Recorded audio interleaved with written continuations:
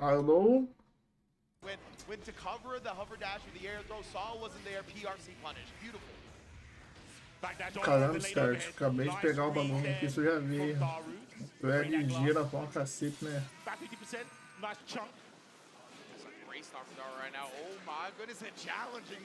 Estamos aí, tô assistindo a EVO.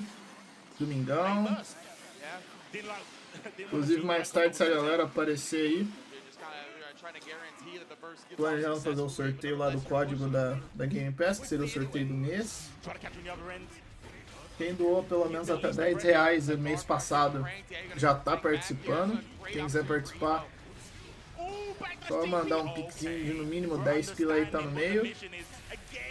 Sai barato para não pensar, né? Pra chance de ganhar um mês de Gamepass Ultimate, porque um mês sem ser esses cartão meio na doideira aí é 60 conto, né? Diretamente do site, sem promoção, sem nada. Com promoção ele fica um pouquinho mais acessível.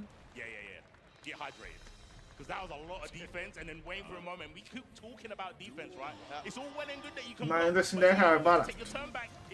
E ajuda o canal também, né?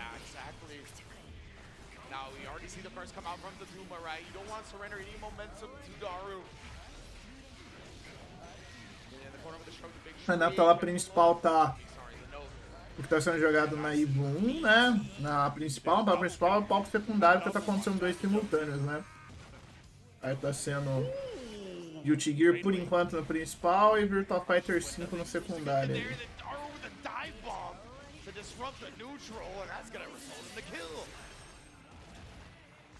Apesar do som, obviamente, para não dar uma ziquezeira, tá saindo só do Guilty Gear, né? Do principal.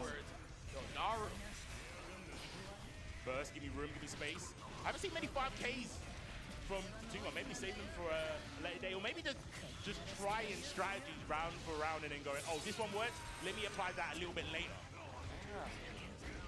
Oh, the counter hit again, Daru's timings just blowing the Tuma up, right? We saw after that hover dash, if Daru immediately presses like a punch or a kick bud, he's gonna block. Like that timing was to specifically blow up a slightly delayed reversal. Perfect for Daru. That's what I'm saying. I think maybe he's going to try and late because the DPs were kind of hitting in the last game. Yeah. And he got a W. But I think he didn't want to be too risky too early. And he doesn't want to go behind as much as he did. Eu não tô conseguindo entender e botar tudo tela cheia, eu acho. Beating the FD allegations by just doing run-up throws. Like, you want to hold that down? Cool. Misses with the Não, o bagulho aqui. Ah lá, é realmente isso mesmo que tava falando. Eu tô selecionando uma aba, eu não posso selecionar nenhuma, né?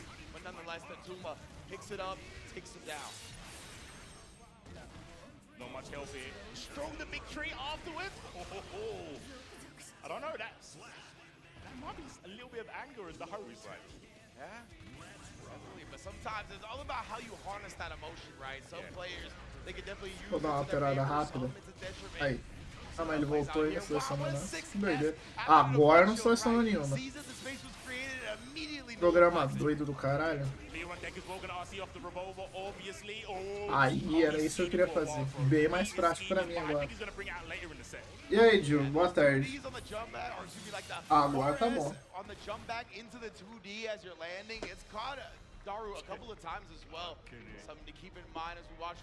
Pra esse tipo de visualização é bem melhor. Oh, the 6H interrupt from the 2H word? Show you the tombstone, bro. That's when you're 6 feet under. Oh, he's running the deep wild assault into dust. And just backs away. Gunflame maintaining space. Holding on to the life lead. Not trying to end it quickly. Has 2 games up.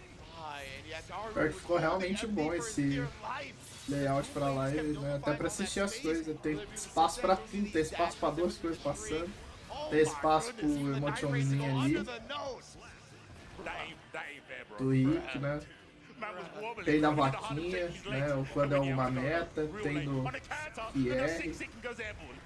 Bom, tranquilo.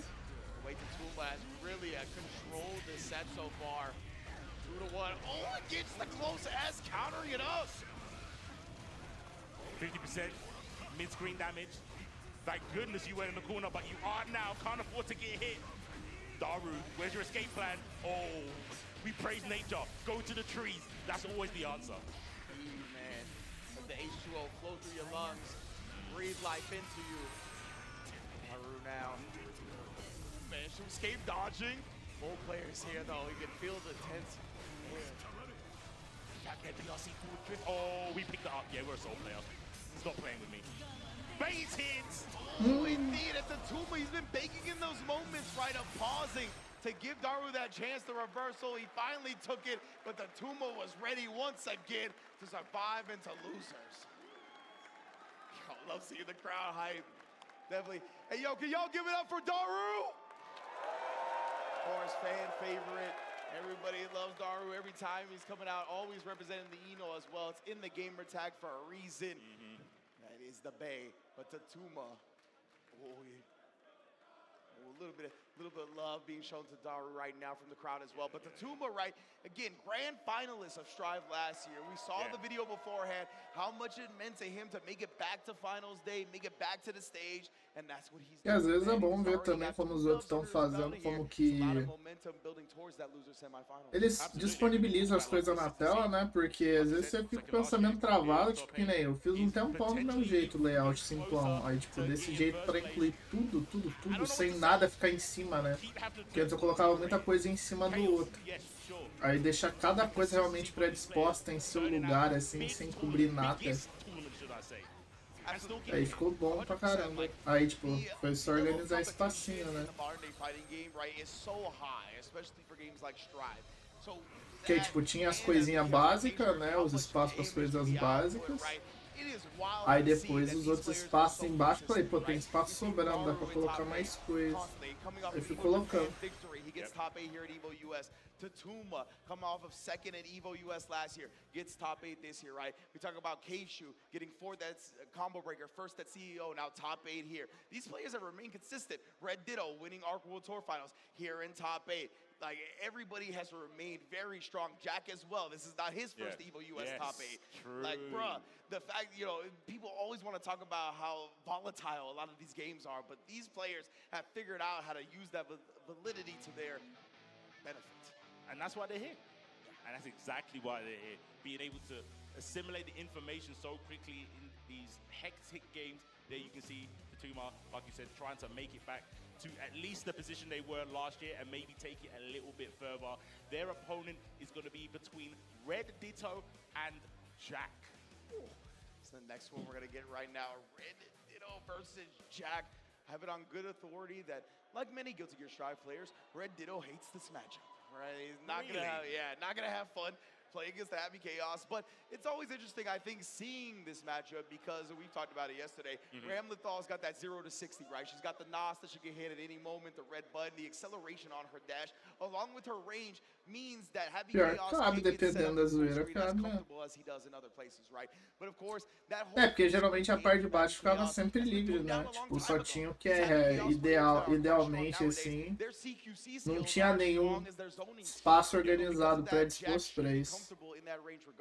So I want to see if Red Ditto tries to play point blank, if he tries to play at like that far S, far H range with Ram. It's going to be interesting to see. Eu sou uma pessoa que eu gosto muito de otimizar espaço. Tipo, eu não gosto de deixar espaço muito vago, não. Se dá pra usar ele, se ele tá mostrando ali, eu consigo ver alguma utilidade pra ele. But like you said, they've got the dominance from the far ranges, right? Keeping people out and then switching that into massive corner pressure or damage. And like you said, the close range, I think with Happy Chaos, is a bit more tricky, but doesn't get much damage. But Ram does get a lot of damage from the close range stuff. But I think it's a little bit slower. It's not as nippy as it is with Happy Chaos. Absolutely right. So it kind of equals out a little bit over time just because Happy Chaos is able to scratch and claw some life away from you a little bit more, right? But yes, indeed.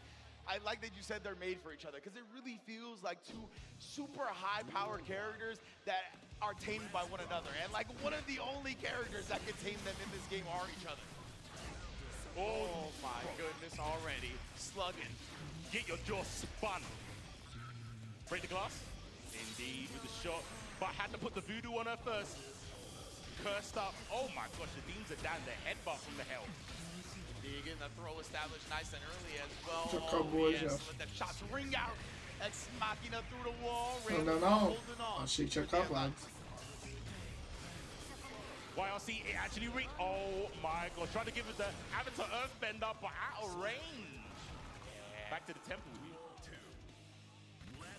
Opening gambit, both players just walk back. Real recognize Pedro. Saying, right, showing the respect of the other's skill and of course the character malady. Goomba stomps. Oh, the pickup as well. Because of the new Ah, eu notei. Ah, mas ontem nem rolou, velho. Acabou não rolando, tá ligado? Eu dei uma breve atrasada, mas tipo, não foi tão. Eu abri, esperei, vi que a galera não apareceu. Falei, ah, não vai rolar, deixa pra uma outra, tá ligado?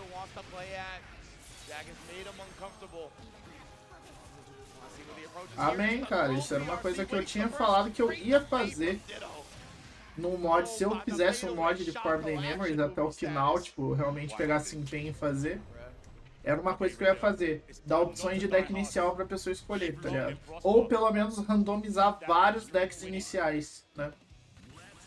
Tipo, não um monte de carta aleatória fodida, tá ligado? Mas tipo, já decks ou estruturas pro cara já entender, pô, que maneiro, dá pra jogar desse jeito, tá ligado? Vou farmar em oponentes que usam decks similares ou dão cartas boas pra esse deck e melhorá-lo, entendeu? Tipo, a base já ter desde o início.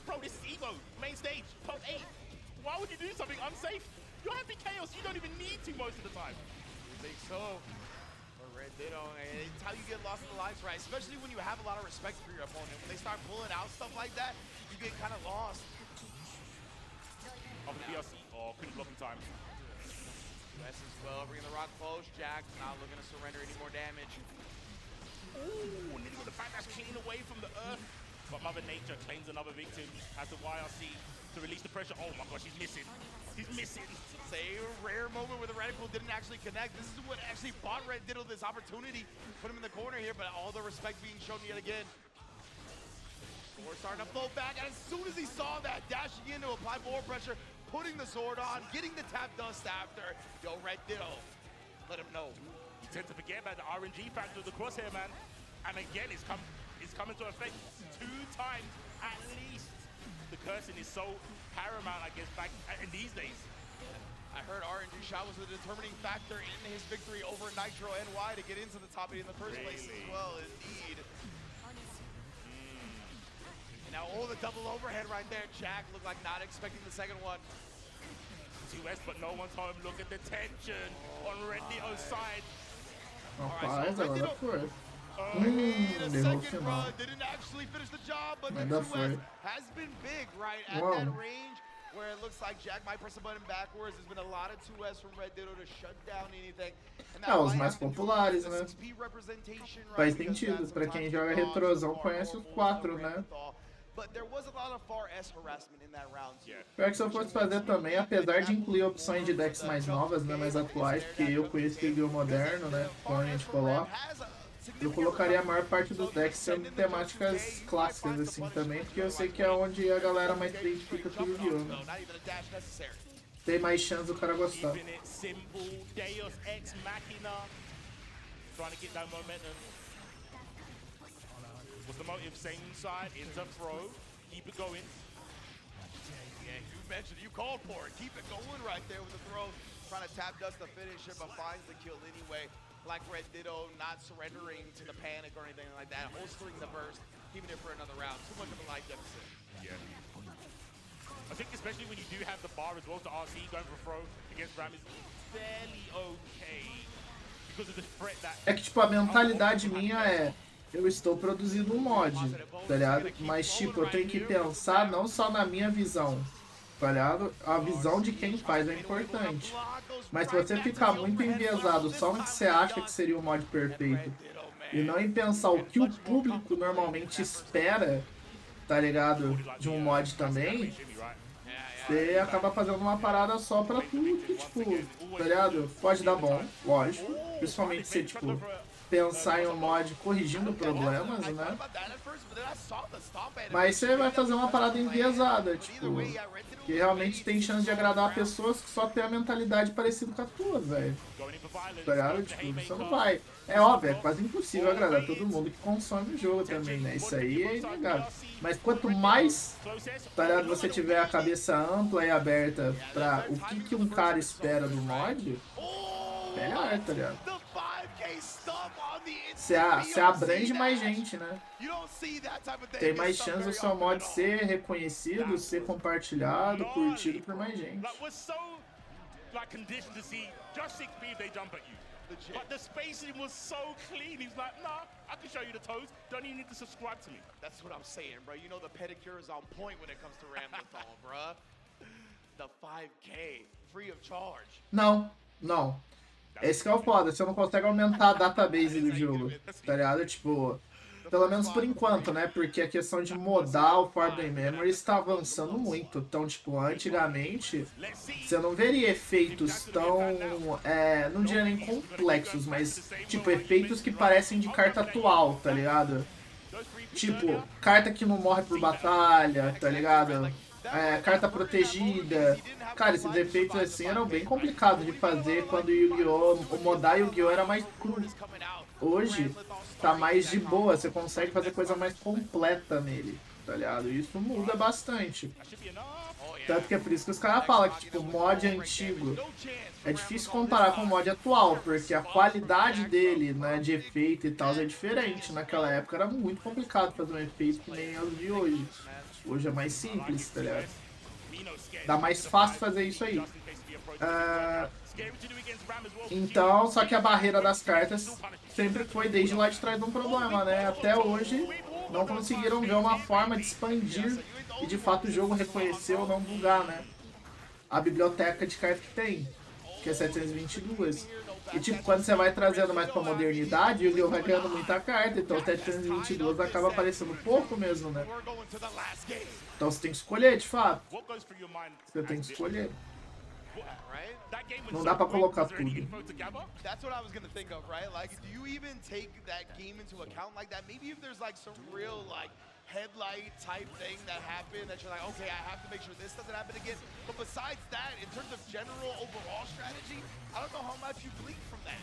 Tem disputado 2 a 2, hein?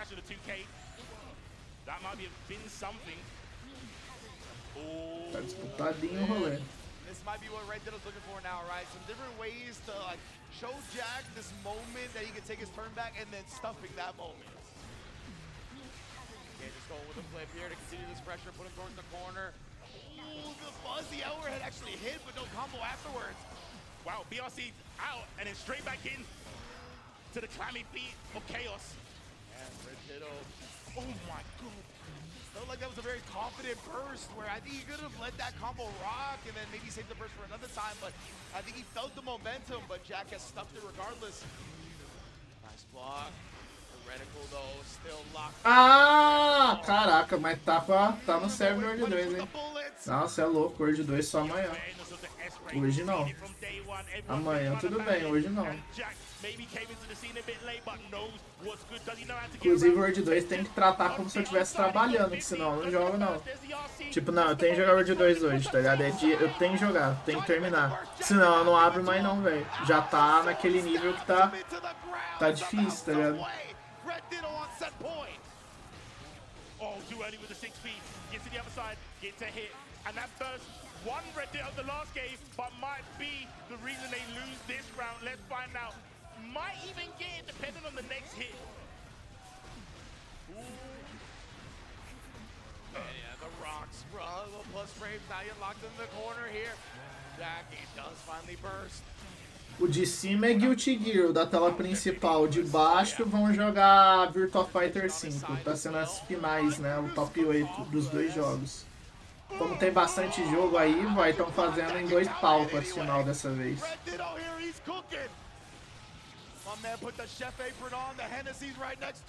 Aí é 2 streams simultâneas rolando, né? I like it. Keep it simple, straight into the positive bonus. That should get the wall. Yeah. I like it. You need that to combat Red Ditto's me again. Oh my gosh! Red Ditto! Hard knockdown! Bravo. You're gonna wake up, dash up, throw! Bateu, bateu, bateu. If you didn't know he was built Ah, é a different Ark, before, né? you damn sure know A Ark now. System, que é a desenvolvedora, né, desses jogos aí, Guilty Gear, BlazBlue e tal. Ela é muito conhecida por fazer jogos muito bonitos e fluidos com essa arte de anime, né? Legitimately, right? Com essa pegada animalesca, assim. Não é à toa aqueles que fizeram o Dragon Ball Fighters, né? Dragon Ball Fighters foi deles. Eles ajudaram no Hunter x Hunter. E é por isso que eu acho que o Hunter x Hunter dá uma melhorada na questão visual. Mas quem fez mesmo o Hunter x Hunter foi a Eightin. Aí a Eightin é meio zoada mesmo pra fazer jogo de luta.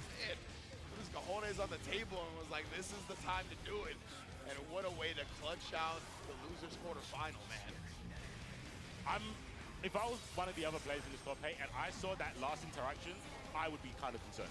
Yeah, I would be kind of concerned. Because how do you condition someone who believes that they can see the future and they've won? É o famoso conciliar, né? Saber conciliar o interessante de ficar de fato equilibrado e bom de jogar, né? É difícil.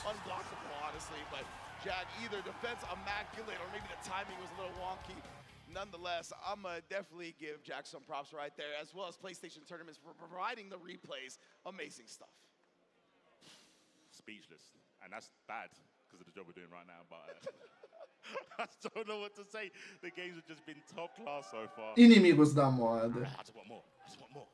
Yeah, absolutely, man. And we're gonna get some more very, very soon. I cannot wait to continue this top 8. But right now, we're mas em geral, se você for pesquisar, take it away, fam. O maior problema desse tipo de jogo é o budget colocado, na minha opinião. Às vezes é o estúdio também, né? Mas é o budget, velho. Os de anime nunca é muito budget envolvido. Por isso que quando vem a jogo nível os Budokai, os Budokai Tenkaichi, os Naruto, né? Surpreendia bastante. Porque até mesmo no Play 2 não era muito budget, mas os caras conseguiam fazer um jogo muito divertido, legal, com pouco budget. Se você vê em questão gráfica mesmo, esses jogos no Play 2 não eram tão absurdos. Tipo, tecnicamente dizendo. Mas eles faziam o que dava, né? 30 seconds to answer them, and we're wasting no time, my man. We're going right into it. Straight off the bat, what year did EVO move to Vegas? 30 seconds to do me a favor. Take all 30, bro. Take all 30. Dang it, this is where my own Niner comes back to bite me. I'm not well versed in the time before that. All right, let's throw up some numbers, chat. Give me a guess because I want to make fun of you. Give me some guesses. 1997 feels good. That's an easy one. Is it? Yeah, I'm a historian. It's definitely mid-2000s. Okay. For sure before 07. My first EVO was 2009 in the Rio, and prior to that, I believe it was at Red Rock, also in Vegas, but not on the Strip. 1998, yes. That's gonna be my final answer. 2014? I had to say 2006. Let's say 2K5. The first one to get it right. The first year that EVO moved to Las Vegas was 2005. You are very correct. Thank you everybody for playing EVO Connections Trivia presented by AT&T. Make sure you hang out for the rest of the day. We have some more connections and some more trivia and some more prizes for you to win.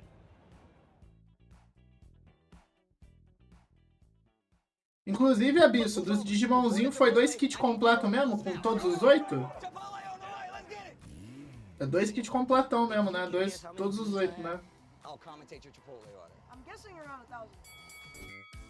Now that's meaty. Of course you go with queso. That way your burrito will match your playstyle. You can tell he's been labbing that burrito technique. Now that's top tier. If you guys love Chipotle, make some noise! Pelo que eu contei, sim. Não, é prático, né? Eu digo isso porque, tipo, é um kit, né? Por isso eu perguntei, tipo, é 2 kits dele dos 8. Ah, então tranquilo. Que eu vou ver ainda quando eu for fazer o sorteio mês que vem, obviamente. Que a ideia é, esse mês que passou vai ser o código da Game Pass. Dependendo de como for aí até o final, talvez eu faça o sorteio de um joguinho de luta por causa da EVO aí, o banco do meu bolso mesmo. Não, obviamente um não tão caro. Faz um sorteiozinho de um joguinho de luta aí pra galera que tiver aí. dependendo de como for. Pro mês que vem eu vou sortear esses Digimonzinho. Eu só não sei se vai ser todos pra uma pessoa só, ou se eu vou fazer vários sorteios de um pra cada, tá ligado? Coisa assim. Porque aí eu consigo presentear mais gente. O problema é, vai ficar mais caro pra mim por causa do frete, né? Todos pra uma pessoa, pra mim é mais barato. Eu enfio tudo numa caixinha, tá ligado? E mando embora pra pessoa, saca? Pra mim é mais barato na questão de frete, tá ligado? Pra quem ganhar. Que aí um pra cada, são 8 fretes. 7, né? Porque eu vou te dar o Tentomon, né, Abyss? Você quer ficar com o Tentomon? Vou te dar ele, então vão ser 7. Aí seriam 7. It's not about the engagement. I'm just always thirsty for a drink, especially for this White Claw Zero Proof. Yeah, but that was corny as hell. But I'll drink to that. Cheers. Cheers. I'm thirsty.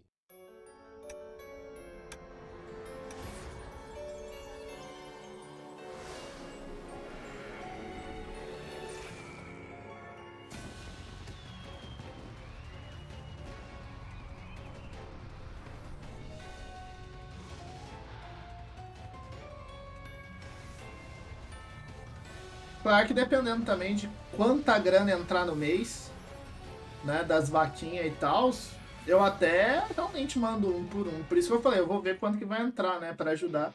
Porque senão eu tenho que bancar o frete, é foda. Já tive que bancar o frete do Gosto, ele me pagou. Nunca vai pagar, eu sei disso. Então eu já dei sabendo disso.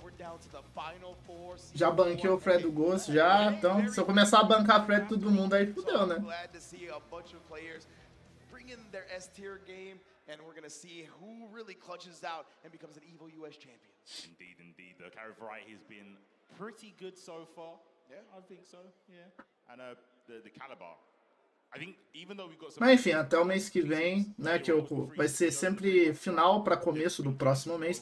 Não deu calote, mas eu sei que o Gosto é enrolado nessas coisas, mano. O Gosto não trabalha, o dinheiro é sempre do pai dele, o pai dele é um enrolão. Ia pagar no Pix, aí o Gosto também não tem muito aparelho pra fazer isso. Eu sabia que ia ser isso aí já. É. Eu já sabia. Então eu mandei já sabendo que eu não ia receber, entendeu?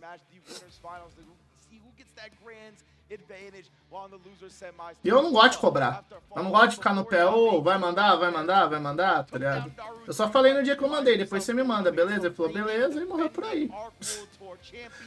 Então, tipo, eu não vou ficar cobrando, não. Prestige into Tuma, the consistency to be on the back foot and still make it happen. And then with Redditto is the kind of momentum that he's been carrying so far. But first, é chato cobrar, tá ligado? Pela mesma razão também que, tipo, é aquela parada. Eu acho uma chatice pra caralho cobrar de mim também, tá ligado? Tudo bem, tipo, é seu dinheiro, saca? Tô ligado, é sua grana, saca? Mas eu acho chato pra caralho, velho. Eu acho que se a pessoa tem a consciência dela, tudo bem, tem a pessoa que é esquecida, né? Mas, pô, eu acho que se você tem a responsabilidade de ter que, né, arcar com algo com a pessoa, você honra isso, né? Não precisa ninguém vir te cobrar.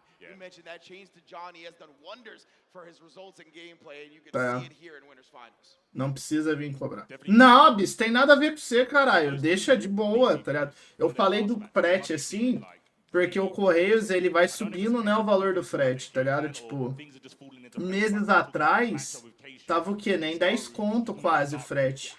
Agora tá subindo o frete mais barato, que é o que eu teria como mandar, um sozinho pelo tamanho que você falou. Pera aí, deixa eu ver. Ele é menor que essa capivara aqui, não é? Ó, repara a minha mão segurando. Eu acho que ele é menor que essa capivarinha aqui, não é? Ó, a minha mão fica assim nela, ó, tá vendo? Com certeza é metade dessa capivara, eu imagino, né? Pra menos, talvez. Vai até o pescocinho dela, é o que eu pensei. Metade dela. Então, isso aqui eu consigo mandar por carta registrada. Eu faço um bem bolado, óbvio. Mas eu mando, eu não preciso mandar numa caixinha. Porque se for caixa já não dá pra mandar por registrada, tem que ser pack. pack pro mesmo estado, tá ligado? Tipo, por exemplo, o valor mínimo pra mandar pra qualquer lugar aqui de São Paulo é 20 conto, tá ligado? Eu não consigo passar, tá ligado? Por menos de 20. E, cara, 20 reais pra cada um dos 7 daria 140 só no frete, tá ligado? Só no frete é 140. Falei, mano, não dá, tá ligado? Tipo, aí é inviável. Fica mais caro do que o que eu gastei pra comprar eles, né? Fica mais caro do que o que eu gastei pra comprar os bichinhos, tá ligado? Aí zoa tudo no meu rolê. Por mais que eu queira presentear a galera, fica inviável pra mim, tá ligado? Agora, se for por registrada, aí cai o frete lá pra uns 12 reais, mais ou menos. Aí já ajuda. Porque aí sendo 12 eu mandando 7, sai 84. Ainda pesa, mas pesa menos. Entendeu? Então por isso que eu falei, talvez, por questões de facilitar no frete, dependendo de quanto entrar de dinheiro na vaquinha, eu separo um pedaço pro frete. Ou eu sorteio todo o kit pra uma pessoa, porque é um frete só. Aí, beleza. Tá? Sorteio todo o kit pra uma pessoa só. Aí eu boto uma caixinha bonitinho, pago o pack, não tem problema. Mas é um frete só, né? Aí outra história. É, mesmo que for caro, tá ligado? Nessa situação aí, é um envio só, aí eu banco, tá ligado? Aí beleza, um envio só. Mas bancar 7 envios é complicado. Bancar 7 envios de pack é complicado. Um eu consigo.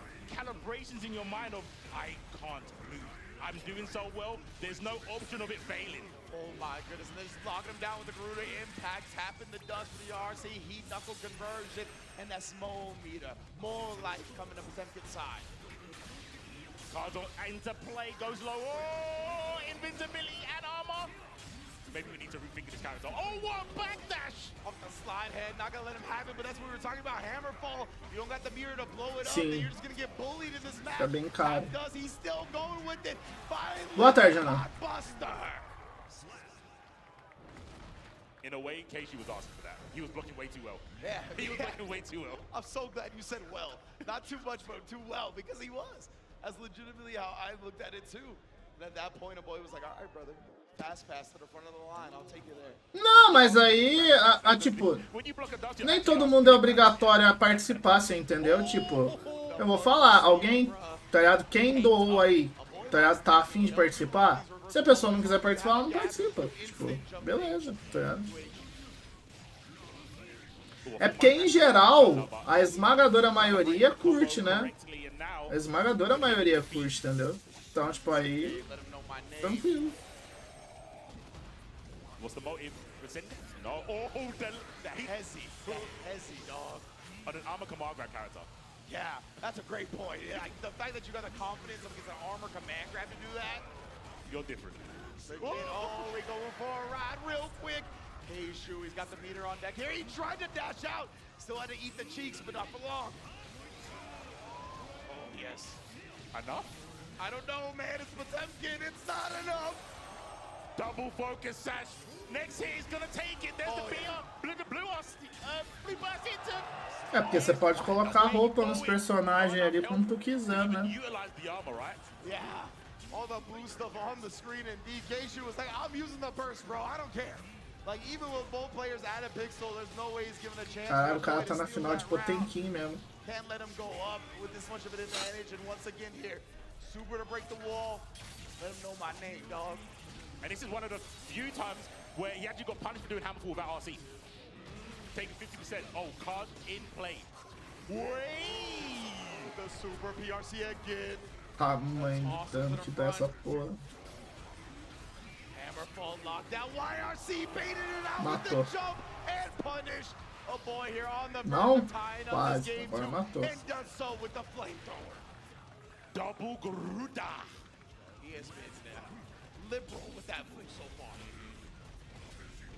Oh, he's done it again. We've seen the Hammerfall break into Potbuster. He is actually so good at playing pot without RC. Yeah. Actually.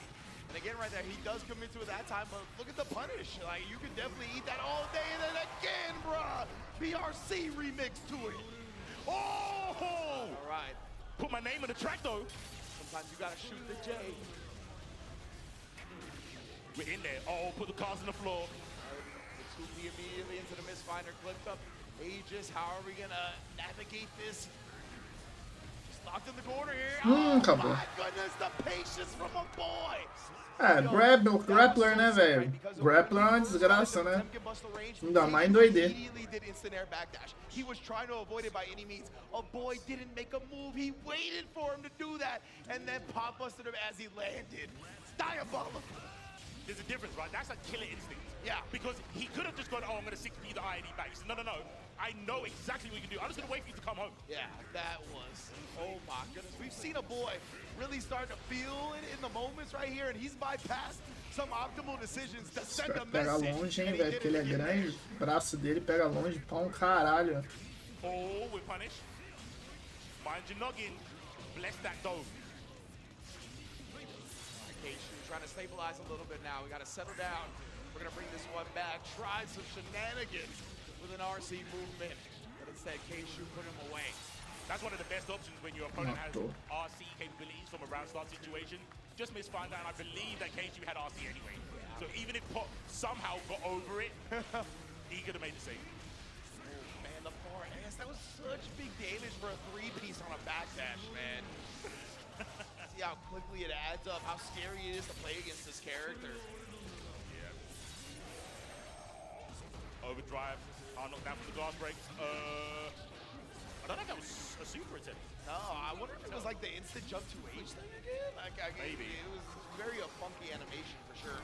Oh, air throw. Put him right back down. Acho que acabou, hein? Into the dust, open up, Keishu. Can he get to the wall? He will. With the super, with the wall damage, we got ourselves on the board. 2-1. King of Hearts. Oh, yes. Show some love to the king, to Johnny's, Keishu. Duel 1. Doing his thing. It's the KOJ. Okay. The spacing's leveled up drastically now. And a big misfinder canceled a blow up after that first hit from the Hammerfall got absorbed. In case you keeps that on deck here. Oh, that was nasty. Try that shit in my Q again. Say it's not so. By Johnny of all people. His character's got some sauce and stride. Let me tell you what. Ooh, the quick RC 5K. You trying to press back on me? That was such an Omega offensive PRC. Yeah. So, Do nada, inclui promoções pagas ali. He's abandoned the fact that I don't care what tools you have. I know what I'm doing, I'm going to do it well. Yeah, it looks like that, right? Like, Keishu might have been in his own head a little bit about how to play the matchup rather than just imposing his will. And we're seeing a switch up now where it's like, all right, can you really deal with my offense? And right now, he is testing a boy, and the results are not looking good. Did escape, and no RC from a boy. That is showing some crazy fortitude. The double dash in. Fire my card up, brother. Oh, but wait a minute, back dash gets clipped. That can all go down. Up back, slide hit. Interesting choice. You're gonna have some time to think about it as Keishu takes the W here. Man, oh man. I think he messed up. Yeah. Sliding in that situation is kind of odd. Yeah, I can't look like messed up or dropped, some type of word like that. Definitely some type of execution error. I don't think the slide head was the intention at all. What? Nah, there's no shot. I heard Dizzy, there's just no way. There ain't no way. Oh boy, is that one of the other characters he plays? Nah, I can't Vai trocar o Potemkin, né? Two winners finals. When you've been a Potemkin player for so long, trocou só a cor. right now, you already put 2 W's up. And I will say the last 2 matches were convincing for Keishu, but not to the point where it was like that Tatuma match that we saw earlier versus Varus, right? I wouldn't say it's quite that level, but it's close. So I think a boy still has a bit of a chance here with the Potemkin. I like that he stood on this character. Yeah. Just went for the costume change. Had to swap up the garms. Flick in, looking for a card maybe? Yeah, legit. I told you the spacing from Keishu has leveled up after like the 3rd game. Yeah. I really like just even with punishing with a face spider from long distance. The RC that we talked about is going to be so important to have that on tech, but a boy important. Foi vantajoso, hein? Trocou ali, ficou na parede.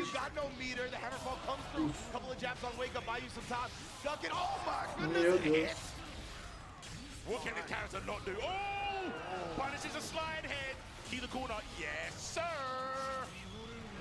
Say my name. Say my name. Are you the child of destiny, Johnny? Oh! Don't get poked in the eye.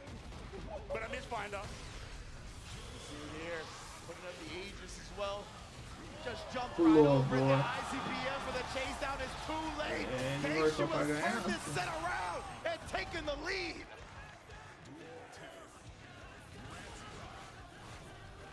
Backs away. Waits for the landing. Oh, that's a big star. Counter hit. Hasn't got need to overdrive. He's fine with that. Ah, mas o Johnny é char meio pirado, só pelo jeito que o cara tá jogando mesmo, tá ligado? Se você não jogar assim, você não... ainda mais contra um char defensivo. Se você ficar respeitando muito ele, você toma grab toda hora, né? Tipo, não pode respeitar muito não, tá ligado? Se respeitar grappler, você tá fudido. E quando eu digo respeitar em jogo de luta, é deixar ele apertar botões, ele fazer o gameplay dele, tá ligado? Porque às vezes eu falo, às vezes alguém não é da questão do cenário, né, de jogo de luta, eu nunca ouvi falando assim, pensa que tem que respeitar o cara. Não, não é isso. Bravo, bravo, bravo, jogou. Começou tomando 2-0, voltou de 3-2. Jogou bem mesmo pra caralho. Understood why he was losing. Wow, man. Keishu clutching it out. Se o cara manja muito de grappler, geralmente ele tem que manjar bem de defesa também. E ele sabe que o cara que não vai querer respeitar ele vai vir pra cima. Aí ele tem que punir na abertura pra emendar as coisas dele, né? Nesse caso aí o cara foi além, né? Ele passou a defesa do outro. Pesado. Jogou tanto que foda-se. I think at the start, Keishu was a kind of hesitant to try certain things, and I mean, the archetype of foot is that. Understandable. Exactly. Very understandable. Single hit move, has a lot of recovery. Yep. I get it, but the switch up was so clean. And even though on the bow side, he was noticing like the 2H and the 2S's hit twice, so he knew where to YRC. Precisely. But then, Keishu said, I'm just going to do that. Yeah. I just won't give you that opportunity, right? I'll take that option off the table. So this way that you found yourself out of a lot of the situations where I'm presenting the offense, you can't do that anymore. In fact, I'm setting you up to get baited and for me to take advantage now. And yeah, we talked a little bit about it at first where it felt like Keishu was trying to be extremely careful playing around pot. Then he went down 2-0 and was like, I gotta play how I got brought here in the first place, right? I gotta bring what brought me to the dance here in our last match. And that's exactly what he did. Keishu's aggressiveness, really being able to turn up and take down a boy, even with the scramble at the end. What a showing. Yeah, the replay presented by PlayStation Tournament. You could see this, yeah, like you said, this is the confidence. It was a case of, I know what the matchup is. Actually, let you deal with what I'm doing to you. Yeah. That's all it came down to. 100%. Great stuff from Keishu, making that adjustment. Not getting in his own head right down 2-0. We've seen a couple of epic 3-game comebacks already in this top 8. Hopefully we can get some more. Hopefully close games are inbound as we move on in this bracket. I mean, again, I think sometimes when you're in these situations, especially on our loser side, you have to look to the future and who you're going to go up against. Enfim, sobre sorteios. Se não surgir algum adicional, né? Mas no plano meu, hoje o código da Gamepass, né? Que inclusive foi cedido aí por alguém que me acompanha. Agradeço o cara que me deu esse código. Então não vai sair nada do meu bolso, né? Foi um primeiro, por isso que é um primeirozinho assim mais de boa. O das miniaturas de Digimon é pra esse mês, né? Agosto. Aí ou vai ser sorteio no finzinho de agosto ou começo de setembro. E como o mês que vem vai ter Time Stranger, e se nada der errado, a Bandai me dá aqui e eu ganho ele, eu vou bancar um Time Stranger para a galera, né? Sendo assim, aí o sorteio do mês de outubro é propriamente o Time Stranger, né? Óbvio. No caso de setembro, né, valendo setembro, é um Time Stranger, porque ele vai lançar no comecinho de outubro, então eu conto pro mês de setembro, tá? Legitimately right now, right? Like I have never seen somebody look so Se nada der errado, como eu disse, esse é o planejamento. Até pelo menos ali, mês de outubro, né, dos sorteios aí. Dominated during those 3 games that he came back on, right? Like he legitimately figured it out how to play against Barracks in every optimal way. So yeah, both of these players are students of the game, right? They're constantly in the lab, they're constantly doing work, looking to not only evolve their gameplay, but evolve the game in general, right? Trying to push boundaries, trying to be pioneers for the way this game's played at a high level. So I am extremely excited to see these two clash. It is kind of crazy to add on to what you're saying. I feel to a degree, both of these players they're using kind of the lost characters. That's true. Ram Great point. and Soul. Yeah. Yes, in the beginning, they were the problem. I was going to say, they were the stars of the show at the beginning. Yeah. And I think people were like, oh, they got power crept, and we saw less and less of them. But they're holding it down with these two characters in 2025. Yeah. Is it the character or is it them? Yeah, exactly right. When everybody's looking at like the shiny red balls of Potemkin and Gold Lewis and Johnny, and there's so many strong characters. Even somebody like Nitro picked up Leo, right? Like still so many dope strong characters that you could play. While Tatuma and Red Ditto are like, bro, we're holding it down with these characters. This is who we've played since the beginning, and we're gonna keep on striving through. So it's amazing to see both of them gonna be in loser semifinals. Tatuma, 2nd place last year at EVO 2024. Red Ditto, reigning Arc World Tour Finals champion. Like we talked about, the consistency of this top 8 as well. The players in here are just the best of the best in Guilty Gear Strive. And they're showing it. Once again, the back-to-back wins, back-to-back placings from both of these competitors. It's just a testament, man. It's just a testament to when you hear the state of the game, and you have people like this that, you know, they just shut up and get it done. Basically, that's all it is. Shut up and get it done. They might see you complaining, they might, you know, chime in here and there, but at the end of the day, they're not going to use that as a way to hold them back from getting the W. Yeah, definitely not. They leave all excuses to the side. They're all about the gameplay. They're all about showing out on the big stage, on the bright lights. That's what they've been doing time and time again. Now, when it comes to the matchup, I am a tad concerned with Tatuma. Oh, straight into it? Oh, yeah. Oh, okay, let's get into it. I am a tad concerned with Tatuma just because Red Ditto has Jonathan Tene, right? One of the premier soul bad guys in the world. Obviously, another lab monster. He doesn't just do things. He's got reasons for everything, right? And I'm sure he explained those to Red Ditto for this matchup. Yeah, the fandom knowledge. Jonathan Tene. Yeah, man. Let's see if he can give me energy. I got some more respect today from Raynon. And that knowledge that you said might backfire because Red Ditto might be looking for what Jonathan told him, and Tatuma's like, who's Jonathan? Yeah, exactly, Jonathan, right? Bro? That's another balancing act. YRC baited and blocked. But yeah, that's another thing, right, is that you have to take that into account, but remember that you're not playing that player anymore. So some decisions might be different than you see earlier. So while Red Ditto juggles that, he's mainly just going to be looking for matchup stuff, I imagine. The dash block, wasn't close enough for the DP. Infelizmente ali o Rod não chegou. Like I said, we saw the dash block. I just think they didn't get the IV they wanted. Yeah, exactly.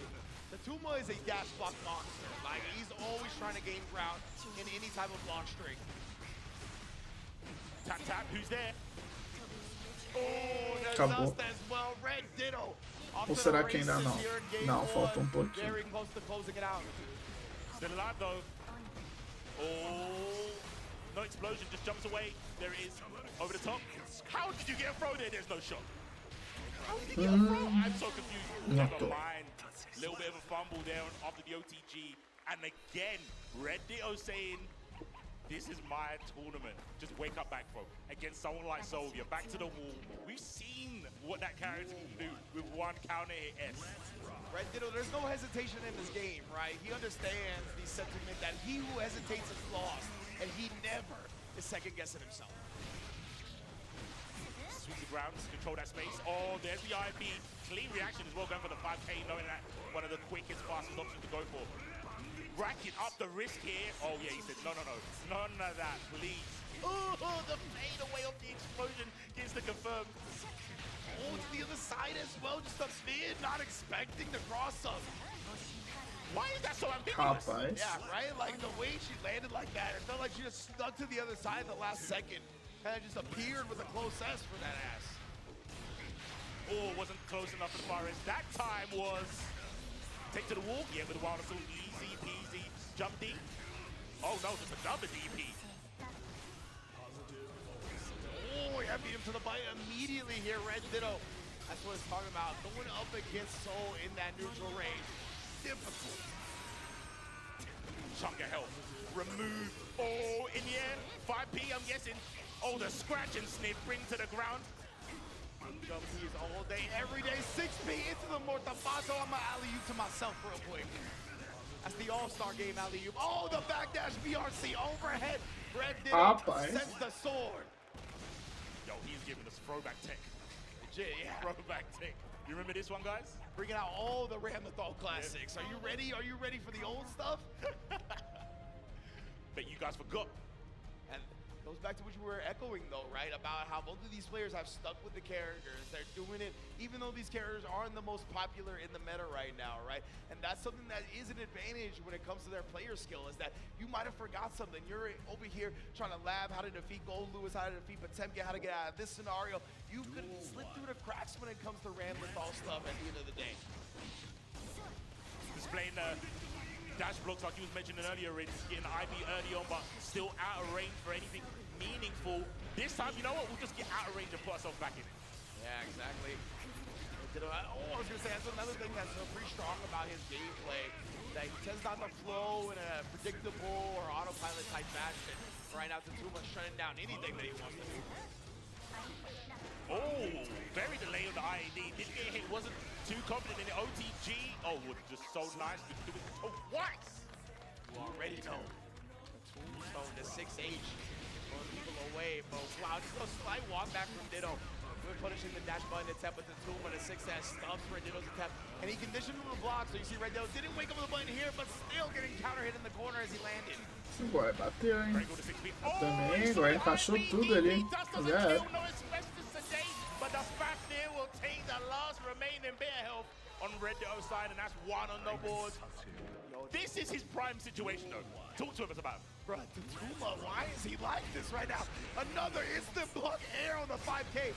Like, legitimately, when he makes adjustments, it feels different than other people, right? Like, he is hard calling out timings, IBing, DPing the thwarted, but Red Ditto right now, he's gonna start trying to stabilize yet again. Don't full press. Oh, DP stands for don't press, never forget. Oh! I mean, you can press from long range, though. Long range pressing, that's fine. Oh, it's definitely right there. Red Ditto just sent the sword, kind of pulled Tatuma with the spacing. Maybe Tatuma thought he was going to go with a flip or a Garo or something like that. Garo, excuse me. Backdash, chased it. You can smell the fear. Swipe with no swords. And Red Ditto 1 round away from losers finals. Oh, the confident walk forward at Rad start paying off, getting underneath the jump, but the big swipe doesn't connect correctly, and now you're getting your face punched in by Frederick. Bro, in the corner, right? Red Ditto choosing a burst here, right? Has a round to sacrifice, so you might as well do it now so you ensure a burst if that 3rd round comes. Yeah. Straight away, S again, saving another one. Couldn't get much of the jump in. Oh, the dash forward, and maybe going for a 6B because it was counting. Yeah. Maybe a little bit too late. Definitely, it was one of those scrambling moments that Red Ditto couldn't get his play out in time. But that was a good button choice by Tatuma as well. It's a nice downwards hitbox for that jump button. Yeah. Ooh, and then go straight through on the bandit revolver. Hard, Takes the heart away from Red Ditto. One round to beat the 5K. Oh my gosh. That has to be one of the MVP bombs of the tournament. Absolutely, bro. We've seen the 5K stuff, some weird BRC movement. There's been a plague at round start. See again, man, that guard bar's getting cranky. You're about to find yourself in the wrong neighborhood, fam. The defense here has been so clinical, but can you escape? That's all that matters right now, Tatuma. Blocks the dust, and there's a DP. No swords, never mind. We got toes, though. 2K, there's the burst. Only 1 sword on deck. There's the other one. Explosion. Cross up. That was Garaimi. And that should be... Not quite yet. Maybe it was a no-beat dream, but I think it was going to be too slow. And now we got the rock, the positive frames here. Red Ditto is a pixel away from closing it out. Waiting, Liddy's running to defense, and the DP goes astray. But Red Ditto goes further in this tournament. What a match. Red Ditto clutching it out.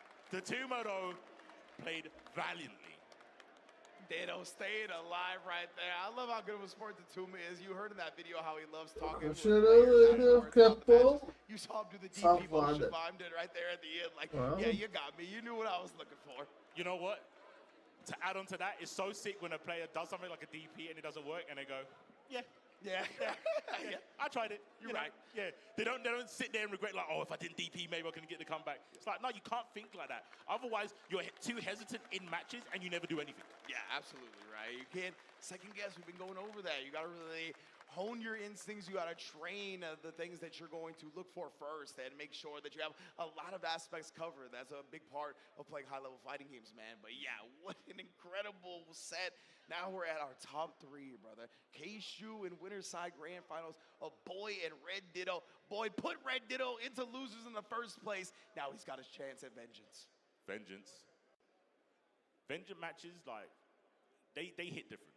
They hit different. I think the fun part about them is, what do you do as the person who won? Do you change it up, thinking that the opponent who's coming back is going to come with a new strategy? Or do you go, nah, man, I'm just doing what I did that? Like, are you going to be stubborn about it? Yeah. Are you just going to be like hard-headed and go, they couldn't stop it then, why are they going to stop it now? They've got more motivation to stop it now, though. Yeah. And Boy was definitely, that was very convincing fashion that he won in that Winner's Side, right? So I imagine you're going to stick with a lot. We'll see how Red Ditto adjusts, but we're all going to see that when we get back from a quick break. Please don't go anywhere. When we get back, we will conclude Guilty Gear Strive Top 8. That sizzle, that's the soundtrack of Chipotle. Literally melt in your mouth tender. Let's see our chicken glistening, our fajita sizzling. It's magic happening. And this is gonna be in your bowl. This is it.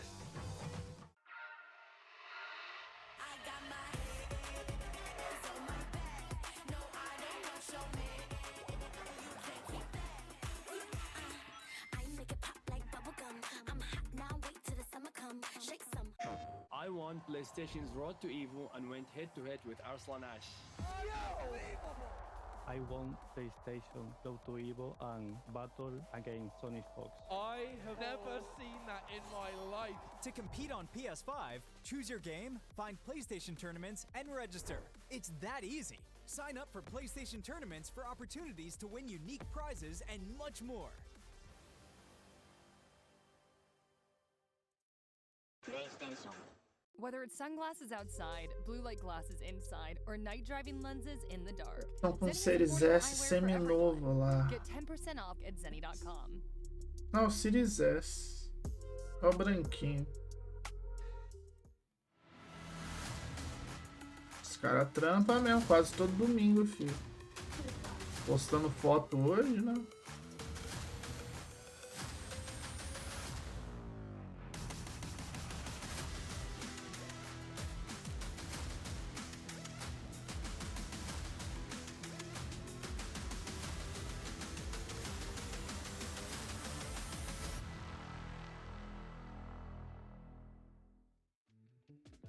Tenno is back with brand new, officially licensed design. Eita. Morre não. Deixa eu ver se voltou.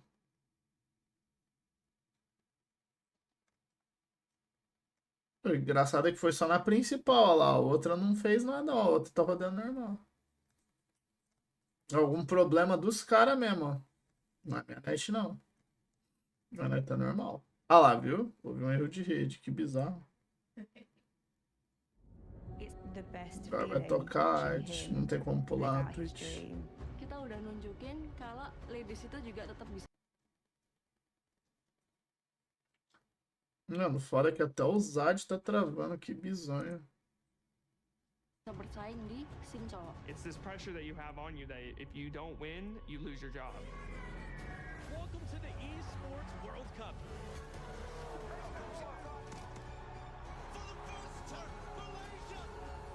Nothing is granted, everything is earned. History EVO is the most difficult bracket to get a win in. And we can see we're 2 matches away from crowning our latest champion for Guilty Gear Strive. In case you want the move in a Grand Finals winner's side, he will be faced by the winner of a Boy versus Red Ditto. And remember, our Boy took down Red Ditto 3-0 in our opening match of Top 8. Never forget. The numbers are there. You can't, even if you missed it, you know the data.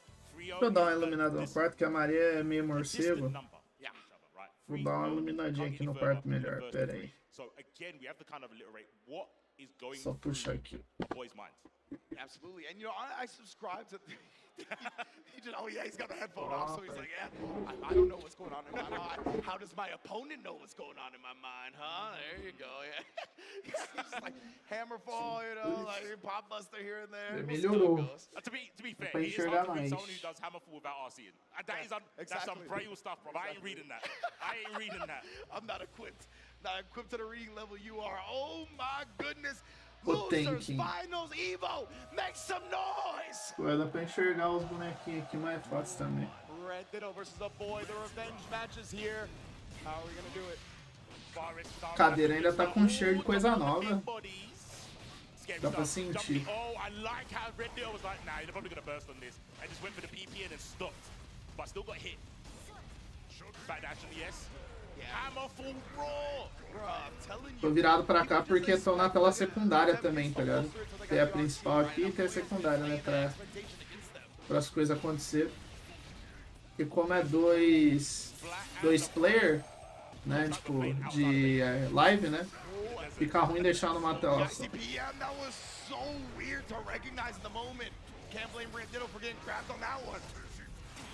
Oh, big bait. Yeah, can't cheat. Oh, you did cheat. Someone who's gonna wait for the RC. I get having faith in the Cheeks of Steel, but wait! But Temkin, the hell, he's still living! Oh my god! Why did he do nothing at the start of stage of this year? I swear to God, I thought he got disconnected. Yeah, I just he got disconnected. Legitimately, he just stood there for a heartbeat and gave us both heart attacks? Like, come on, son.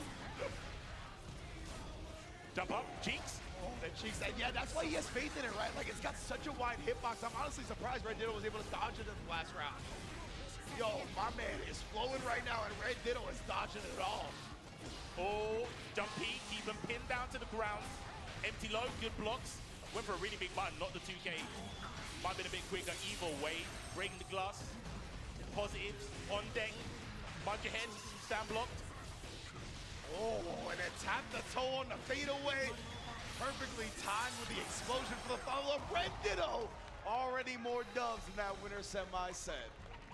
Already. The PP has been broken. Personal best smash. Can he keep it up though? I'm telling you, man, when you're losers and you don't have that cushion to fall back on, you play different.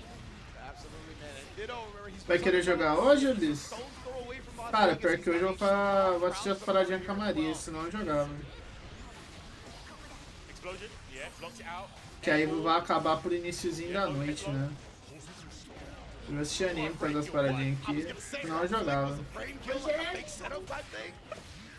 Alright then, well, either way, cool to see from a Boy, but Red Ditto's not having any of it right now. RC and a Boy's got meter on his own right, but instead gets put by the low while he was locked down.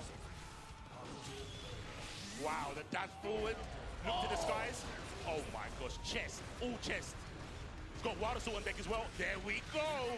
YRC was about to happen. Chama a galerinha aí, vocês juntam aí, jogam. If he needs to use it, super. Oh my god, I can't believe he didn't heavily protecting that. No RC on the snipe. Oh, the Hammerfall. Yeah, he had it available right there, but that's the gift and the curse of playing like this, right? Definitely sometimes when you're not automatically doing it, it'll slip through the cracks when you do have the meter.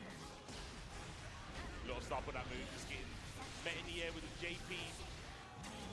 That's 2S from Ramlathal. Definitely been blowing up a lot of people's button presses. Gets over. Oh, there was a throw attempt there. I respect it. Trying to air throw ram up. Oh, the Boa tarde, Cleiton. Boy trying to escape the sword toss. Not easy to do so, though. A bit early on the air attack, making it away from the grounded ram, and there we go. 2 games up.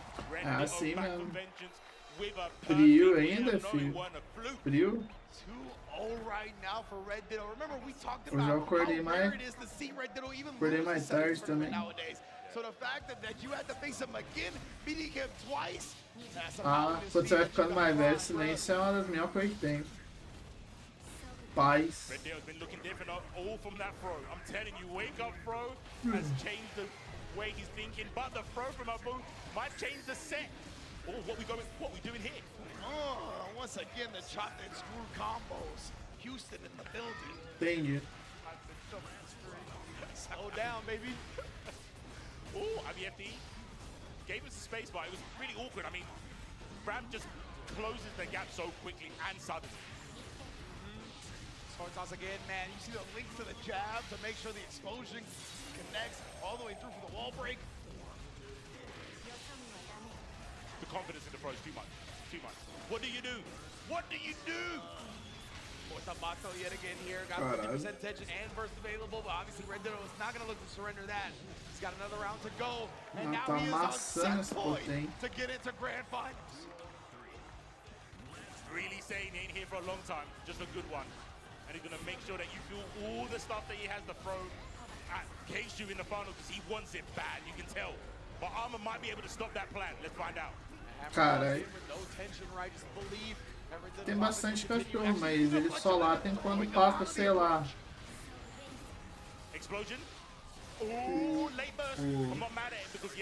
Tá passando molecada na rua assim, madrugada, né? Voltando pra casa, bêbado.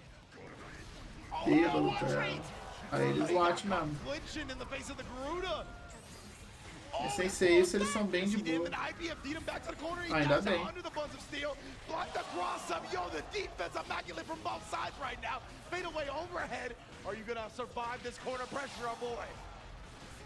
The throws, they're too powerful. Ah! It's what I would say if I was a Chumpkin player. Exactly, bruh. The throws are too powerful at the end of the day. None more powerful than the Potemkin Buster. Need to put some respect. The original grappler. Armor, no RC needed. Oh, reaching for the skies. Oh, and the goal burst. Oh, whoa, what kind of energy is this? Legit, bruh. A boy knows, right? That's when he's been at his best, as he's flowing. Not necessarily making the typical optimal decision. Getting the pop buster in again. It's all about making yourself hard to read by the opponent. That's exactly what he did in that round. We gotta switch up. Gotta switch up. These 2-0s are just fake news, bro. They just don't happen. Yeah, bro. Legitimately, right? Ah, tá explicado. Tá explicado. Porque eles latiram tanto. Obviously. Oh my god. Yo. Red. That was crazy. Yeah, you were in the wrong neighborhood on that one. She's wearing blue, you were wearing red. This is what happens. Red Ditto. Once again back on grand finals point. Putting his name in the post health bar. Yeah. Ooh, that's good. Yeah, that was a part of the plan. So that's the first thing. Keep reaching for the skies, but we've seen Red Deal stick to the ground game. Why not? You're Ram. You're the queen of the floor. Precisely, man. She's like, oh, she's a little bit late on that whip punish. Let's end the point. Now it gets smothered in the corner here. This ruthless aggression from Red Ditto. Last chance saloon. Blocks the dust. Not gonna die to his specialist. There's the armor. Gets a hit. Garuda, he's got to be scheming for a pop buster. Never mind, he gets the hit. He's gonna hit the damage. But look at the burst. Baited out.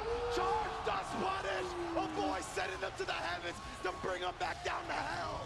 So close to a kill. Burst isn't on the table. There's the Garuda. He's got both. The shoulder chop misses. Não matou. Block. You have to FD. Deflect shield. Get the space. Qualquer um vai ganhar. Ages. What's the salt? This is a great way to avoid a lot of chip as he walks him down. Red Ditto just waiting for the Aces to dissipate. Por que ele tá indo pro canto? No completion. Mercy blocked it. Oh boy, forces a game 5. Meu Deus. Treta. Essa foi foda. Eu só achei que a estratégia de ir pro canto não foi muito importante, não foi muito válida, não. O cara arriscou. Tipo, eu entendi a lógica. E começando a ir pra trás ali segurando, eu entendi. Mas eu sou um bosta, né? Eu não faria isso, não. Ainda mais com um grappler vindo ali te pressionando. Tipo, low life, os caralho.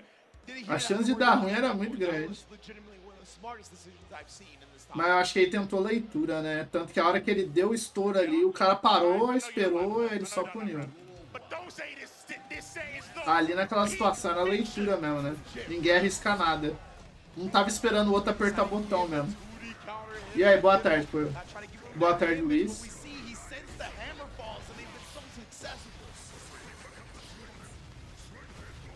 What sensational backdash on the forward approach, still having to pay attention to the options. Yeah, that was a zone backdash right there. Lightning from Renditto's eyes now. He awoken the YRC to buy some space. Oh my goodness, you can see the space he's playing at. He is not trying to pretend to get busted at all. Stunts the hammer fall break.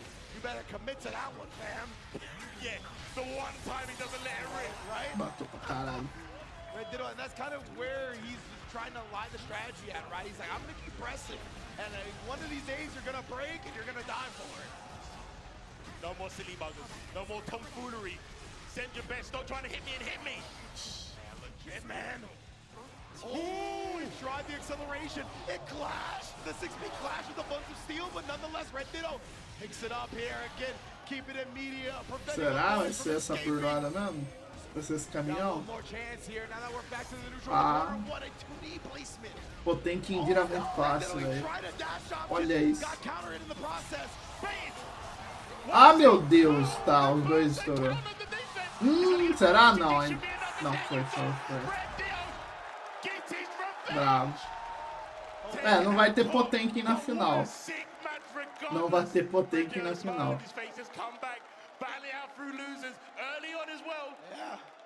Absolutely right. Our boys sent him to the losers bracket in our very first set of top 8.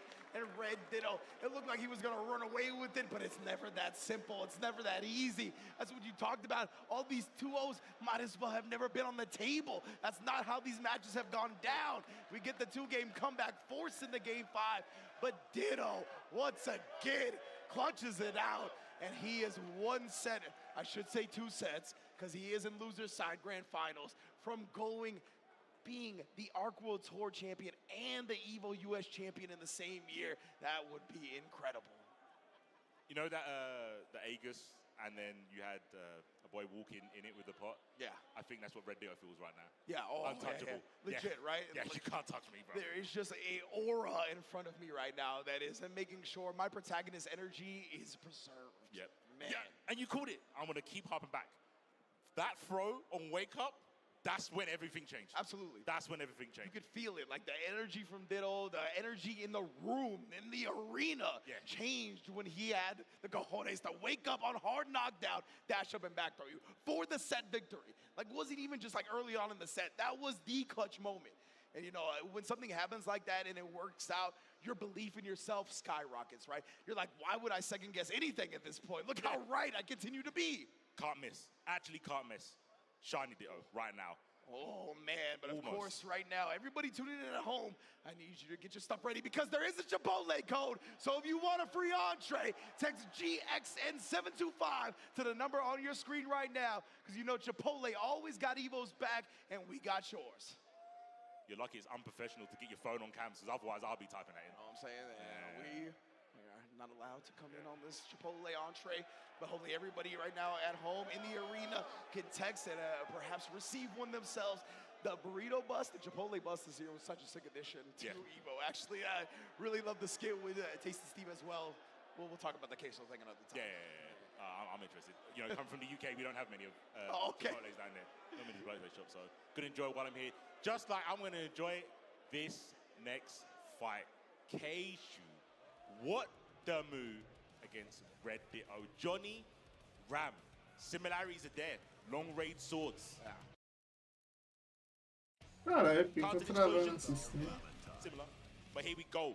The bird is flying. Voltou. Também foi rápido. What are we doing right now? This is grand finals of EVO. Can y'all make some noise?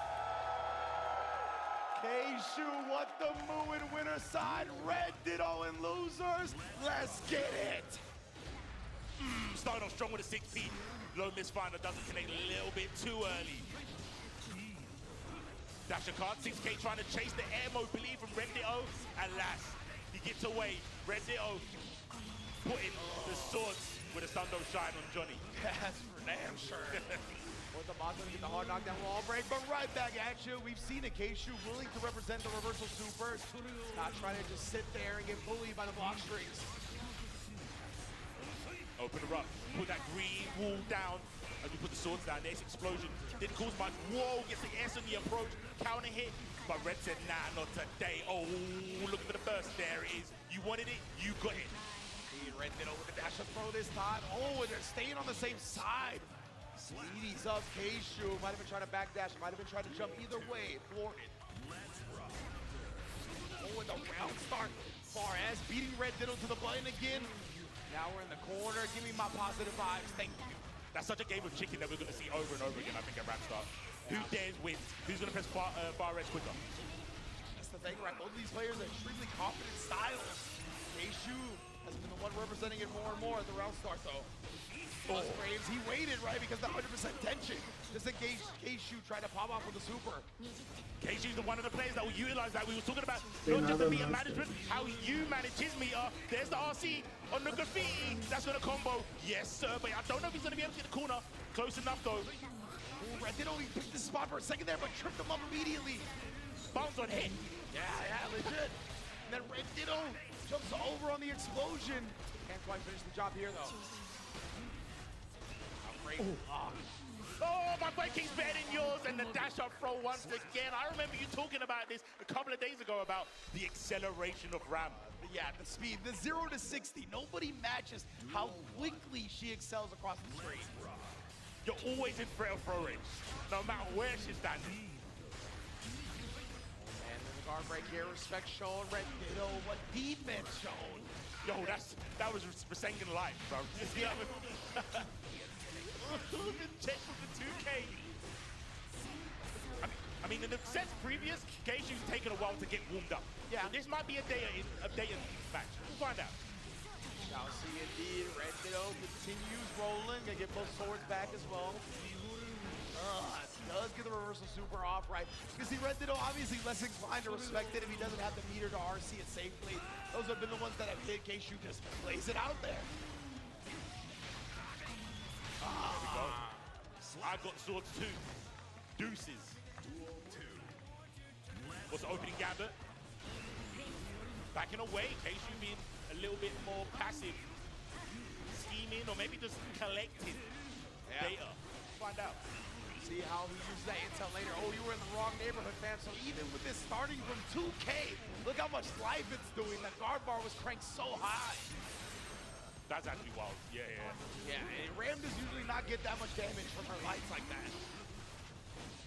Wrist great equalizer. Oh, I think it was JS. Oh my goodness, the backdash GRC cleaning the hat. Oh, another counter hit. We will take those in your case. You baited. He said, I'm the only one who does the versus in this building. Yeah, exactly. You gonna sneak that by me because you don't got meter to RC it? Oh my, literally counter. Baited super, counter. Like just an amazing reads from Keishu on offense in that sequence. We're picking up right where we left off. Yo, my eardrums, bro. I'm telling you, if I hear any more bass from these counter hits, I'm gonna go deaf. It's legit starting to sound like a DJ drop. Like, run that back. Run that back. Taking to the corner, explosion, stay. Yeah. Normalize it, stabilize the combo, but look at the tension. This is the massive mind game. We saw the start of the overdrive, but didn't lose the bar on the RC because got interrupted. Indeed, man. That was good stuff from Ditto. A commitment actually paid off huge right there. Oh, and then Keishu gets clipped. Trying to bait out the burst. Good discipline to find the timing that Ditto wasn't looking for. Uh-oh. No, the slow down, point blank before the close S. Grab that. Oh, yeah. Yeah, I'm familiar now. I wasn't earlier. I'm familiar with the grab game. Yeah. I'm familiar with the grab game. Yeah. 100%. And right there, I really loved it because he had just gotten clipped, maybe trying something on the BRC close S, right? So now he was like, I'm not going to try. I'm going to go with my fastest option. We know how fast the Ranlathal is when it comes to the dash. Throw was smart. But there's one thing you got to be careful of if you're Red Ditto with these throws. We've seen the Renson blow that up. And Keishu might be saving that for a rainy day when he needs like a 50% combo and he can tempt you into either taking or doing the defensive throw to turn the momentum. Down the corner here. Ooh, try to sneak one in. But either way, the BRC to 5K keeps Keishu stuck against the wall and then blown through. space. But we was talking about it, right? The drastic mobility of Johnny. It's all or nothing. Yeah, he's a big commitment character, right? In almost every sense of the word, but especially with the movement. And again, Aborto about to bait it out, but he had the 100 tension this time. Jumps over for the cross-up explosion. You know how Red Ditto gets down? We're on reset point already. Quick, fast, in a hurry. Cutting a swath through the players and losers being put there earlier. Now not caring whatsoever. There's pressure in the corner here from Keishu. Man, weathering the storm right here from Ditto, and he finds the back throw. How does he keep doing it? 6 speeds to avoid the sword. Where are you going? Stay down here. Let me bend some earth right now. One recognition from Red Ditto, right? You're gonna dodge the sword toss. You got a room to breathe. I'll shut that down too. Literally locking all the doors in real time. As you're knocking at it, that's when they're locking it up. First down. So ready. So ready. Oh, fire. Trying to escape, but he can't do it. Red Ditto has reset the grand finals in 3-0 fashion. What happened? What happened to the Consegue no olho, resetou já. What happened? What did he do? Belo What reset. did he do?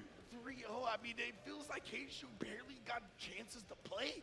Like, it feels like in the neutral, Red Ditto has just been picking his buttons, getting to the space that they're both trying to attack that much quicker. Goes back to the dash speed, goes back to the range of the normals. It's just a little bit in an advantageous spot compared to Johnny. And when Red Ditto has a little bit of advantage, he will stretch that to seem like a Grand Canyon-sized gap. We're probably going to see that in a moment. Being on this stage, oh, the throw attempts. No one was home to give you a hug back. Love yourself. Oh, beats the burst here in Ditto. He's doing his thing right now. Pedrada Where já. he left off from the reset bracket. Oh, the tap. Got the hit, went for the mix and blocked it. Taking the corner as well. Oh my gosh, up back, and the actual explosion from the sword made that possible because it made Keishu get to the ground quicker. Yeah, absolutely, man. Great awareness from Keishu, starting to sprinkle in some adjustments here. Trying to stem the bleeding of Red Ditto. Staggering away, there's the YRC. Same side, dash up low. Keishu, nice patience. BRC to make it safe. Whoa. Man, protected his neck with an air throw right there. Baits out the Moravato as well. It's still anybody's round. What a stop sign of a 2K. Oh, looked like he got caught committing that time. It was the weight from Keishu as well. It's like, I know you're going to press the button. 1, 2, 3, bang. All right, Keishu. Read some of the timing, the instant block immediately just gets shut down. Yo, the movement from Keishu right now. The misfinder back into the 6K moving forward. Really playing with Red Ditto's expectations. Oh, BRC straight to the front. Okay, trying to get cute with it. And didn't get the overhead he was looking for until the dust, of course. And now just like that, in the reset, the first game, Keishu back in the lead. Hit with the dust killed him. Asbestos, bro. He's done. Okay. Keishu, where'd he go? I don't know, but he's back in the building with the one on the board. Skull locked down in this corner yet again. Keishu, though, he's been comfortable with his back against the wall. Not going to be any more. Doesn't want to surrender the positive bonus to Ditto. Slow approach from the air. Virtual Fighter ferinha ali ganhou. Come out now, trying to entice Red Ditto to go for a defensive throw. We saw that at the end, even when Keishu did the little hezzy button, it felt like Red Ditto committed to the throw in that instance as well. So, doing a good job trying to read these moments. Oh, my queen. I'll take it to the club. Those toes, 100%. Oh, mine's a noggin though. Tá vendo que anime Camaria? Cara, a gente começou a acompanhar o que começou a sair nessa temporada de continuação. Dan. Os vídeos a gente vai voltar a ver também, porque começou de novo. Tem umas pá de anime pra ver. É que desde que começou a temporada a gente não viu praticamente nada sem ser o Dan.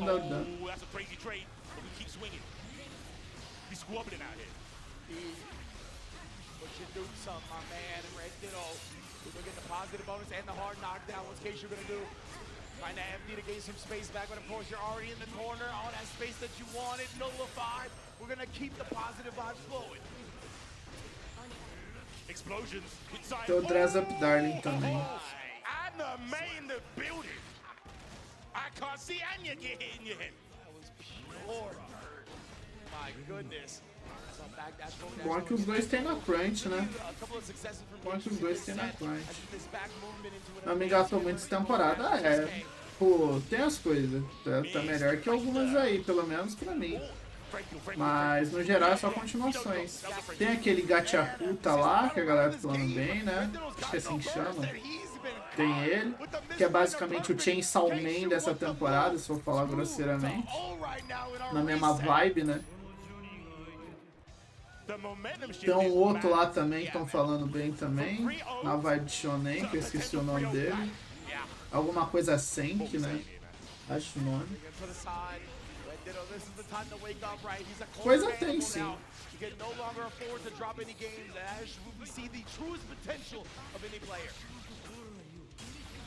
Mas eu vou ver mais as continuações mesmo. Sakamoto voltou também, preciso ver. Immaculate again as soon as you get close, stuffing you with a 2K.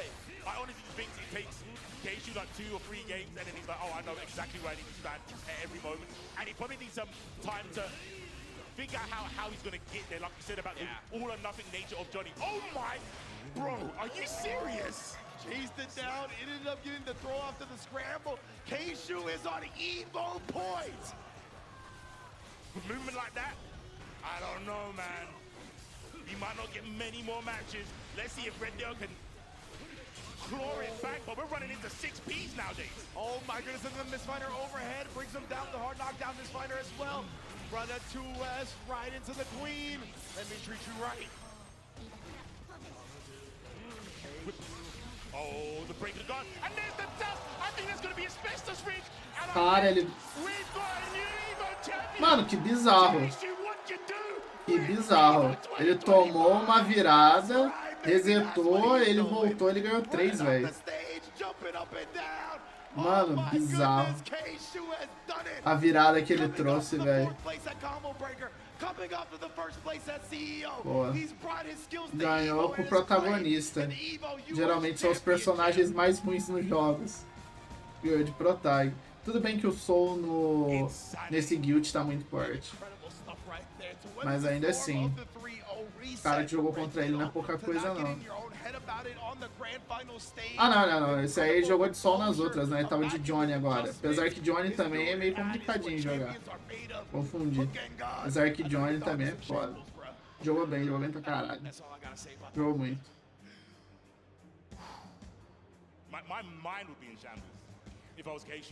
Guild era um jogo que eu tava animado a comprar no lançamento, aí foi passando o tempo e ela larga a mão. Mas ele é um jogo bom.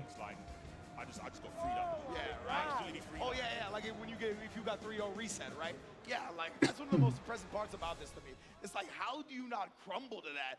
3-0 dominating fashion by Red Ditto, grand final stage, like to not have those moments of second guessing or hesitation afterwards. That is a stalwart fortitude when it comes to the mental. Yeah, and shout out to Red Dead obviously having, like we said, gotten knocked into losers early on in this top 8 and then battling through that to get to that point, resetting the bracket. But maybe it was just a case of not enough steam because to get there was hard enough. Yeah, exactly right. He actually fell to 3-0 to a boy in that winter semis, right? And yeah, it might have been those extra couple of matches, having to go through Potemkin twice. Like, it's a lot of mental stamina that gets drained, right? And then it's like, all right, you did such a great job in that first reset bracket. It felt like he ran out of gas a little bit. It's kind of the situation we're talking about. Yeah, you blocked the mix, but then you didn't take your turn back because you got counter hit. Exactly. And I think that's what it's like. You did the reset, and then after that, he was like, I guess I should just win now because I should be rewarded for this 3-0. Yeah, on Keishu, no? Oh, man. But Keishu never going quietly into the night. In fact, bursting through the door and claiming an EVO US championship for himself.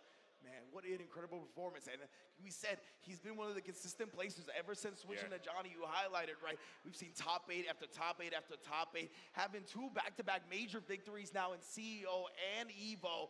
This dude, I mean, is a force to be reckoned with even before this, but now you better make sure you put respect on his name. Can't deny it. He's going to be one of those players as well. Who's building that repertoire of like placements, saying, yeah, this game is chaotic, mad damage, but I'm consistently doing this. Why can't you do it? Yeah. Legitimately, right? Like, I don't want to hear like some type of fluke, oh, he just started playing well or whatever. No, this is 3 straight tournaments. The 3 biggest majors in the U.S., Combo Breaker, CEO, and then EVO. Yeah. He got 4th at Combo Breaker and 1st place in the other 2. Like, come on, man. What do you say? You know what? The statement says it all. Yeah, 100%. Just don't add anything else onto that. Yeah, and again, the rest of our top 8, all consistent players. Red Ditto, our World Tour champion. Jack, multiple EVO top 8s. So, like, again, they have figured it out, right? Despite all of the chaos, all of the volatility, like, they are here and they are making it work. And on top of that, Tatuma, Verix, every EVO's been here. The only new person was Precho. Yeah, legitimately. She made her debut, had a great showing as well. Man, I just can't wait to see how these players continue their Strive careers. It's just getting better and better. And there's so many new, I reach out, I shouldn't. But I've seen people asking questions. There's new people still coming to this game, which is sick. That's what's so cool right now. The fighting game community is in a growth stage, right? Yes. Like, there's more people coming in more than ever. Whether your game's 3 to 4 years old, they're still getting new participants here, and the devs are still supporting them, right? We see Unica. We got to see her a little bit in the bracket. I know she's going to be more developed, especially with changes that come out. Still not done with the DLC characters yet either. You already know, you know what I'm saying? But ooh, let's go up to our boy L.I. Joe and hand out these medals. Yeah, that's right, everybody. Let's go get loud. Make some noise for your Guilty Gear Strive top 8. That's right.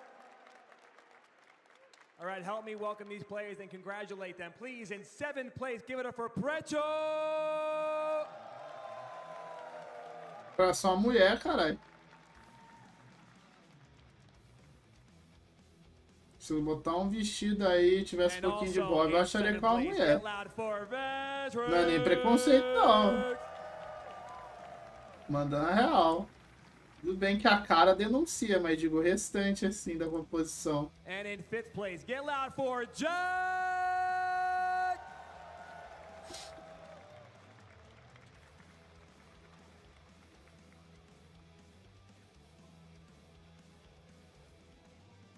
Also tied for 5th place, the legend in the game, Daruino!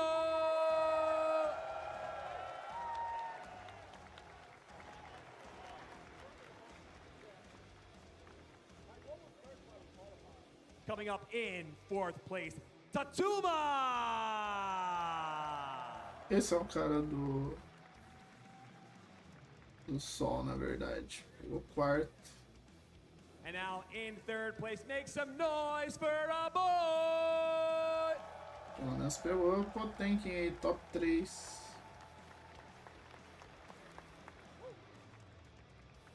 In 2nd place, we got Red Ditto!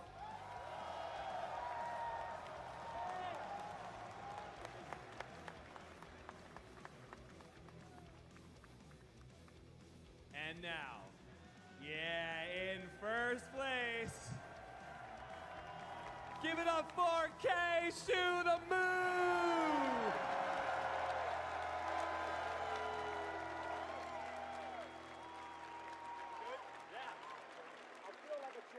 And as you know as well, yeah, come on!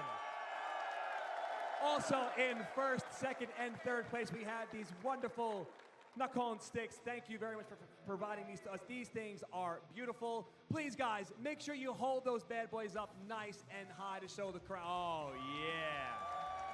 Bonito que eles fizeram cor de cada colocação. All right, now, please, EVO 2025, one more time for your entire Guilty Gear Strive top 8.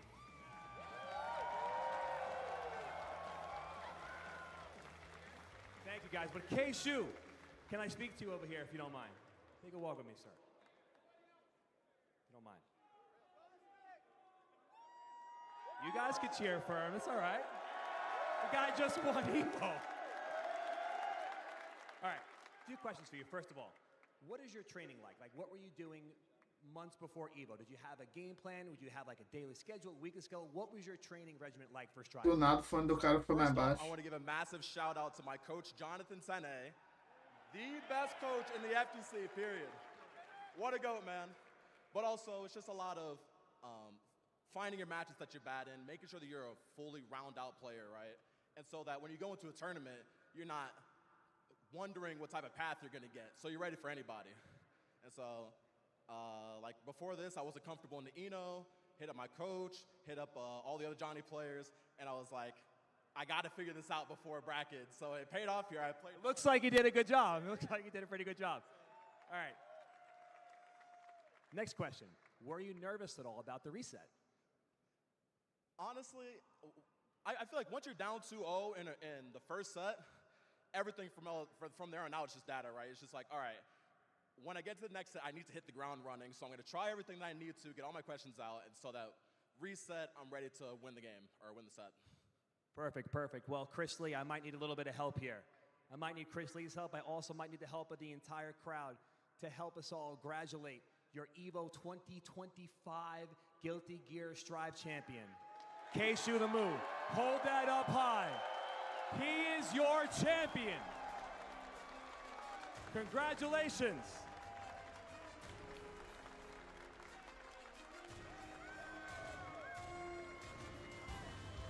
All right, guys, I have news for you. I suggest you stay seated, but commentators, please take it away. Man, oh man. Vão soltar trailer? Pra que entrar a Lucy, né? Por coisa lá, sabe? Só que ainda não saiu nada, né? Sem ser, tipo, vou falando que ela vai ter, mas, tipo. Não falou mais nada. Talvez. É que eu não sei em que ordem que tá. Ela vai ser a última, né? A ser liberada da Season Pass, imagino. Or in a coach, go to his Twitter. He's got his Patreon link. Trust me, it'll be worth it if you sign up. But besides that point, Keishu, I love the sentiment he made about the reset, right? Where he was like, in the 2-0 in that last game, I'm just going to try everything that is sus, it's questionable. So that when the reset happens, when it's 0-0 again, I know exactly how to approach it. That was genius. It's so sick to be like in that mentality on the EVO stage, like, you know what? Don't worry about trying to make this comeback. This last game, yeah, it's going to be a 3-0, but there's a reason for it. Yeah. Like you said, testing stuff out in real time on that stage with those lights. Dude, yeah. Bigger person than I am, bro. Exactly, I'm trying, bro. I'm doing the worst burst because I'm like, maybe, just maybe I can make this comeback. Nah, he didn't do that. He said data only. Yeah, it was about the long-term game planning, right? He's like, I'm not going to try to, like, tighten up and play some immaculate level in this last game to hopefully bring the 3 games back. No, I'm going to go with what's going to give me success in the long term. I'm going to make sure I figure out what works and what doesn't, and then apply that to winning 0-0 again. Like, just a completely champion mindset. Yeah, the recon mission was, it worked, clearly. Yeah. Undoubtable. But like I said, the ether of Jonathan Tenney everywhere. Just always being he's always around these top players. But yeah, speaking of top players, you know, Elo Joe used to be a pretty good player, didn't he? That's true. I'm pretty sure he made some EVO top 8s himself. Well, let's talk to him. Joe, what you got for us, dog?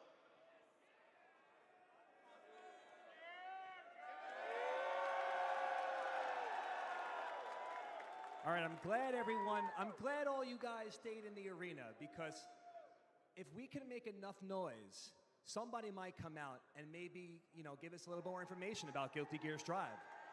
But é óbvio, né, que eles iam soltar. Mas pior que eu não sei mesmo quem que é o próximo, eu não tô acompanhando, né? Eu não tenho certeza. all right, everybody, please help me welcome the producer of Guilty Gear Strive, Ken Miyauchi.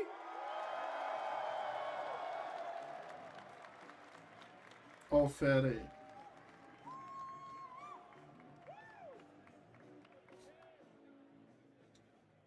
Hello, everyone. How do you like the Tá pronto pra uma Season 5 a luz? Cara, eu não jogo ele, né, velho? Eu só acompanho por fora. Ele é um jogo que eu acho muito interessante, mas eu não joguei ele. Mas bacana. A Lucy, se tiver um gameplay interessante, vai ser maneiro, ver. Well, before moving into my announcement, I would like to say thank you to everyone else supporting the game and the communities. We are here because of all of your support. So, thank you.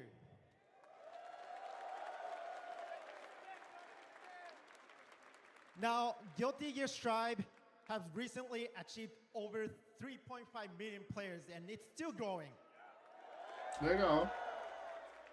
And today we had an incredible tournament, EVO final, but that's not the end yet. We still have ARC World Tour coming out, and our finals in 2026 is going to be held in Korea. Okay. And so, not only that, of course, the update to Guilty Gear Strive. And you're waiting for the new characters trailer. Óbvio. Óbvio. A galera tá aí pra isso. So I prepared for it, and it's gonna be rolled.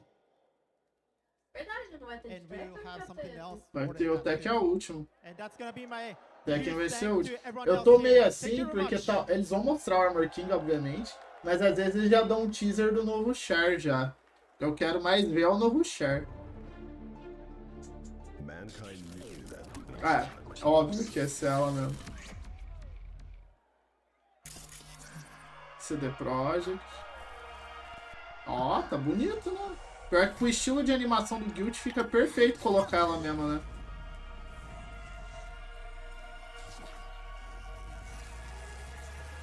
Que animação bonita. Caraca, ficou legal. Tá igualzinha. Tá igualzinha. Ah, só isso? Ah, tá, beleza.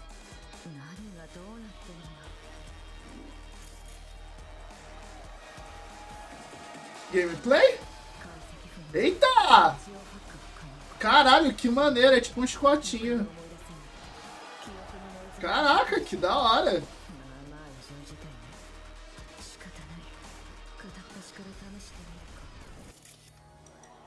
Os efeitos estão bons. Não que ele é picar fora do... Eita porra! Tá, eu não sei se isso aí realmente é gameplay mesmo, né? Porque para tudo. As barrinhas de buff embaixo ali, né?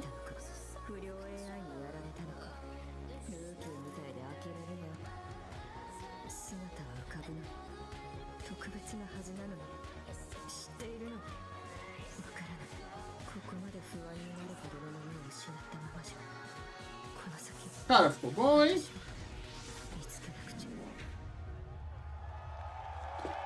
Bacana pra caramba. 21-8. Bom, pesado isso aí, hein? Poder parar o gameplay pra escolher o poder, da hora.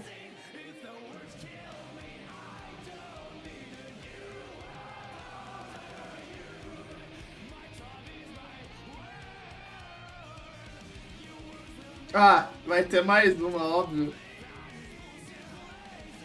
1, 2. Pra mostrar todo mundo das Seasons.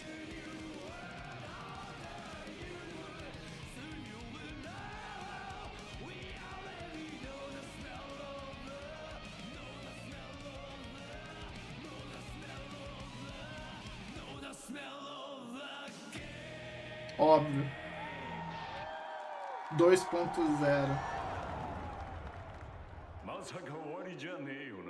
2026, mas não vou mostrar nada. Tá, provavelmente vai ter Season nova. Ou um update bem grande. Ou um update bem grande.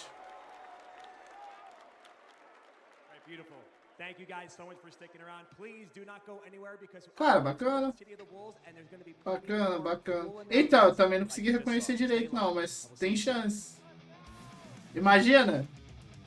Imagina. Não fica muito longe, na minha opinião, colocar eles mesmo, tá ligado? Eu acho que não fica muito longe. Caberia perfeitamente ali. Os caras... É porque tá suspeito, não mostrou nada, mas mostrou duas mãos pegando a arma e aí a voz parecia ser do Ragnar do BlazBlue. Talvez ele entre. Talvez. Talvez. Se for, pode ser interessante.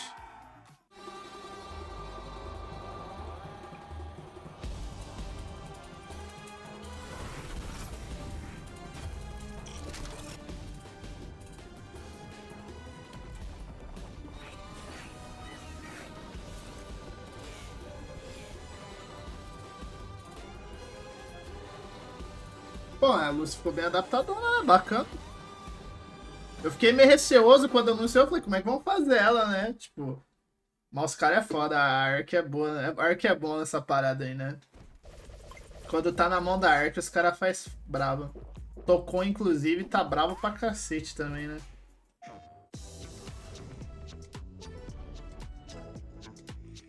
É, tá uma puta promoção de quase todos os fighting game aí.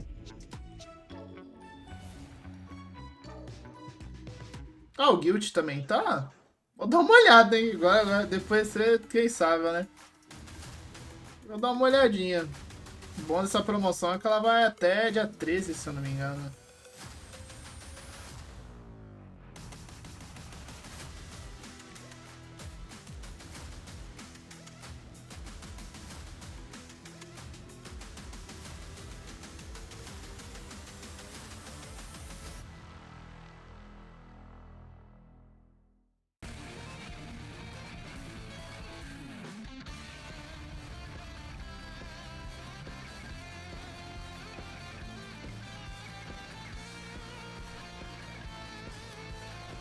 Ah, ele tá com pouquinho.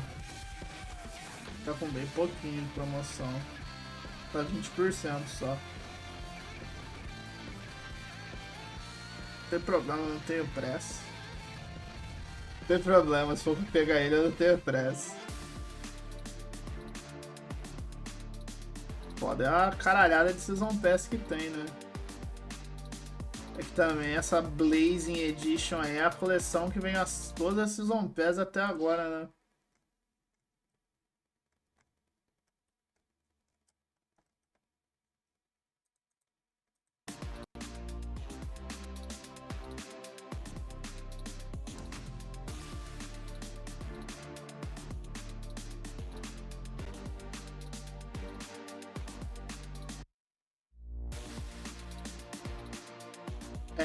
É isso mesmo.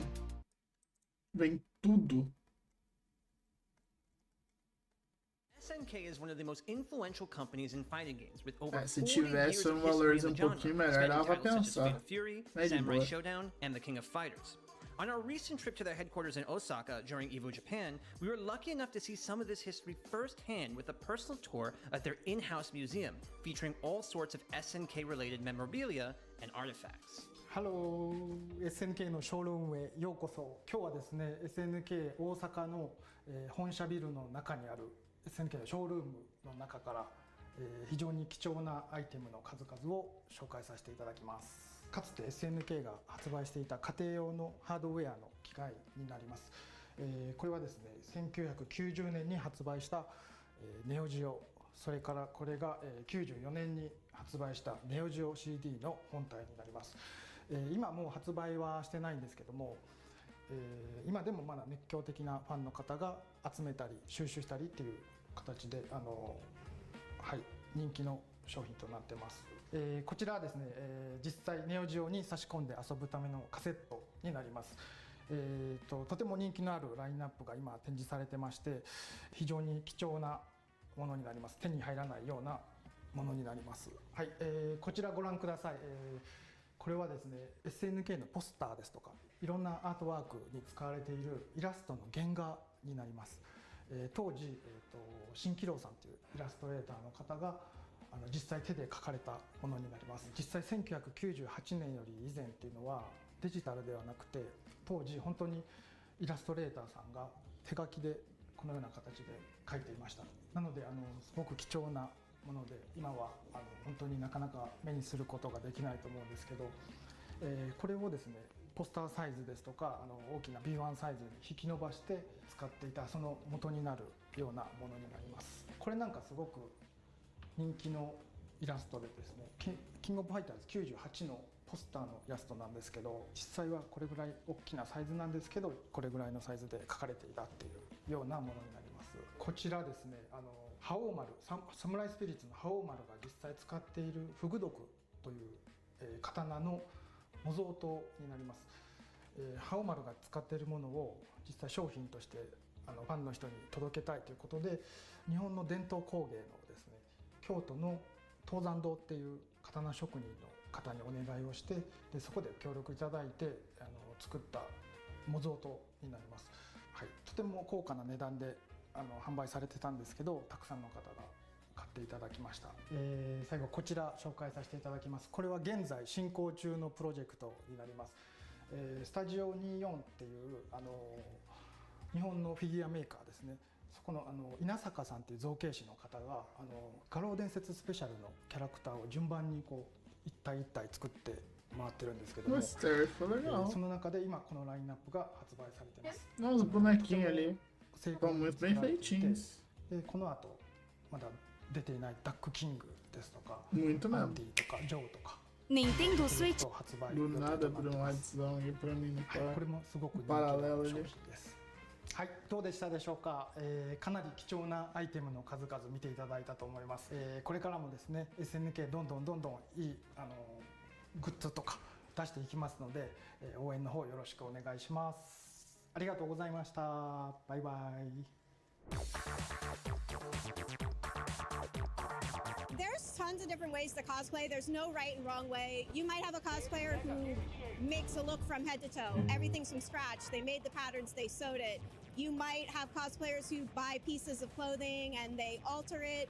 And then there's also a ton of online resellers who sell really amazing costumes. There's just so many opportunities out there to get into it. So it's a lot easier than most people think. So actually this is my first EVO, so I wanted to make it special by cosplaying as the character that I love, and this is actually the first fighting game I got into, Street Fighter 6. So I was like, why not? So for me, I would say my favorite personal cosplay is obviously Beerus.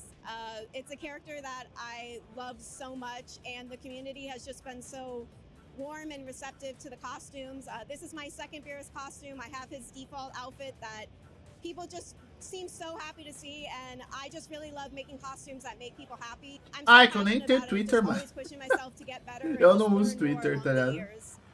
Oh, you already know, baby. I'm cosplay as Leroy Smith from Texas. Caralho, ficou legal de Leroy. Não tá igualzinho, mas a ideia ficou maneira. Shout out to Harada for making this character. You know what you Ficou did, boy. You was bacana. in your bag. To be honest with you, I feel like fighting game developers, their character design is so top tier. Because I feel like for fighting games, you have to have characters be flashy and be colorful. And I really think that's what appeals to cosplayers, is just having like a really cool look and a really cool flair. And I think a lot of anime fighting games kind of tie into that. So you get like a lot of anime cosplayers who might get drawn into cosplaying at fighting game events. When I first cosplayed at a major, I think it was just myself and my one friend were the only cosplayers. And it was very much like, oh man, I'm not sure if we're supposed to be here. But over the years, yeah, I feel like the cosplay community has realized like there's a really good community at fighting game events and at majors, and it's very warm and welcoming to cosplayers. And I just think people are starting to realize like, oh, cosplay is a thing, you can cosplay at these events. And I think it's just drawing people in because I love anime conventions and I love going to them, but personally as a cosplayer, I was burnt out. So cosplaying at majors like Combo Breaker and CEO, it's kind of like rejuvenated my passion for this craft because there's so many amazing cosplayers showing up, and I think it's because we've just established a cosplay community within the FGC that's just warm and welcoming, and it's like, yeah, you can cosplay here, like it's cool. Even just today being Friday, compared to how many cosplayers were here at EVO Saturday last year, that number has tripled. So I just think it's just word of mouth, and people are realizing, you know, this is a really cool event to cosplay at. So it makes me very happy to see so many cosplayers here. I'm new to fighting games, so like, she's a pretty beginner-friendly character, and I just like really grew to love her. Well, everyone, welcome to the finals of EVO 2023 Cosplay Contest! Woo! When you go to events, you might see there's costume contests, which are just a fun way to, like how everybody else competes here playing games, cosplayers compete with our work. Basically, you get judged by a panel of judges. They look E cortar do nada, foda-se. EVO 2025 presented by Chipotle. Yeah, I like that. Make some noise. Agora é a hora do Fatal Fury no palco principal. All right, we are in the middle of our top 8. We got a lot more action to come, but I have some special developers who want to come out. Can you please help me welcome some of the team behind Marvel Token Fighting Zone? Ah não, vai mostrar do Tocon? Interessante. Achei que já ia pro Fatal Fury já.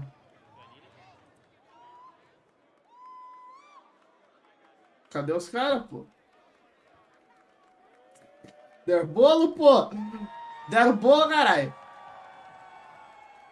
Ah, o cara ficou aí, ó. A ideia é boa, cara. Não é possível. Cara, pior que a Psylocke seria interessante ter, né? Hello, Evo. O quê? So firstly, just a big congratulations to all the competitors here at this year's EVO.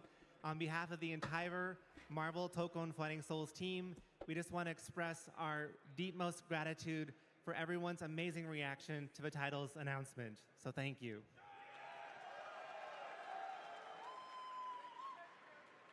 はい、ありがとうございます。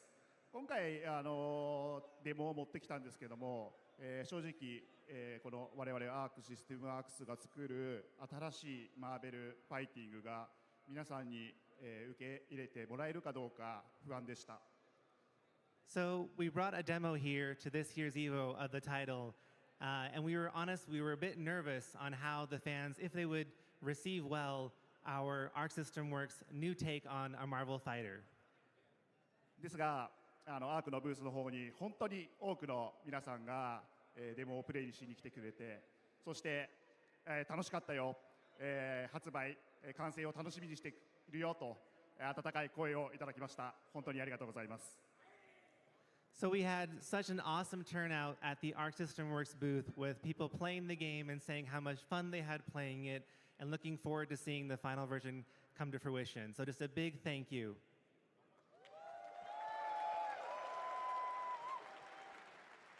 はい、まだ、マーベル闘魂ファイティングソウルズ開発中なんですけれども、このゲームもっともっとエキサイティングなゲームにするためには皆さん FGC の皆さん、マーベルのファンの皆さんの力が必要です。僕たちも精一杯頑張って何年も5年も10年も続くマーベルファイティングを作っていきたいと思ってますので、これからも応援をよろしくお願いします。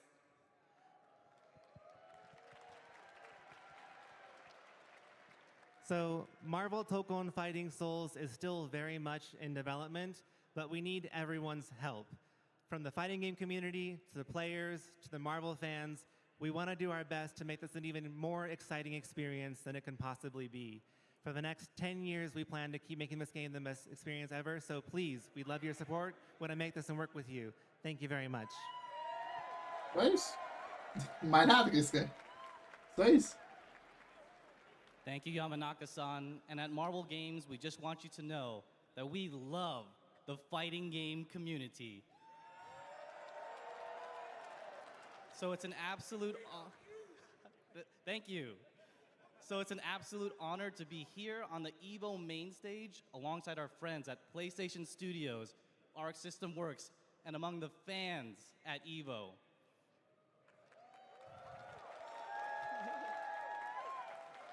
So as a reminder, if you haven't got a chance to play the demo yet, you can do so at the Arc System Works booth, and you can get your matches in until the end of the day. So come to the booth while you still can.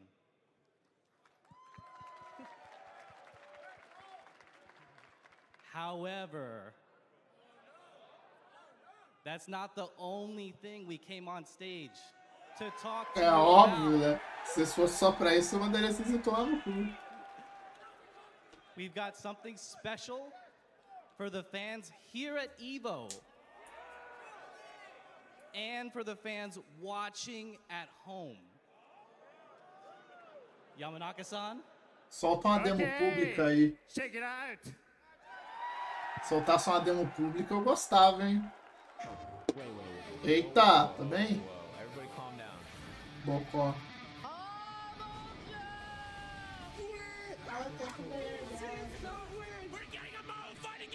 It looks phenomenal!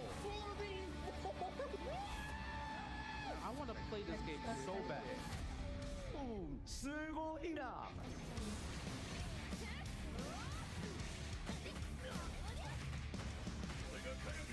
Tá bem simplesona e colorida a HUD, mas é a funcionalidade pro jogo.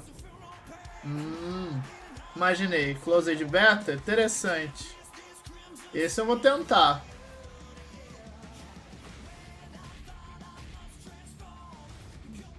Seis.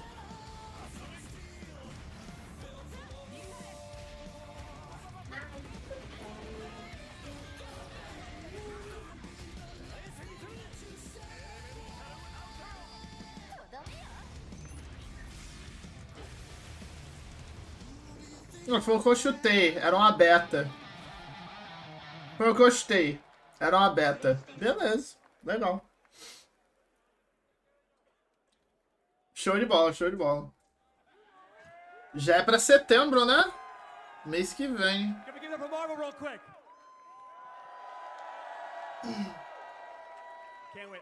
É que eu tenho Play 5, tá ligado? Eu tenho Play 5, é aí que é a questão. É na plataforma que eu tenho. Então ajuda. Mas realmente. Poderia ser pra todas, tá ligado? Poderia ser pra todas. É, aí é uma pena.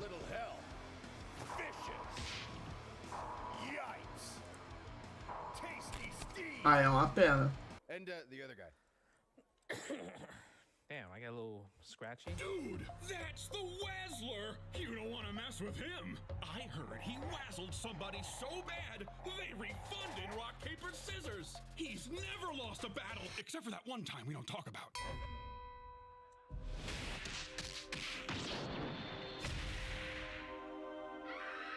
Oh, come on, man. Get that off the screen. Who wants to see that? Not me. Oh yeah, there was that other guy too. Now where's Yipes?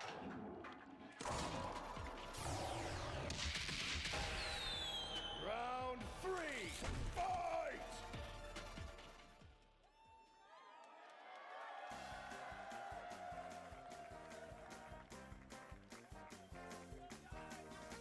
All right, you guys know what time it is. We are going to play some rock, paper, scissors. Everyone should know the rules, so we're not going to go into that yet. But just for playing on stage here, you're going to get a Nikon silver stick just for being up here on stage. All right? If you win, you will get a PS5 Pro. All thanks to AT&T, by the way. Thank you very much, AT&T. So, with that said, sir, name? My name is Chris. Chris, what's going on, Chris? Can we get up for Chris, please, real quick? Come on, Chris.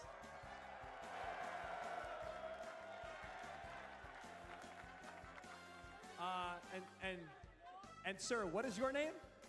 My name's EliasXD. Okay, so I know we're all familiar with the rules, right? We're going to do 1, 2, 3, shoot. Crowd, do you understand? You're with me. 1, 2, 3, shoot, okay? This is one game. No 2 out of 3. Obviously, the ties, we'll do it again, okay? I need your help out there, so we're going to do 1, 2, 3, shoot. If you guys want to square up, do your thing. Think about it a little bit. Think about it. Look, yep, there we go. It's only the best Marvel 2 player in the world. No big deal. You can outguess him. You can outguess him. You want me to hold you? You got it? You good? You sure? One more thing? All right. Let's line up. Crowd, I need your help. Are you guys ready? Wait, you guys ready? Ready? 1, 2, 3, shoot! The Marvel champion prevails. All right, guys, hold on. Let's please still make some noise for Chris, please. Chris, don't worry. Again, yep. Remember, he still gets the Nikon prize. He gets the stick. Oh, that was hot. He still gets the prize. Oh, there it is, man. Hold it up high. Show the crowd. Thank you very much, Nicole. Boom. Boom. Nice. All right, congratulations, sir. Don't forget your hat. That's a very important part of your outfit. All right, now, everybody at home, and even in here, you guys think you could beat IFC Yipes in rock, paper, scissors? All right, so if you're playing from home, when you see the timer go up, lock in your answer with exclamation point RP or S. Again, exclamation point RP or S in the chat command before the clock hits 0. If you pick the right answer, you might be eligible for some prizes. You can check the prize page pinned in the chat if you guessed right. The prizes include, just like we saw, some EVO Online Store gift cards and even products from Nikon themselves, like the stick we just saw, and even their rig headset. So thank you very much, Nikon, and thank you, AT&T. IFC Yipes. I got a question. Do you think you can outguess everybody in here? Do you think your Marvel knowledge, your guessing game, I don't know if you guys call it guessing, intuition, do you think your good intuition can take out the evil crowd as well as ali. I've dedicated my life's work to be Deixar a Steam fora das betas é o maior erro deles, mas eles estão focando na plataforma principal ali, onde eles estão focando, né, a produção. Tá ligado? Não, o player vai ter. Player vai ter. If you would please look into Isso the aí você camera. pode ter You got to know certeza. what to do, Qualquer right? jogo We all ready, free, guys? You ready? tá ligado? Vai All right, ter. everybody, let's hear Eu it. acho que eles também, One, talvez, estão two, voltando a uma three, plataforma só, justamente porque eles sabem que tem muita gente interessado. E se eles liberar pouquíssimo servidor para todo mundo, meu Deus do céu, vai ser caótico. Aí vira um caos. Aí vira um caos do cacete, tá ligado? Isso porque vai ser closed também, né? Não vai ser tipo open beta, saca? Tem que registrar antes e tal. E ainda assim vai ter gente pra caramba.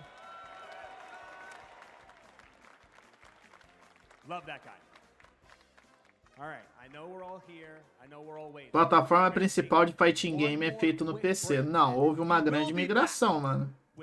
Mas você não pode desconsiderar que o console tem muito player também, muita venda, velho.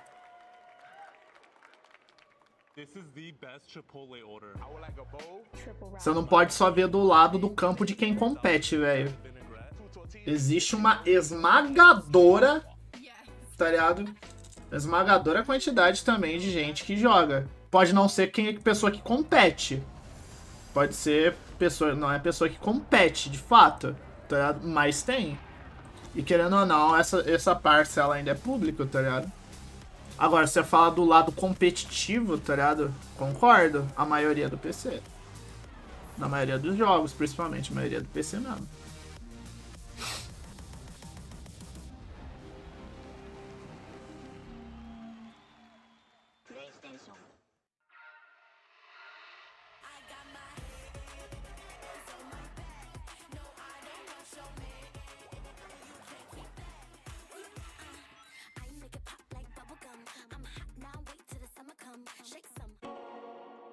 Those who have lost their lives will never return.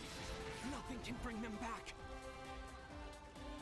So where we going, old man? A hotbed for demons. The entertainment district. We've killed off anyone who's ever crossed us. Anyone who's ever slighted us. We're going to slash through your gullets. Just like we did to all who came before you.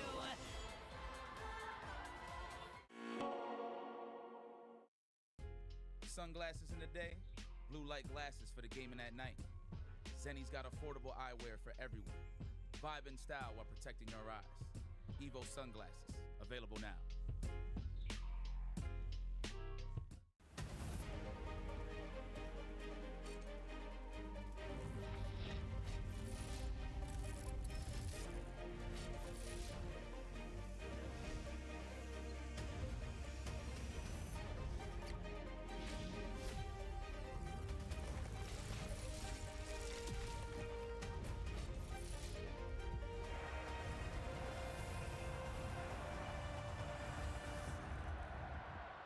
John, Wooly, your recommendation was to go out into the world and participate in a fighting game tournament. What happened? My only experience with a fighting game in a tournament was when my co-host on the podcast Versus Wolves challenged me to enter a fighting.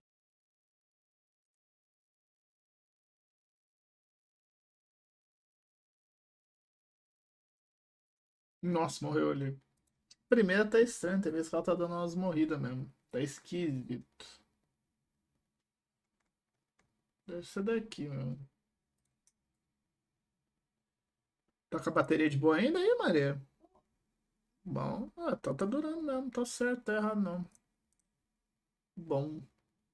No competition is as ruthless as the Esports World Cup, the club championship trophy, awarded to the one club that rose above the rest.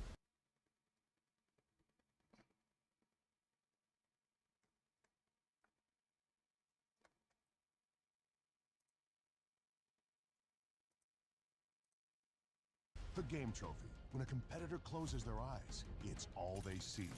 Every participant earns a key engraved with their name. Only one can become an EWC champion. The frame of the champion's key is embedded into the totem. The keys of the eliminated will be crushed. At EWC, nothing is granted. Everything is earned. Ah, tô manjando, é a hora que vai tocar AD por alguma razão, tá dando uma bugadinha aqui, aí dá uma travada, aí o AD volta, tá ligado? is to love this shit and to love those characters. Acho que é isso. I think especially, you know, in the last like 10 Provavelmente years, é like, the isso. rise of social media and fan spaces, you can see that love everywhere. Like one of my favorite things is like when a new character comes out. Quase certo que é. Agora que parei pra reparar, toda vez que volta, volta com ad. 6 or 7 hours and people are already doing all this crazy fan art of her, and like I love that side of it so much. Her cutscenes, her voice acting, all the fan art of her. That is what brought that character to life for me. I've never quite nailed it down, but someday I want to do a video about like what is so fucking awesome about fighting games if you never plan on competing in EVO. There was a moment in Tekken 8, I don't want to get too spoilery, but a character takes a certain fighting stance, and the significance of them taking that stance blew me back, you know, 20 through 25 years of playing Tekken. You know, I was thinking about playing my buddy in Tekken Tag. I was thinking about when Tekken 4 came out, and like, while it's not the best game, it had the sickest aesthetic and still does. I thought about every new release of Tekken, where I was in my life and what it meant, and like kind of growing up with these characters in a weird way. And I think that is what fighting games can be. Now we're at the point where, you know, tá falando do Armor King aí? Não, o cara tá falando da experiência dele no jogo no geral. Kind of master now. You don't need to be able to parry Justin Wong. Like, you don't need to be willing to spend dozens and dozens of hours, like, you know, learning combo. Das paradas dele com o jogo, né? Text traps and all that stuff. Inclusive, eu aproveitar que tá o blá blá blá ali, por mais que tá rolando o BlazBlue na de baixo, né? Mas o BlazBlue na palco principal. Eu vou comprar umas coisinhas aqui no mercadinho aqui de baixo, vou tirar a cam e vou deixar rodando. A live fica rodando aí tranquilamente, tá ligado? A live está rodando tranquilamente aí e tá tudo certo. で、まあ時代もすごい昔なので、時代的にもこう不良がいっぱいゲームセンターにいるので、こう行っちゃダメな場所っていう風には言われてます。A hora que eu voltar eu continuo. Provavelmente a hora que eu voltar o do Fatal Fury já vai ter começado. Muito provavelmente. Venho já. なんですかね。まあ A パと言いますか、こう相手をこうワンタッチでそのまま倒しきるみたいなのがすごいあったゲームなので、まあそれでこう不良たちを倒すと調子乗んなよみたいな感じでこう絡まれて椅子が飛んできたり灰皿飛んできたりはまあありましたね。Então, por isso que eu acho difícil ser Armor King também. Eu imagino que ele provavelmente estava falando da Reina. Muito provavelmente estava falando da Reina. Vem já. King of Fighters ですね。96が一番最初で、まあすごいなんかかっこいい。子供の頃の自分からするとすごいこう魅力的なキャラクターで、まあ3キャラクター選んで遊べるっていうので、なんかすごい魅力的に感じて、はい、そこでこうどっぷりハマった感じですね。KF96 が一番最初です。一番最初はその街のゲームセンターで、その時キングオブファイターズ98ですかね。で初めて大会出て、まあ当時からゲームセンターではもう一番強かったんで、まあまあ優勝するだろうと思ってで出場したんですけど。まあ 10人ぐらいかな、10人ぐらいのトーナメントだったんですけど、決勝戦で負けてしまうっていう、なんかそれは自分にとってすごいショッキングな出来事ですごい鮮明に覚えてますね。まあそれが一番最初の大会ですかね。まあやっぱり今のエボリューションもそうだと思うんですけど、やっぱり今までの大会ってその、まあ、ストリートファイターだったらストリートファイター、鉄拳だったら鉄拳っていう、もうその一つのタイトルのこう全国大会っていうのはまああったんですけど、やっぱりこう複合でこういっぱいのタイトルの中でこうやるっていうのはもう日本だと闘撃が多分初めてだと思うんで、なんかそれがやっぱりすごい魅力的で、こう自分がプレイしてないタイトルでもこう興味を持ったりとか、自分でこのプレイやってみたいなとか、まあ闘撃はやっぱり自分にとっても青春ですね。もう自分が本当に10代後半から20代前半ぐらいが、まあいわゆる闘撃の全盛期だったので、もう本当に闘撃で勝つことだけを考えて生活してたんで、当時は。はい。まあそれだけやっぱり自分にとっても特別ですし、やっぱり日本の格闘ゲームシーンにおいて、やっぱり闘撃があったからこう今のプロシーンも格闘ゲームという分野がこう続いてる、こう本当に大事なイベント大会だったと思います。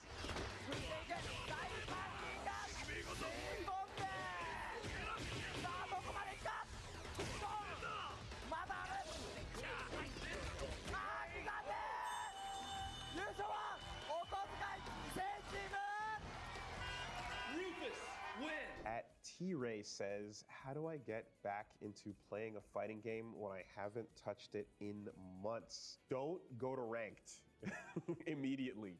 Do not just boot the game up and be like, I'm gonna jump online and start. Don't do it. No. If you haven't touched it in a while and you're feeling kind of rusty and you want to shake the rust off, what I would like to do, what I would say that's fun to do is like, go look up a match with like your character.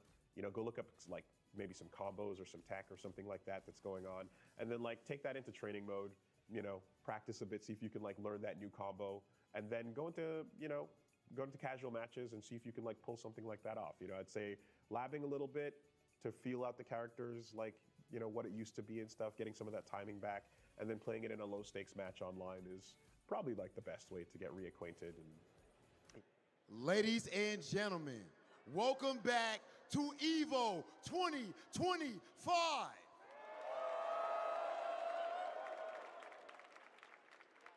I'm your host, Hollywood, Rob TV, and right now we are about to witness history.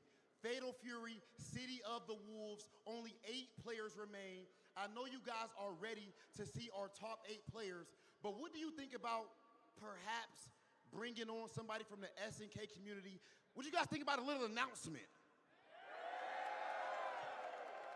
Nah, I don't sound like you want it. I said, do we want an announcement from SNK? I'm convinced now.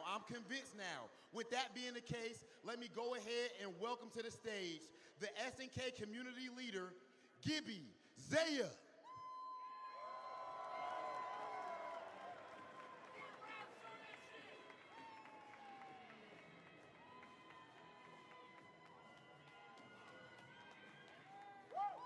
Hey everybody. We're glad to be here at EVO main stage again for another finals this year. Many of you know that we've been partnering with our good friends over at Capcom the last couple of years. This year over at our booth, I'm sure many of you here got to try out Ken Masters from Street Fighter 6 in our Fatal Fury City of the Wolves. But I know some of you at home, you didn't get to do anything. So what we got here is we decided to bring in a very special friend of ours who I'm sure many of you are familiar with to help us with this special reveal. Hit it.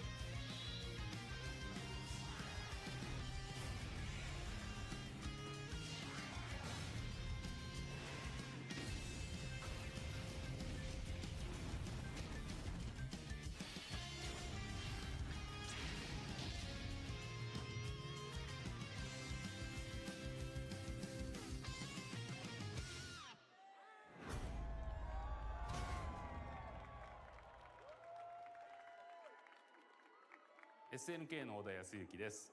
画廊伝説シティオブザウルブズをプレイしていただきありがとうございます。本日は皆さんにストリートファイターとのコラボキャラクターケンの配信日をお伝えしたいと思います。気になる配信日はこちらです。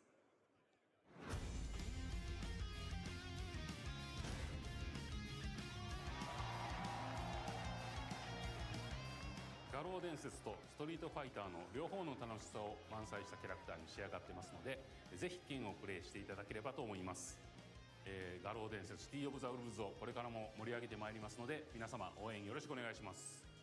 では配信開始までエボ2025画廊伝説シティオブザウルブズ決勝トーナメントをご覧ください。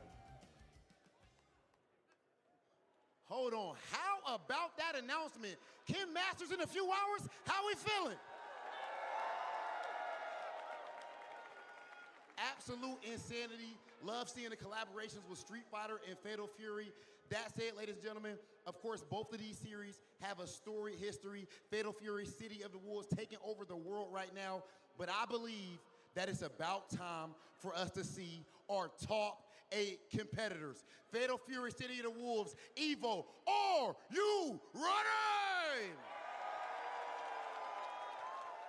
Then let's go ahead and get into our top 8.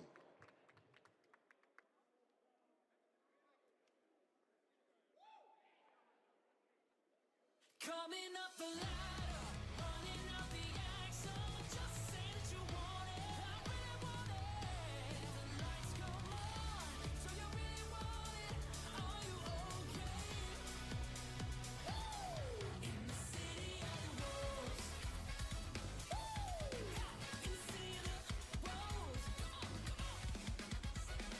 Crack me open the shot. Crack me open the shot.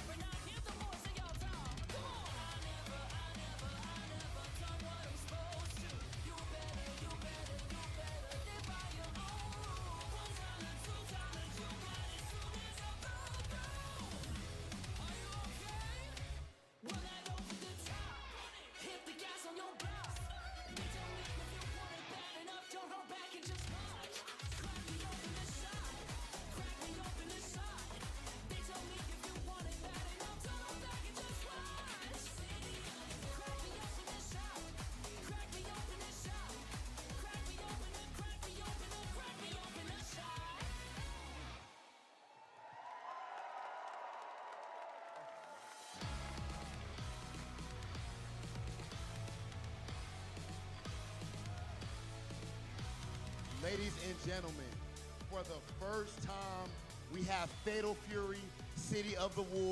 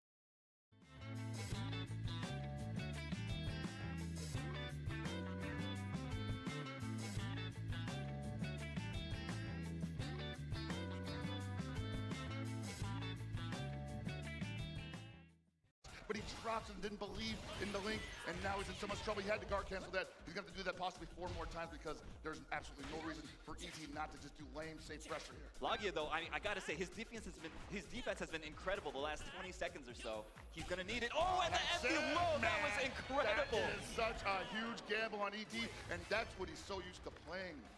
That is so the play. That is so an ET play. It is. He recognized Lagia was on the back foot. He was trying to defend, look for his opportunities in a very patient manner, and he really just preyed on that kind of like that slowness. He was like, "Listen, I'm gonna subvert your expectations. I'm gonna look like I'm gonna go high, and then I'm just gonna go low." Yeah, and I imagine for Lagia, that's probably one of the more annoying player matchups that he has to deal with on the regular. Sure, yeah. I mean, I'm sure both these guys, of course, have seen each other over the years. ET, yeah, give it up for ET. Yeah, most certainly. These guys are always playing each other. Give it up for ET, give it up for Lagia as well. We're definitely not done with either one of them.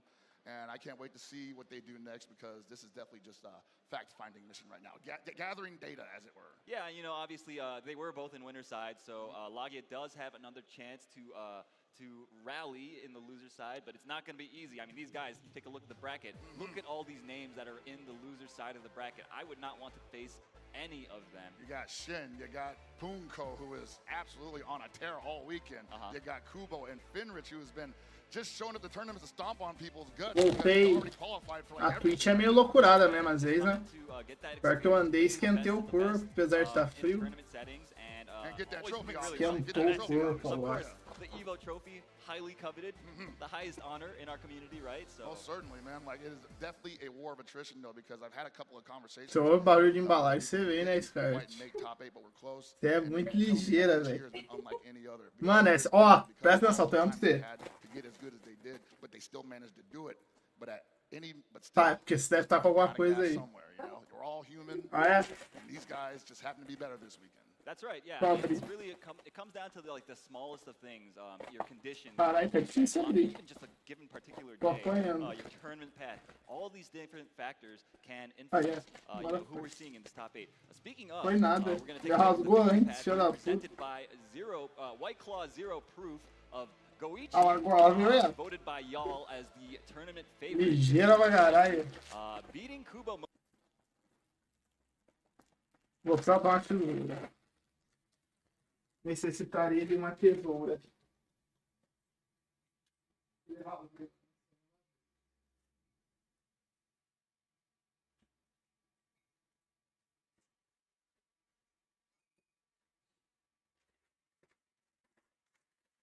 Cara, não anda assim pra trás não, você bate nas coisas. Você não vê onde está andando. Mas de novo, por que esse principal tá dando esse erro de rede direta e a secundária não? Não entendo, tá ligado?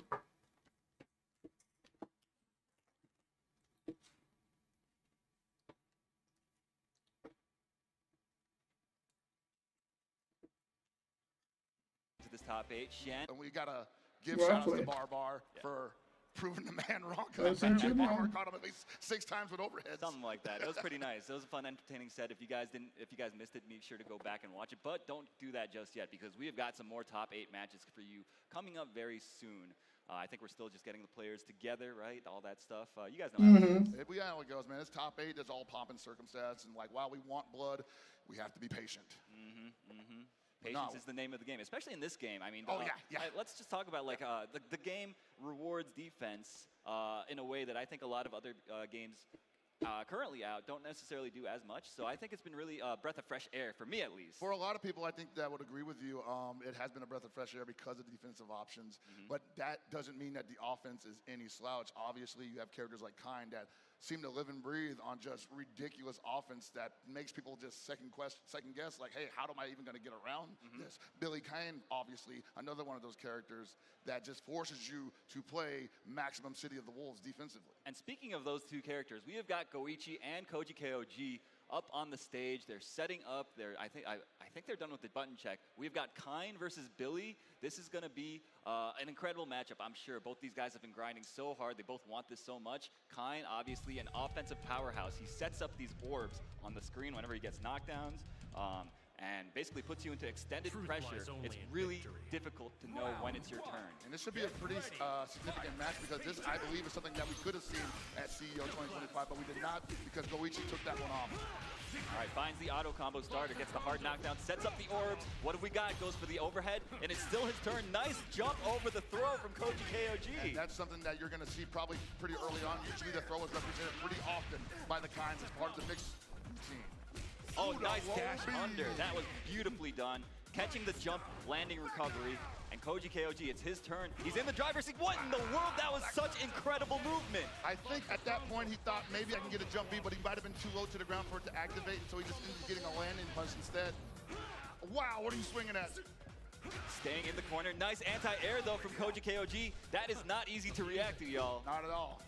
And you see Goichi get pushed out of the corner, and this is not where he wants to be as Kind, because Billy can definitely just play this range. Take a couple hits from that extended hurt. Wow, he tried to challenge the Panzer. That was OD. Goichi, he just sends it on that, gets the counter hit launcher on timing, basically. Notice that KOG wanted to press a button there. I mean, he probably thought, like, well, whatever, even if he blocks it, it's a neutral skip. I get to excel into the Lanze anyway. The throw bait, huge throw bait, paying dividends here for Koji KOG. Gets the knockdown, no, drops the combo, and taking a huge punish. I don't know what he wanted there, but he's paying for it now. He's not gonna lose the life lead, but he is hard. No, no, the Rondo explodes at the perfect moment, and now Goichi in complete control of the second round. That was looking mad melty blood, bro. Oh my God! Getting the huge damage. My goodness, this character is out of control. Koji can't believe that happened. He's like, whoa, where'd my health go? I can't believe it either. I thought we had, more match to commentate, but here we are. Okay, they're just going right back into it. Goichi looks mad focused, bro. Scaling is a funny thing, my friend. Yes, sir. Oh! Extended hurt box again. I think maybe Goichi's been studying where the Billy buttons possibly are most vulnerable if he swings too far away. We are seeing such impressive matchup knowledge on display here. Remember, this game is mad young. It's like 3 months old right at this point. These guys have labbed and practiced so hard to get to this point, man. Yeah, and it's only, like you said, 3 months old. There's still so much ground to cover, but dude, you got to be able to win EVO. And the moment started, he gets to close D, but he didn't believe in it. And now I think Koji might be a little shook. Oh, nice anti-air.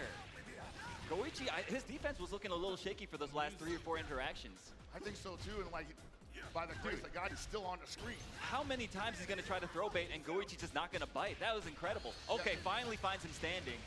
Not a kill yet, but one more touch should do it, and he's just gonna super out of the command every time. Don't test him, he'll try it at least once. The overheat, finds the overheat, gonna JD all this, and now it's basically his game. Throws out the double fireball, finds Koji jumping, almost no way out of that situation there. Yeah, that is a checkmate situation because he can't, like you said, JD, when you're in overheat, maybe thought he could thread the needle by hopping in between them. Also managed to save the super bar, because if he just sends out the super from that range, that's also a checkmate. That wasn't a counter hit, so that pole vault didn't end up finding the mark. Dude, Goichi, I mean, obviously, we talk about this guy's defense. This guy's hold up, hold the phone. Woo-wee! And Koji, once again, not ready with the punish string. Yeah, got a little too far for the close D to come out. Getting the hard knockdown with the throw, getting another throw. And that's got to be rough because, those little mistakes happen and Kind gets to take so much advantage of a situation like that. And you see the hyper that's there, making sure that Billy doesn't get overheated for blocking the entirety of that super. These JDs, though, gonna save a lot of rev bar for him. Yes, okay, managed to save himself from overheat with those 2 clutch JDs. Not enough yet, Aru. Not quite enough. Another amazing JD from Koji KOG. This defense is out of this world. He's fighting, he's trying to get out of it, but no! Big whiff, but he got hit by the falling Lanze. Is he gonna catch? Is that gonna catch? It's not enough to kill, I believe, but this last hit does so much damage. Koji KOG's defense bailing him out of certain death. And a huge, hold on, he whiffs. It's too slow, oh my God, that's so unfortunate. The jump C was just a little too slow to punish the Rev Panzer. That was so insane. He played like the best. Quando tem uma parada que tu não curte é foda, né? My bad, bro. My bad. Oh my God, bro. I feel it for both of them, honestly. Oh my Lord. KOG, always a character. Very emotive guy, this one. Yo, he played like, I get it, man. Yo, I feel it. Dude, he put it all on the line with that last round, seriously. He played, like, you cannot Meu Deus, amigo, tá tendo derrame? just how well he played. He's about to write a very sternly worded tweet that amounts to buff jump C for Billy. Please don't. Ele tá zoando, óbvio, né? Mas eu acho que tá tendo derrame ele ao vivo. Good sportsmanship. I mean, both these guys, of course, have known each other for a long time. Yeah, dude, he should have had. That would have been such a sick comeback if he came back from that ridiculous situation. But you know what? Goichi's just that good. Yes, Goichi is that good, and like honestly, I thought Koji played very solid in the end there, but that was just one of those things where like the timing was just a hair off, and that happens to everybody. Dude, yeah, I am beside myself. That round was so good, and that was just the second match, man. What the hell? Winner's side, man, it's the reason why they were in winner's side and why they dusted off that entire list of people that they put up on the path. That's right, yeah. So just goes to show the level of competition that we have here at EVO 2025. This is just the first year. The game is still quite young, but these guys are pushing the game to the limit, pushing each other to the limit, and we're seeing kind of the fruits of that in this top 8 on this stage here in Las Vegas. Yeah, man. I can't wait for what we have next, but hey, man, we're gonna have to go on offline for a quick break, fix a couple things for the stream. Don't panic, we'll be right back after these messages.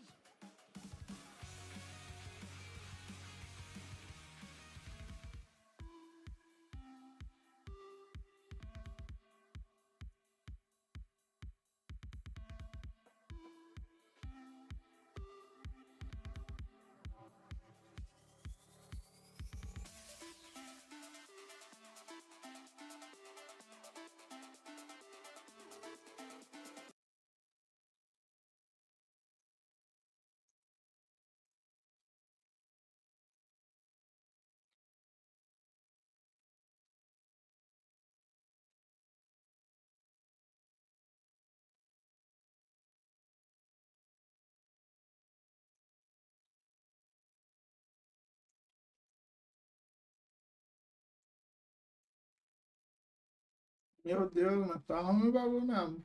Engraçado é que é só a primeira que tá dando isso.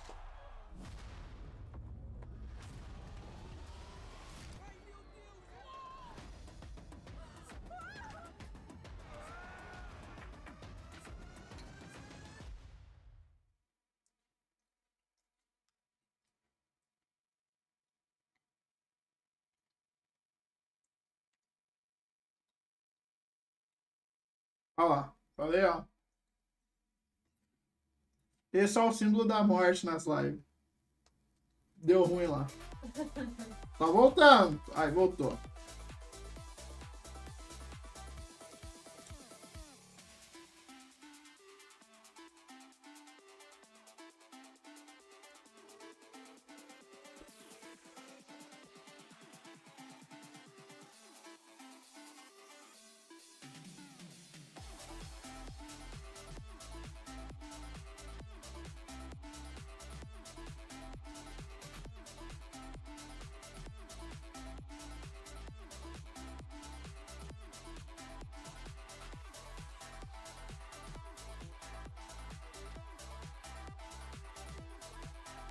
Opa! Bacana.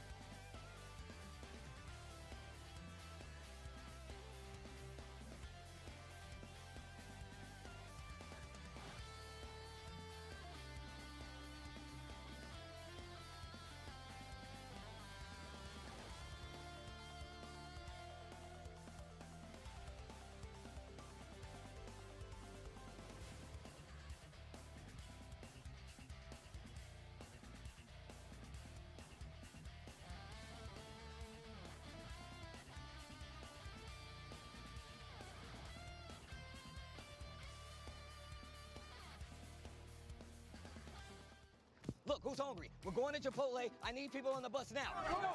Chipotle on the way. Let's get it. Deal.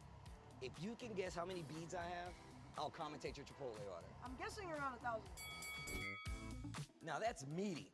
Of course you go with queso. That way your burrito will match your playstyle. You can tell he's been labbing that burrito technique. Now that's top tier. If you guys love Chipotle, make some noise! I won PlayStation's Road to EVO and went head-to-head with Arslan Ash. I won PlayStation Road to EVO and battle against Sonic Fox. I have never seen that in my life. To compete on PS5, choose your game, find PlayStation tournaments, and register. It's that easy. Sign up for PlayStation tournaments for opportunities to win unique prizes and much more. PlayStation. Well, Vaya is laughing right now. Look at Vaya laughing right now. Oh, he's doing a dance. What is he doing? Man, he's too ready, you know. Not today, man. Oh my God!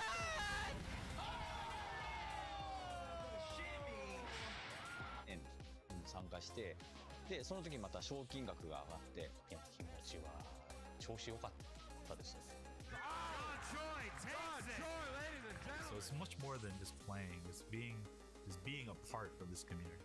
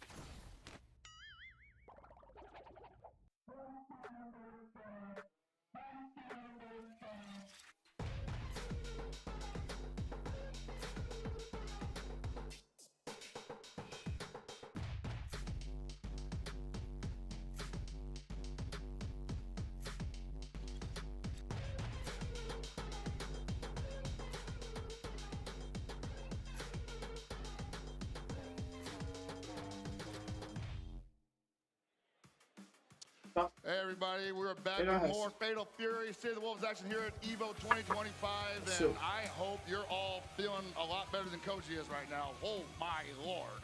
That was a crazy set to take us into that short little break to fix these technical difficulties. I am hearing that they are fixed now, so thank you all for bearing with us during that short downtime. That was, like I said, an insane match. Yeah, no, something that only seems to happen to somebody like Koji, because I feel like all his finishes are by a hair like that. They really are, yeah. I mean, that just goes to show the level that these guys are playing at, the level of competition. These guys are pushing each other. Goichi, of course, moving on in the winner's side with a 2-0 victory over Koji KOG. KOG going to be waiting for the winner of the match between Shen and Punko, a battle of Gatos. You know what? I'm just glad Gato's in top 8. I'm pretty sure the viewing audience, both behind us and at home, wanted to see a Gato all weekend in top 8. Now they got two of them fighting each other. Oh, baby. That's right, yeah. We're guaranteed one of them to move on, but that also conversely means that we're guaranteed one of them to fall. Yeah. Which is a bit sad, but, you know, that's just how tournaments go. Hey, man, fan favorites can't stay fan favorites forever. Someone's got to go down heavy. And you look at the path that Shin had to go through, taking these guys down heavy, from Shadow X to Chris G to Nemo. Goichi almost had a spot on him. Masao, Zap, Vader PE, Maestro, Matt, Taka, and Horseradish, poor guy. Yeah, had to open a weekend up like that. I know, it's tough when your first match is Shen.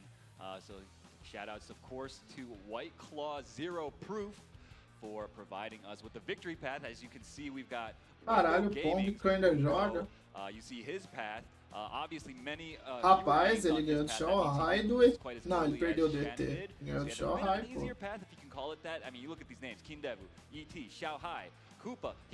Bastante cara que jogava o jogo antigo mais clássico tá jogando Fatal Fury agora. Então. Some attention. Shanghai not being in top 8 is partially due to Punko putting him in losers. Yeah, I mean, it's half Punko's fault that he's not in here. You know. Sorry to all the Shanghai fans out there, but you guys have a chance to see him again later tonight. Most certainly. In a different game, a different video game. But that's a story for later. Right now, Pois we're going dá. right into Punko versus Shen. Gato versus Gato. Losers round one. Loser of this goes home. And it's pretty much going to be, I feel, a meaty setup fest. And we've been seeing Punko absolutely immaculate with these guard cancels the entire weekend. I wonder if Shen can match that energy. Yeah, so of course both these players playing the same character, but you notice Shen, he likes to go for the command grab quite frequently, more so than compared to Punko. Whereas Punko, he is the DP master. This man reversals in the craziest places, sometimes to his detriment, but most of the time to his benefit. I'll say that a lot of other top players in CW have actually been inspired by Punko, at least when it comes to defensive positions from Wake Up. There's a great DP from Punko right there to save himself from the overheat. Yeah, man, a lot of people have just been swinging wild on. Wow, he tried to down C at the worst possible time and ended up eating a wild punish jump B. Yeah, Punko putting on the aggression, finding the right time to re-hop. He's going to try to play this neutral now. Both these guys just want to be real close in each other's faces, so who's going to be the one that presses the buttons better? Who's going to be the one that mixes it up better? Nice, finds the counter hit, doesn't get the combo afterwards though, but you know what? Shen is still on the back foot almost the entire game so far. Yeah, you feel like that Shen's never really been in control of this at all, and Punko... Ouça. Pior que agora eu tenho certeza que é da stream mesmo dos caras, porque deu até aquele problema lá de conexão do nada no meio, né, deles. A outra tá lisinha, ó. A de baixo tá suave. O problema tá sendo na stream principal. It sure is. Punko with the perfect to take the first game over Shen, winning the first match of his Gato mirror. You were talking about how Shen likes to use a command grab to open up opponents, because that is one of, I mean, if not the best option that Gato would have to utilize that when an opponent is blocking everything expertly. But he didn't even get a chance to represent it. No, not at all. He's almost Gato's a character that's got almost a full suite of mix-ups. He's got strike throw, he's got high-low, and obviously you're going to see both these players represent both those options. Whenever they get a chance like this, Punko, okay, playing that neutral. Shen has a big opportunity here, putting on the pressure right now. And that's where he likes to go for the command grab when he's finally corners the opponent and he can't walk back any further, but he was unable to hold the position because of that well-placed guard cancel. That's right. Yo, that was an incredible movement. Great use of the rev guard to block both sides. Nice. Yo, the DPs from Punko are just out of control. What in the world? I was like, he was thinking about it, and Sean had already backdashed, and he was thinking like, whatever, man. Dude, Punko's guard cancels are so good. He uses the guard cancel stop in a way that I've not seen any other Gato really, truly successfully replicate to the level that Punko has. And that's risky, but it is probably the safest guard cancel he has because it is a top seed, and it puts him in a block position naturally. All right, Shen finds a huge hit. I mean, this feels like kind of the first hit of consequence that he's actually gotten. I would say so, most significant, and blocks the overhead but doesn't have a response for it. Oh my gosh, and just run up mid, catches Shen, trying to do something. Punko now in the driver's seat, but Shen now in SPG range. Gotta be careful, he doesn't have a way to challenge that SPG. Okay. Catches the counter hit on timing. That was actually so clutch for him. I think he wanted a guard cancel there, and that's why he threw it out. He's actually managing to slow this down a little bit more and making Punko not play the game he wants to play anymore. The game plan is not going to deviate from Punko, and that's always how he plays it. But I think Shen recognizing that, saying, okay, let's pump the brakes a little bit. Shen successfully baiting the reversal. Nice guard cancel reversal from Punko. Dude, Punko's guard cancels have been out of control this set, man. And I think that's one of the X factors that he has in his favor. Not a lot of people are utilizing guard cancel that way. A big drop on the slide. Unfortunate for Punko. Big damage opportunity gone to waste. Shen now has another chance, but another guard cancel from Punko. Stepping on his J's. Nice air to air. Dude, Punko looking in full control at the moment, man. And like you said, it's not easy to do that, but not only is it not easy to do that, but that guard cancel technically isn't even a safe option because there's no invulnerability on it. Dude, that anti-air after the stomp, Punko's just in Shen's mind. Had an opportunity, but yeah, and there it goes. Punko making quick work of Shen, sending him back home, back to Singapore, but that was an incredible, incredible showing from both players. A great run. You know, Shen, of course, should be proud of what he's done, but Punko going to be moving on in the winner or in the loser's side of this top 8. Yeah, and you can tell he's feeling it right now. Both of those guys have been all over the world in the last 3 months. And I know a lot of the guys in this top 8 have been all over the world in the last 3 months, sometimes twice a month, just to qualify for Esports World Cup or SWC. And now they're here at EVO, putting it all on the line for everybody here in attendance and everybody at home watching this. and for themselves too, right? Mostly for themselves. These guys, they all want this so badly. All these guys, you look at this top 8, these are some old men, bro. Yes. These guys, they've been at this for a long time. They're like, yo, let me come back. Maybe I got time for one more rodeo. You know what I mean? Hey, man. So these guys, they all want one more before they maybe ride off into the sunset, potentially. Who knows? We definitely need that meme with Punko and it saying, I got one more in me. Yeah, exactly. That's how I feel when I look at these guys. Of course, these are all players that I've been watching since like the early 2000s eras. You know, these guys have been legends for so long, and it's so nice to see these guys in this top 8 stage, playing this game, putting it all on the line for us. Really flexing that legacy muscle, too. Yeah, right? man. A lot of those old strategies still very viable and effective here in 2025 in a brand new game. And I think that's just the beauty of COTW. It really wants to highlight that kind of skill level.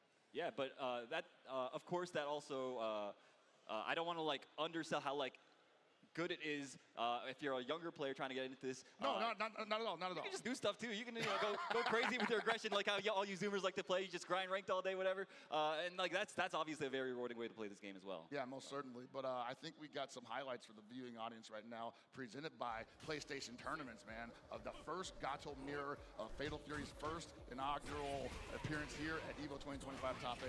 And it's the 2 champions who I said before have been all over the world trying to just qualify, running into each other left and right, and it is almost fitting that it came down to this in top 8. Almost, yeah, and that was obviously we're seeing from the replay, Punko just kind of asserting the dominance almost the entire set.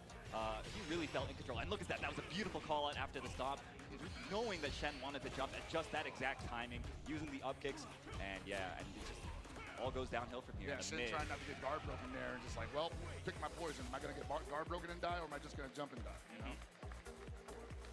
Okay, a bit of a handshake mix up there. But Punko going to be moving on the loser side.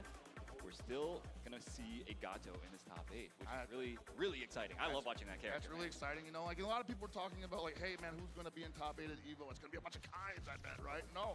It's been getting a lot more diverse in the top position. Like a lot of the other characters were going pretty deep in the brackets throughout the entirety of the weekend. So I think it's still anyone's game. Yeah, man. So up next, we're going to have Kubo versus Fenrich. It's going to be a Hokutomaru versus Kain matchup. Of course, Hokutomaru, a character we've already seen before. ET was representing him in this top 8. A very mobile character, wants to be slippery, wants to make it so it's difficult to pin him down and attack on his own terms. Kain, on the other hand, kind of like the exact opposite style. He wants to jump in your face. He wants to set up these orbs, lock you down, and just apply pressure the entire game if possible. Absolutely, but he could also just do that from a distance, which you don't see that much. You see Kubo via the victory path presented by White Claw Zero Proof going through several other top players, going through one Reynolds, one VX Bao, had a barn burner against Goichi, and then some people thinking a heartbreaker versus Super New.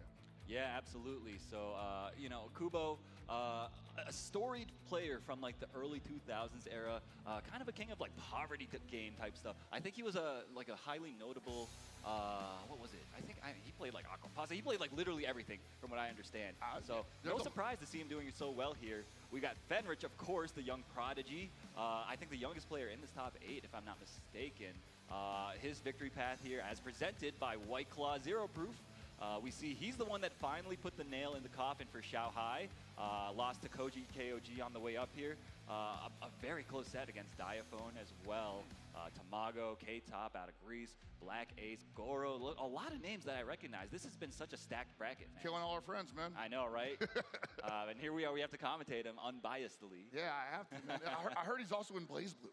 I mean, that would make sense. That would make sense. The guy's pretty good at a lot of games. Blaze Blue, of course. Dragon Ball FighterZ when he was still active in that. I mean, the guy is just incredible. All these guys. I mean, you really can't say enough about how storied fighting game players these guys are. They have so much experience, so many accolades across so many different titles within our genre.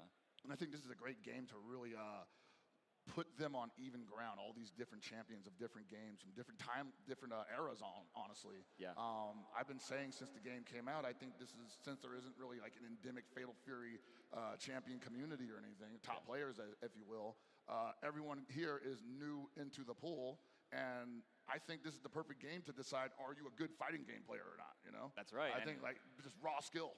Yeah, clearly, I mean, clearly these guys are all phenomenal fighting game players, and we did receive word that Fenrich is indeed in the winner's side of the Blaze Blue Central Fiction bracket. So, I mean, does that surprise anyone that knows ball? No, not really.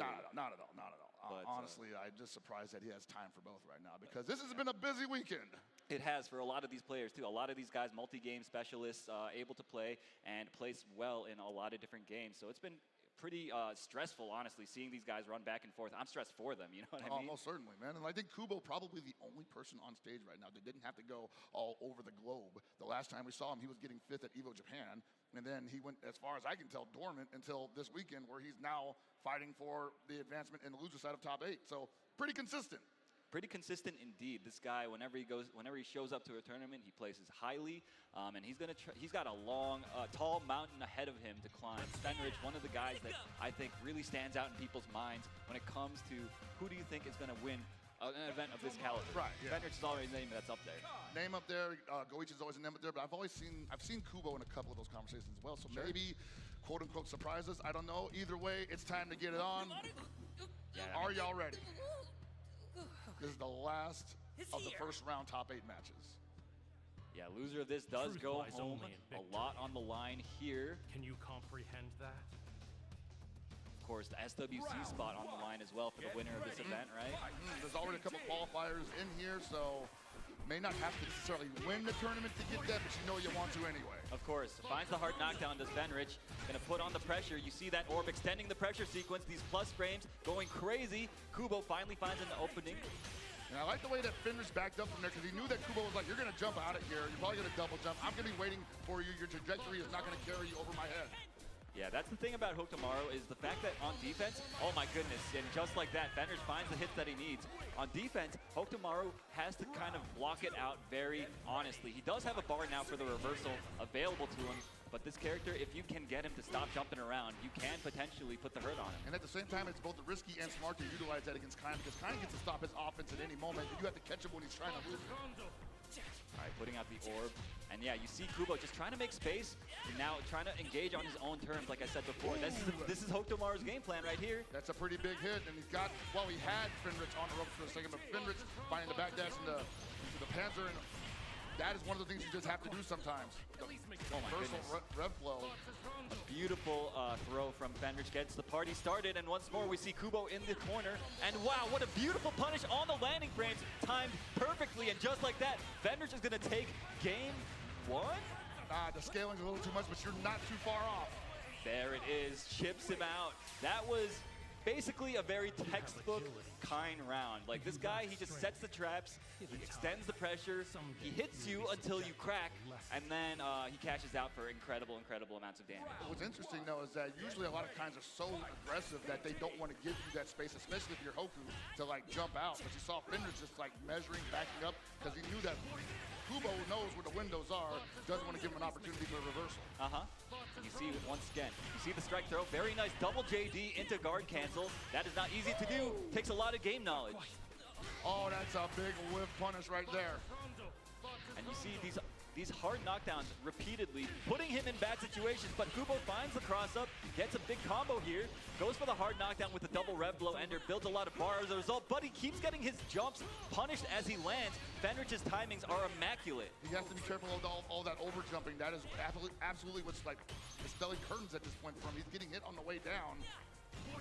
Oh my gosh, a huge jump and no punish. Went for the jump deed, unfortunately does not have a cross-up hitbox on it. Dude, look at him, he's just hunting him down. For the guard break. God, what in the world? Kubo was trying to play so evasively, but Fenrich just found him at every turn. Gotta respect Fenrich not for going for a Panzer neutral skip at the beginning of the round. Probably expecting Kubo to jump out of it. Yeah, finds the hard knockdown with this combo. Kubo gonna put on the pressure here, finally in the driver's seat, but just like that gets, okay. And he gets out of the corner with that. Yeah, you see like Kubo just unable to really get anything super heavy started, but he's still also somewhat in control of this round. Fenrich not really able to wasn't able to nail him down up until that lance, and now Kubo in a lot of trouble. Yeah, a little too short for the punish, luckily for Kubo. Fenrich's neutral is just too clean. He is not letting Kubo, look at that! He's not letting Kubo get away with any jumps. He's punishing the landing frames every single time, it feels like. And that's a scary thing though, I have to face against, because that means you just can't block anything. And just like that, Fenrich moving on 2-0, not allowing Kubo to get away with the movement that we so attribute to Hokutomaru, that we so often complain about, at least myself personally. I hate trying to catch that little cockroach, right? So, but yeah, I mean, Fenrich just makes it look so easy, bro. I mean, he's seen so many different scenarios, as we've already probably all have, but he's able to apply the pressure while taking all those scenarios into account. That's why he's a master. Yeah, indeed, indeed. So yeah, Fenrich looking so ready for that. That was just, I mean, that was a clinic. There's not much more to say about it. We've probably got the two best kinds in the business in this top 8, and it's such a treat to watch them at work because the way that they structure their offense, the way that they find these hits, that's definitely what separates them from kind of like your middle of the pack players. Yeah, right? you're not seeing them just trying to maul their opponent on defense and crank up Nossa, cansou? and go for the guard break afterwards. They're absolutely Tenta não fazer esse encaixezinho assim. Tudo bem que não quero nem nada, mas tenta puxar segurando pra ele encaixar normal. We're going to go and see some highlights, by the way, of PlayStation Mas tá tournaments de to see boa. this match will play at work. Fenrich having had a tremendous Vou carregar year so tudo far, já. even though it's only been 3 months of play. Olha lá, inclusive a hora que você conecta que eles estão menores, descarrega dele. Dude, these punishes on Eles landing, man, we realmente saw one carregam just dele, now. mano. The way that, like, Interessante. they leave just enough Pelo gap da in Scout their aqui que eu strings tava so that perto you de ser. feel like you can press a button, but Tinha they pelo will aqui. already be there hitting you with the frame trap. Oh my gosh, and the empty jump low, Bom, sneaking it in to botamos seal the gancho. deal there. Fenrich basically just in complete control that entire set. Man, the guy is a master. Kubo tried his best to regain control, and he had some Pois é, highlights there as well, but it just wasn't enough to really put the brakes on Kine at all. And so that's unfortunate. But we got another break to go to. We'll be back after these messages with more. Yes. Fatal Fury action. Yeah, come back. We'll be back with some more messages, or after these messages from Chipotle. Don't go anywhere. We have some more Fatal Fury action coming your way. During Chipotle, but before we go, we do have something to tell the audience. When you see that burrito meter, we need you to spam the Evo X Chipotle Twitch emotes to fill up the burrito meter, and somebody might get a prize. Somebody. Could be you.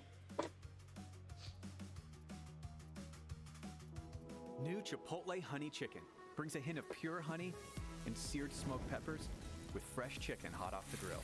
For Chipotle heat with a touch of sweet and a perfectly balanced sauce. Chipotle Honey Chicken takes heat and sweet to a whole new level.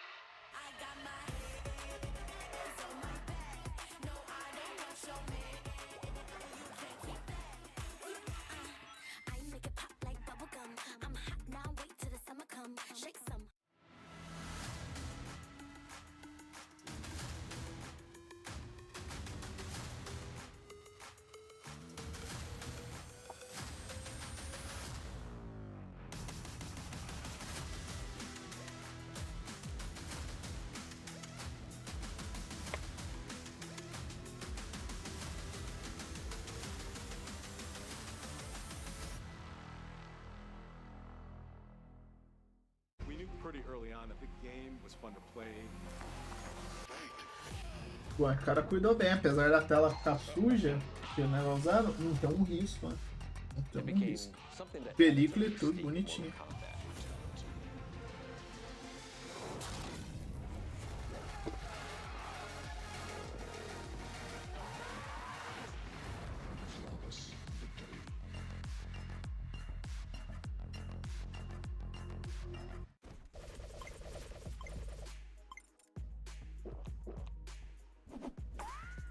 Vou logar de novo, né?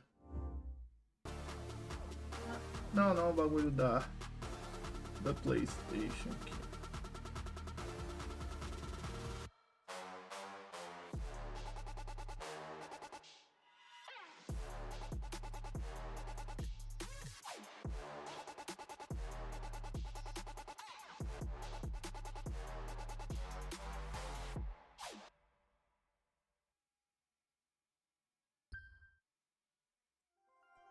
My name is Alexander Fagoso. My tag is Bean. I'd always played fighting games growing up, but it was never past like a casual level. Mainly just play with like family offline.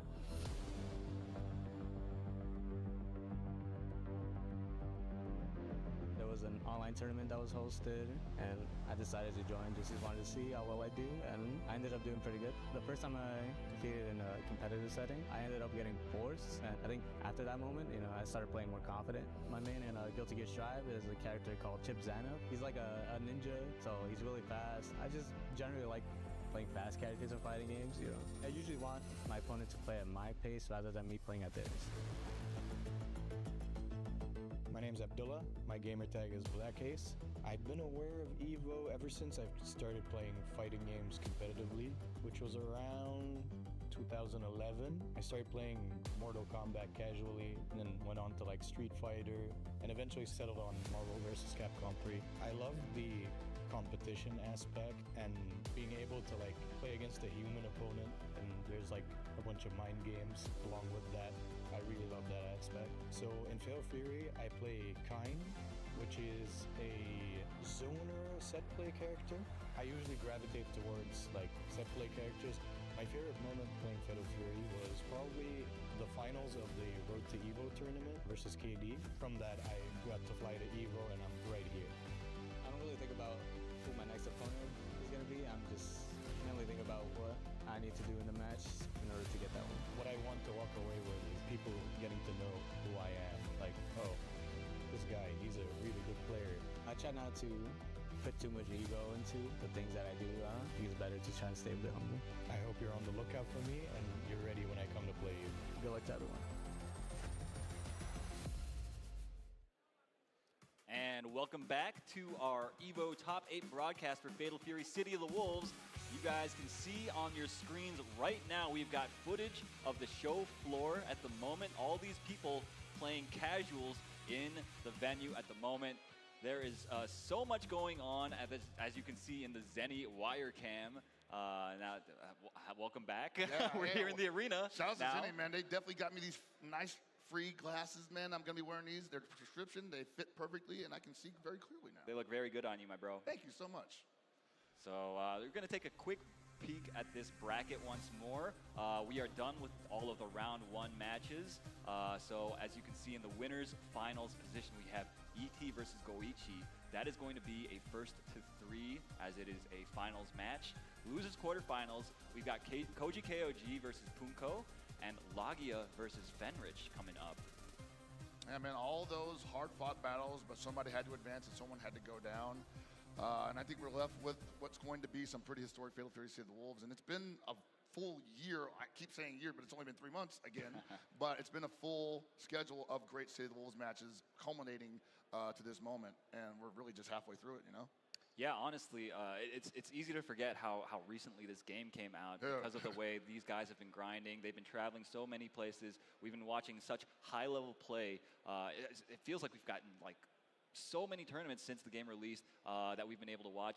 It's been quite a treat as a fan of SNK games in general and Fatal Fury, right? Yeah, and I want to say that possibly the coolest thing about it is that every major tournament has had a different vibe to it. I mean, we had the Hotaru era, and then we had the Kain era, then we had the Oh My God Billy era. Remember the Marco era? The Marco era, guys. Remember that? Right after Combo Breaker, right after Goichi qualifies for everything, winning that with the Marco. Everybody online was playing Marco. That was very annoying. That was, that was definitely not my favorite time of the year. But at the same time, I've been very impressed with how much this game has not necessarily changed, but evolved. As far as like people's opinions about characters and how to approach the game. Yeah. And we've got SWC going down October 31st in Atlanta, Georgia, where we get another chance to possibly see it evolve. It is certainly possible. I am looking forward to it. I'm really curious to get my hands on Ken, right, and see if he shakes things up a bit. I'm really jealous of you guys at home right now because I would be, chomping at the bit to try him out myself. Oh yeah, I think what was it, 5 p.m.? Yeah, something like that. We're probably still going to be in the arena. Yeah, probably. Maybe not if these players have anything to say about it. Punko, of course, wants to make short work of Koji right off the bat. The guard cancel stop. Dude, the way this guy's been using guard cancel stop, please keep note of this. It is honestly so inspiring. Yeah, that's something that only he can do. It forces the launch, but he's got to be careful with that. I was going to say it forces the launch scenario, which is pretty important for Gato's offense, and also great for just interrupting the opponent's damage strings. But I got to say, Koji, we saw him earlier.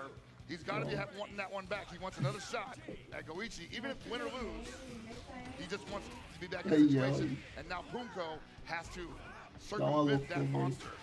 Yeah, man, finds a big wild punish on the errant up hold, getting a big combo, gets the hard knockdown as well with the Rev Ender. What you're seeing right now is something that Punko has to do because he cannot outrange Billy by any stretch of the Tá bom, agora imagination. ela mexeu, mano. Não Which quer means if he descer gets up não, close to senão them, ela if tira he gets judiado that demais. corner position, he can't let it Esquece, go tá easy. torto pra esse braço, Far negócio. for that guard cancel. That was a Tá beautiful entortando, sequence. cara. Finds the DP anyway. This man is a nut. Tá That's a great entortando pra example esse of what I was lado. talking about. Wow, it didn't block the string entirely.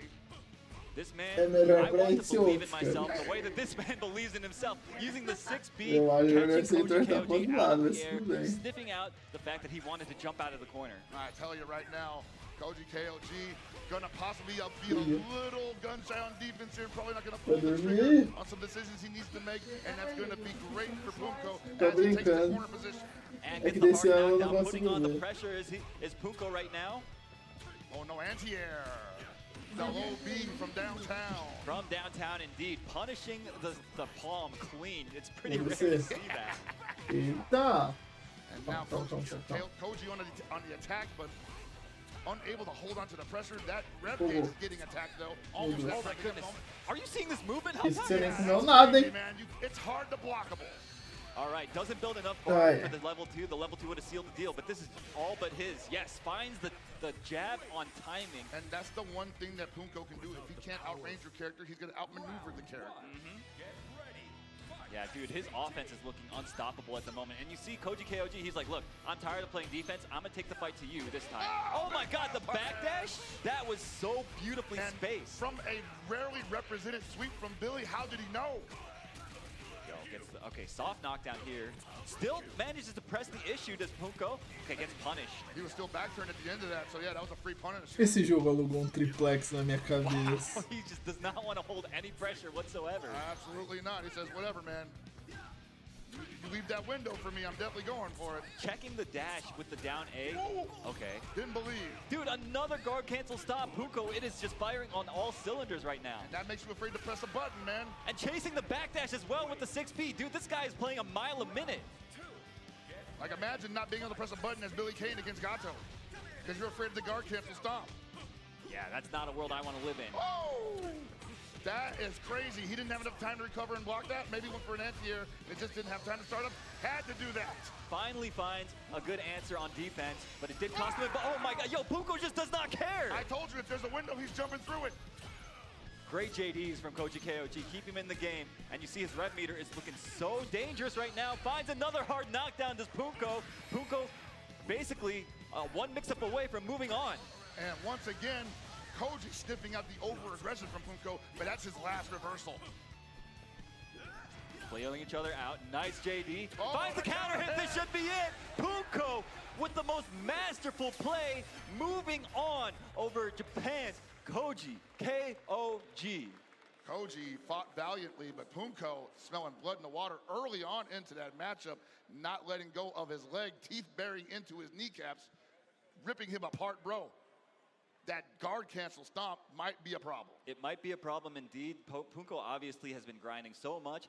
He's looking so practiced. I love the way that he played that matchup. He was like, listen, I'm just going to suffocate you as much as I can. I'm going to force you to use those bars of yours to go for reversals rather than to do combos and stuff.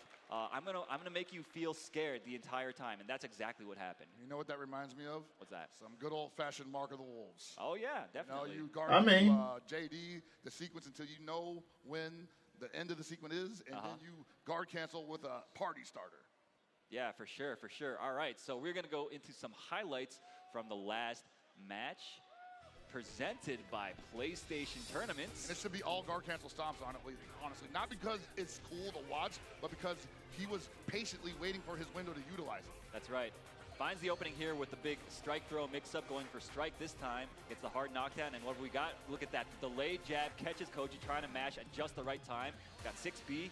And you see, this is what I'm talking about. Koji was forced to use reversals over and over again just to get Punko off of him to get some breathing room.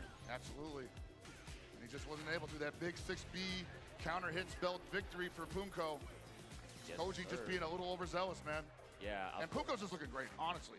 That's all Punko. Yeah, no, he's clearly mastered this character, Gato. He mentioned before. É todos os grandes, né? Tipo, como o palco principal é só os jogos de luta que estão ativos no momento, tipo, estão tendo lançamento, estão tendo conteúdo, tá ligado?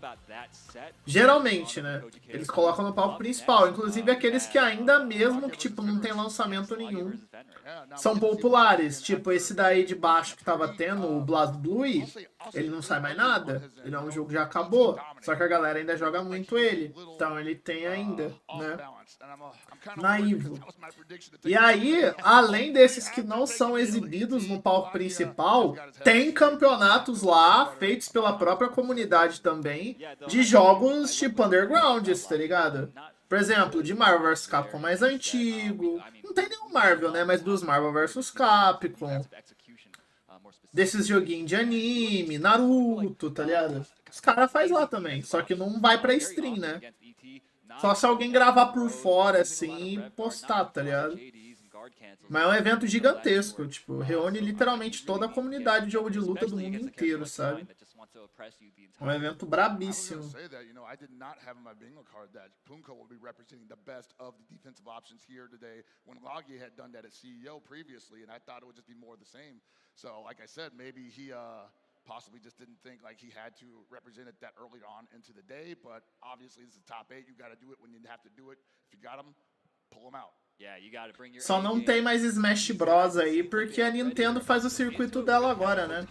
Então ela não libera, né, direitos pra isso. E também porque a EVO foi comprada pela Sony, né? Então ela vai dar prioridade ali, ela não vai botar concorrente ali, né, vamos dizer assim. Campeonato dela ali. Mas quando tinha Smash na EVO era bacana, tá ligado? Quando tinha Smash na EVO era pedrada, sim.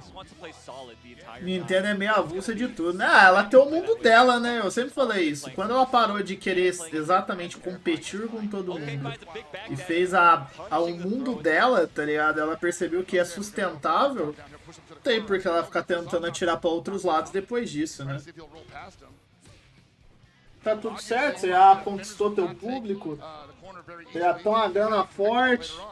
Fenrich's movement, the way that he's moving around, making people jump into it, hold of that thought. We see Logia opening him up with a big mid, gonna be enough, taking the first round. That's pretty big, Elru, because honestly, that was a pretty textbook string from Kind that got stuffed by the C from Hotaru, and I'm not sure Fenrich wants to try that again. Okay, finds the reversal there, and a great anti-air from Fenrich, and he's, dude, look at Mr. Optimal here, setting up the sequence. Bro is ABC, always be charging. Oh my gosh. Dude, how do you convert? Okay, I was gonna say, if you converted off of that. Incredible pickup. Oh, yo, wild punish. Logia on the attack, pushing to the other side of the wall. Logia's movement as well, his timings, when he has a feel for when Fenrich wants to do stuff, using that ridiculous air repla though. Yeah, I think he probably wanted to catch the kind of swinging a button out there. And the overheat is in effect. I don't think it's enough to kill. No, it's not. And Logia probably going for the backdash there. Yeah, it looked like it. It looked like it. Fenrich manages to stay alive, evening up the round count, but he has no bar to work with. Meanwhile, Logia is about to build one. There it is, building a little extra bar with that JD. Oh my lord, the raw panzer in his face, dude. Why not? It's plus on block, baby. Exactly. It's a neutral script at any range, honestly. Yeah, that's how it feels. Charging down. Okay, finds the hits, gets the hard knockdown yet again. We're going to see this situation over and over. It's called set play, ladies and gentlemen. What are you reaching for, he says. It's still my turn. Okay. Big whip on the ball, super. What does Logia do here, though? He eats guard a cancel. He runs up. Close C. Are you crazy? No, that was obviously so calculated, finding the hard knockdown. Strike throw. Oh, the whiff on the close D medium. Pode, se ele tiver. Se ele tiver energia. Porque, tipo assim, vários campeonatos, eles acabam sendo no mesmo tempo, tá ligado? Tipo, agora não, as finais, eles deixaram pra ir fazendo um de cada. Mas, por exemplo, agora, tá acontecendo simultâneo. Então, se o cara tivesse inscrito num campeonato lá, pra jogar aquela partida, tá ligado? Aquela mesa, e tá aqui também, é difícil, porque são palcos diferentes, tá ligado? Tipo, Ele teria que escolher um, né? Vamos dizer assim, tipo, se as partidas caem em tempo simultâneo, ele tem que escolher um pra jogar. Não tem como ele estar em 2 lugares simultaneamente. Mas sei lá, se ele quiser jogar 4 jogos, ele joga. Inclusive, tem jogador competitivo que faz isso na EVO. Ele compete em vários, tá ligado? Tem cara que faz isso. Yeah, man, you cannot give Fenrich any opportunities. You need to get those hard knockdowns. You need to put the pressure on him rather than the other way around. Otherwise, there is no hope. And it's rough, too, because you think, like, man, he's got such a life lead. Why wouldn't he just press his luck there, right? It's no skin off his back. And Fenrich still just playing safe. Oh my gosh, backdashes into the fireball, and dude, he gets the... That's rough, bro. That's rough. That is crazy.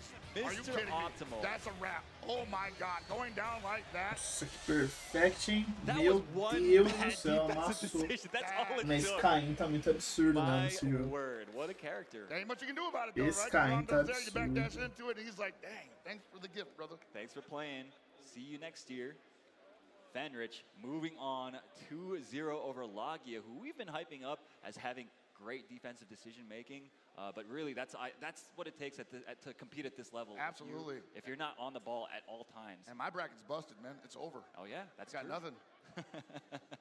My guy's still in there. Yeah. Well, yeah, give it up for Fenrich, y'all. Fenrich putting on a good show.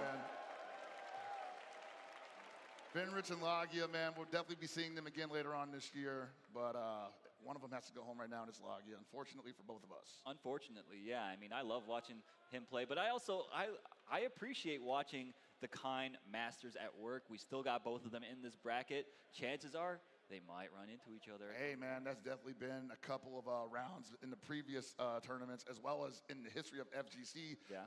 Goichi versus Fenrich, part 15. That would be, what a treat it would be to see here on this EVO stage. You know, Fatal Fury's first year at EVO, couldn't have asked for a better top 8. We've got so many incredible players, but we're gonna go back to the highlights presented by PlayStation Tournaments.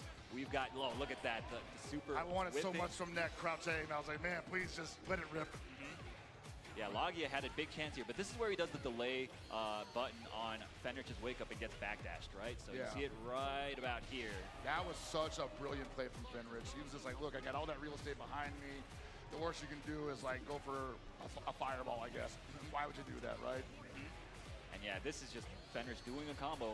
This guy, I mean, this guy, he's pretty good at combos, man. If you watch him in any other fighting game, he kills in situations that you would never expect. You see it time and time again in Blaze Blue. You see it time and time again in Dragon Ball Fighters, and we're seeing it here as well. I think that's an interesting piece of footage, too, because I wonder if some people wonder, like, well, he sets Rondo up, and people just stay there and they block it, or they just try to get away from it as soon as possible because maybe they don't know how dangerous it is. Well, that's a good example of why you should probably not be hit by that in that scenario, you know? Yeah, just don't get hit, man. Just don't get hit. 50% of your life plus, I don't know, man. I don't know. Yeah, it's you're definitely put in a very highly disadvantageous situation. Kine obviously highly unique in that regard in this game, able to set up those pressure extending orbs, combo extenders. They're so versatile. But with that thought, we are going to go to a very quick break. We're gonna have the Chipotle ads coming. Cara, porque é muito bonitinho mesmo, né? Você mandou a foto, eles bem feitinho demais mesmo. Tamanho também. Que spoiler do que vai ter nos próximos meses aí de sorteio. The viewers, that's you guys at Uma home, belezinha, are velho. gonna unlock bonus Chipotle text to win giveaways for Bem free feitinho pra caralho. after the break. So make sure y'all are going crazy in that chat. If it doesn't fill up this break though, don't worry, you'll have more chances in future breaks. Posso também, se eu quiser, tudo bem, que aí eu estico pra caralho. Mas eu posso sortear um por mês, ao invés de sortear tudo no mês. Ou sei lá, sorteei 2 a cada mês, não sei. Aí pelo menos tem mais coisa já pra futuros sorteios. Aí tipo, quem ganha escolhe, né, quem que quer levar. Aí vai ficando os últimos não escolhidos para o final. You can tell he's been labbing that burrito technique. Now that's top tier. If you guys love Chipotle, make some noise!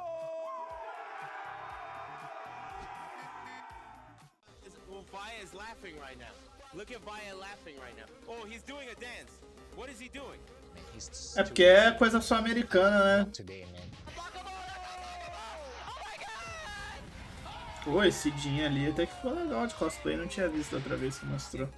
参加して Uma maneira até. でその時また賞金 Paia 額 não. が上がっていや気持ちは調子良かったです。 Pronto, eles postaram coisa. Deixa eu ver se tem. Não, mas é só coisa nova. Não vai ter. Ah, eles têm os switches ainda destravados lá. Os switches ainda estão lá.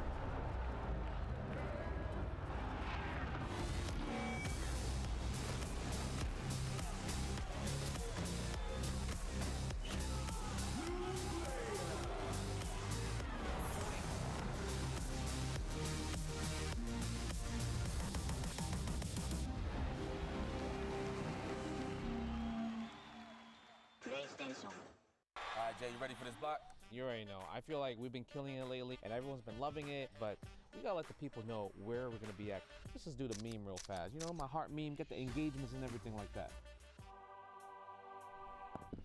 Yipes! So, you understand me. It's not about the engagement. I'm just always thirsty for a drink, especially for this White Claw Zero Proof. Yeah, but that was corny as hell. But I'll drink to that. Cheers! Cheers.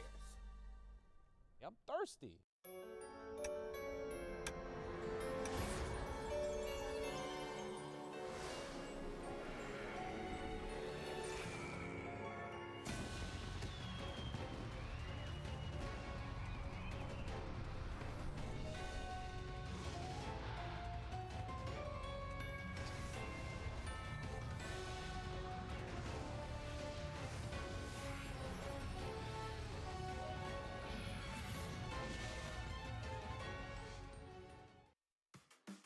Entendi. And we are back with more Fatal Fury City of the Wolves action here at EVO 2025. And congratulations, guys. For the first time today, we filled up the burrito meter. Hey. You did it. But it's not over yet. There's still chances to earn free entrees. Chipotle text to win giveaway. Em resumo, é basicamente Não. Em resumo, é basicamente um fast food, só que de comida mexicana. Resumidamente. É um fast food aí focado em comida mexicana. Burrito, taco, essas paradas. But if you don't get it this time around, don't worry about it so much. We will have more opportunities in the future with some more of these burrito meters to fill up. You guys, you've done it once before. You can do it again, I'm sure. Honestly, it's probably the first time at EVO in a long time that I haven't got a Chipotle burrito card, so I was really looking forward to that. Yeah. Been missing the burrito bus all day, all weekend, every day. Been having to eat just other stuff other than burritos, so I'm happy for everybody else. Carinho. Yeah, man. Yeah. You guys truly Tudo bem que, né? for going so crazy in the chat. Nunca comeu taco, Rando? Comi acho que uma vez só na vida. Mas não era um tão bom, então eu quase não considero. Pra esse cara, olha isso aqui, tá judiadíssimo. O cara tá cobrando 800 conto só porque tá destravado, velho. Isso é louco. Mano, tá judiadíssimo. Vou falar, os caras perderam a noção nos 3DS, velho. Tá maluco. Wow, we are moving right along. You know, I like that. Yeah? We come from a background where a game can take darn near 30 minutes. You know, I'm kind of digging these really quick bursts of extreme violence that are awesome to watch and probably not so awesome to play against, especially if you're on the receiving end of it.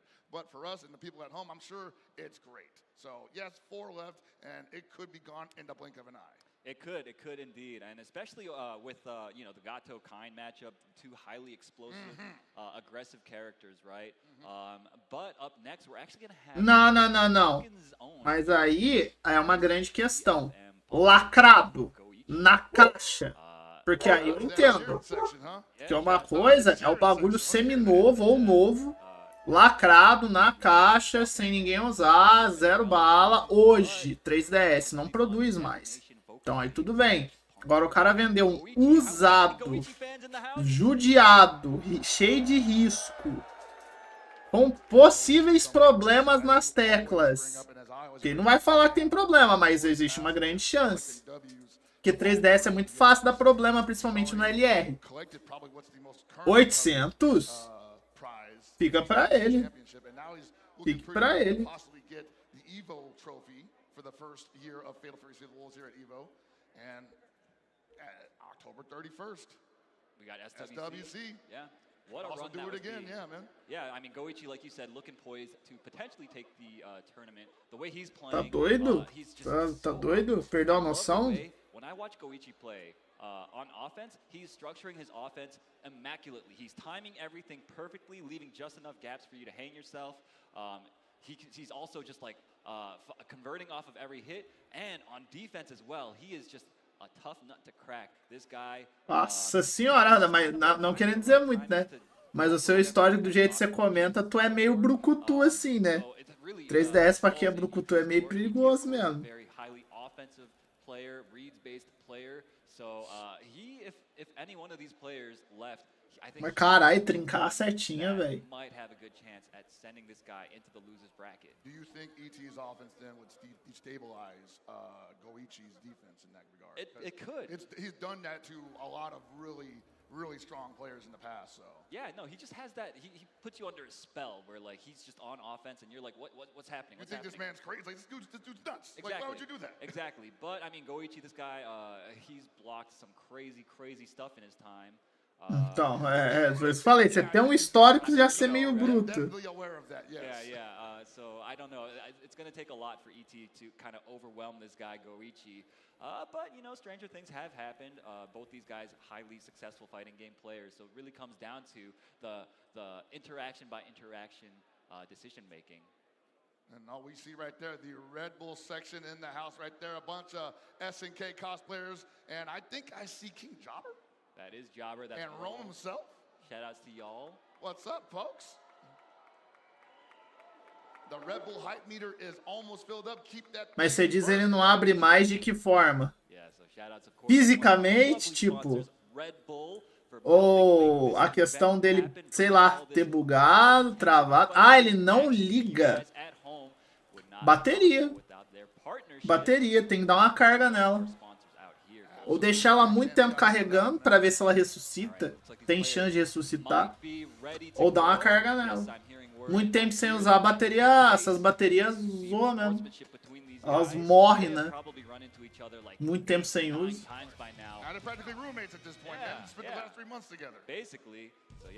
Cara, depende. Depende de como que tá o ciclo de vida dela, velho. Tem umas que volta. Tem umas que não. Tem que testar. Mas pra garantir é dando carga. Pra ter certeza é dando carga. Mas dá pra testar. Tipo, coloca ele na força, deixa ele morrer lá, sei lá, 24, 48 horas. Tá ligado? Ah, então eu acho que volta sozinho. Deve voltar sozinha. Deixa lá, 24 horas, 48, que seja. Tá ligado? E tenta ligar. Se ele voltar, beleza. Senão você vai ter que dar carga. Você vai ter que ir num cara que mexe com eletrônica aí e tal, ou alguém que manja, dar uma carguinha nela pra ela inicializar de novo. Aí depois aí só carrega normal. Porque ela não morreu não, só ela tá no começo, tipo, morrer que eu quero dizer, tipo, total, tá ligado? Ela só tá sem carga. Quando essas baterias ficam com carga zerada, aí não dá mais vida mesmo. Tem que, né, não dá sinal, né? Parece que morreu total, tá ligado? Por isso que falam, né, que aparelhos movidos a esse tipo de bateria tem que sempre dar uma usada de tipo, sei lá, pelo menos uma vez por mês e tal. Ou carregar, né? Ou tá carregando, senão morre. Não. Se a bateria tava boa, você não precisa comprar nova, não. Você só precisa comprar uma nova se ela já tava zoada antes. Ela tá nova. Literalmente, você não usou muito, tá ligado? É tranquilo, é só dar carga. Não adianta. Se você deixar 2 dias na carga ela não voltar, ela não vai voltar. Porque às vezes ela não tá recebendo e segurando a carga porque é muito pouco, tá ligado? Ela ficou muito tempo parada. Aí esse tantinho de carga que o carregador joga nela não tá adiantando. Tem que dar uma carga um pouquinho mais forte só pra ela começar a funcionar. E isso o carregador sozinho não vai conseguir fazer, entendeu? Às vezes não. Ele dele ficar tentando carregar ela e ela ir esquentando, ela volta, entendeu? Aí ela começa a carregar de novo às vezes, tá ligado? Então tem que testar, por isso eu falei. Às vezes ela na carga volta, às vezes não. Ela só no carregador, né? Aí você tem que levar num lugar pra dar uma carguinha nela. Ela volta. Volta sim. Aí ela volta. Só não voltaria se ela tivesse muito no fim do ciclo da vida útil dela, muito usada já. É que não vicia, né? A gente costumou a chamar de viciar a bateria. Mas ela já não tava durando nem metade né, da carga total dela mais, que ela já tinha perdido bastante. Aí é outra história. Mas se ela tava normal, é só ela da carga mesmo. Não precisa comprar outra não. And the question is, does ET stick with the Billy here? I liked what I saw there, but does he like the way that ended? I think it's too early. Yes, yes. Do not give up on the Billy yet. Yeah, no, the Billy was looking pretty good. Okay, he could have punched a little bit harder, aí já era mesmo. All right, Goichi looking a little bit more active on defense aí se foi toda a carga que ela tinha, né? Yeah, this Billy was an absolute problem with the staggered pressure for Não tem como, né? Up until that point, but the moment that ET just started slowing it down just a little bit, Goichi felt, or at least looked like he felt a little lost. Sim, 3S. O bom é que se fosse trocar a bateria do 3DS, ela também não é muito cara, não. Caso fosse realmente a bateria totalmente zoada, tá ligado? One more opportunity. Nice backdash, gets thrown, still one more chance. Billy has the bar, and he doesn't utilize it on the dash up A. No, sir, he chooses to mash instead. Not the worst option to go for there, but Goichi was so ready. What a read on that diagonal. That's gonna hurt. Goichi ready with the optimal punish. You always want to dash under it. Sim, então, uma hora não volta. Com uma hora só ela não volta. Você vai, que não eu falei, pra você testar, você vai ter que deixar ela no mínimo um dia ou dois lá, só na carga, total. Olha lá na carga, tá ligado? Deixa um dia ou dois, ela nem mexe, deixa lá. Deixa lá, esquece que tá carregando. Aí depois você pega e testa. O do Scarpa tinha acontecido isso, o DS dele também, quando ele pegou pra jogar o Tactics, tá ligado? Que ele voltou a jogar no DS e fazia um tempinho bom que ele não mexia. Aí tava desse jeito aí. Aí ele botou lá na carga, deixou um dia lá na carga e no outro dia tava de boa. Tinha voltado. It was so fast for him to make these adjustments. ET's going to have to think long and hard about what he's going to do from this juncture. Look, I'm not up there. ET's up there. ET's up there. I say não é difícil. O problema é que no último desbloqueio, na última atualização da Nintendo, só que você não vai ter feito porque o seu tá há mais de 2 anos parado, é impossível ter feito. Tá chato de destravar, tá um pouco mais chato. Então é só você destravar na versão que você tá que tá tudo certo. You may not be able to confuse it. It could be. You may not be able to do the one thing that Hoku was designed to do to everybody in the cast. I just think ET's Billy just wasn't up to snuff. The way he was moving around, even he wasn't really like using the wave dash stuff that we see everybody use. Like it was looking a little raw. Maybe I'm looking too rosy sunglasses about that first round. Yeah, maybe. Oh my goodness. Boy, here we go. Opened up. See, the one thing he didn't want to happen is just like get turned up by this Goichi kind. That was a great by guard using his cancel, main. I'm loving. I mean, he's so clearly focused in this matchup. He's played it so much. I really like the decision making already coming out from ET, and it's looking a lot better. And one thing you do got to do, you got to give him credit for going for what's comfortable, right?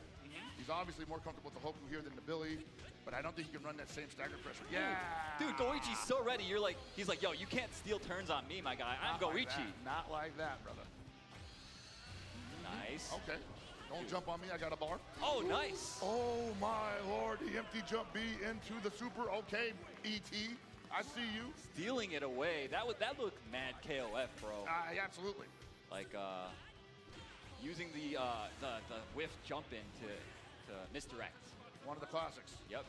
All right, he's going to block it out. Very nice. Good guarding so far from ET, and a great challenge with that 5B. That 5B has great range on it, and it's pretty fast on top of that. Oh boy, and it's not fast enough to circumvent that string from Sim. Exatamente. Inclusive, quando você for fazer o destravamento, você não vai nem abrir as coisas nele, né? Você vai colocar no PC, vai passar os arquivos do desbloqueio para ele. Aí você vai fazer o jailbreak, né? Você vai quebrar o sistema, né? Você vai quebrar o sisteminha, vai instalar o homebrew nele. Aí depois que você rodar o homebrew a primeira vez, pronto. Você instala tudo que você precisa do desbloqueio lá e já era. Tá destravado, aí depois só instala o jogo. É a mesma coisa do Switch. Switch funciona do mesmo jeito. Faz a mesma coisa. Dude, Goichi finding just the right moment to mash out. Yeah, those auto combos on block are not nice if you stagger. Oh my goodness. Depende da pessoa. Tem pessoa... É porque, tipo assim, destravamento vai muito da questão de quem faz, tá ligado? Destravamento vai muito da questão de quem faz, sabe? Eu aprendi na net mais tarde, tá ligado? Porque esses processos vão se atualizando, né? Então é sempre bom você dar uma olhada na net se tem um método mais atual, né? Mas os métodos antigos geralmente funcionam também. Na época que o amigo meu me ensinou, era antigo. Mas eu que fiz, ele me ensinou e eu fiz, tá ligado? Aí depois, quando eu fui refazer e quando algumas pessoas compraram 3DS e queria saber como destravava, eu mandava o vídeo pra pessoa também. E aí eu tive que refazer no meu porque o cartão de memória antigo meu tinha morrido. Aí eu tenho que passar tudo que tinha pro desbloqueio e refazer pra aquele cartão, né? Aí eu refiz. Aí agora tá certinho de novo lá. Então depende da pessoa, velho. Cada um vai cobrar o seu, né? Cada um vai cobrar o seu. Não tem meio uma faixa bem definida, né? Principalmente porque, sei lá, não precisa de ferramenta pra fazer.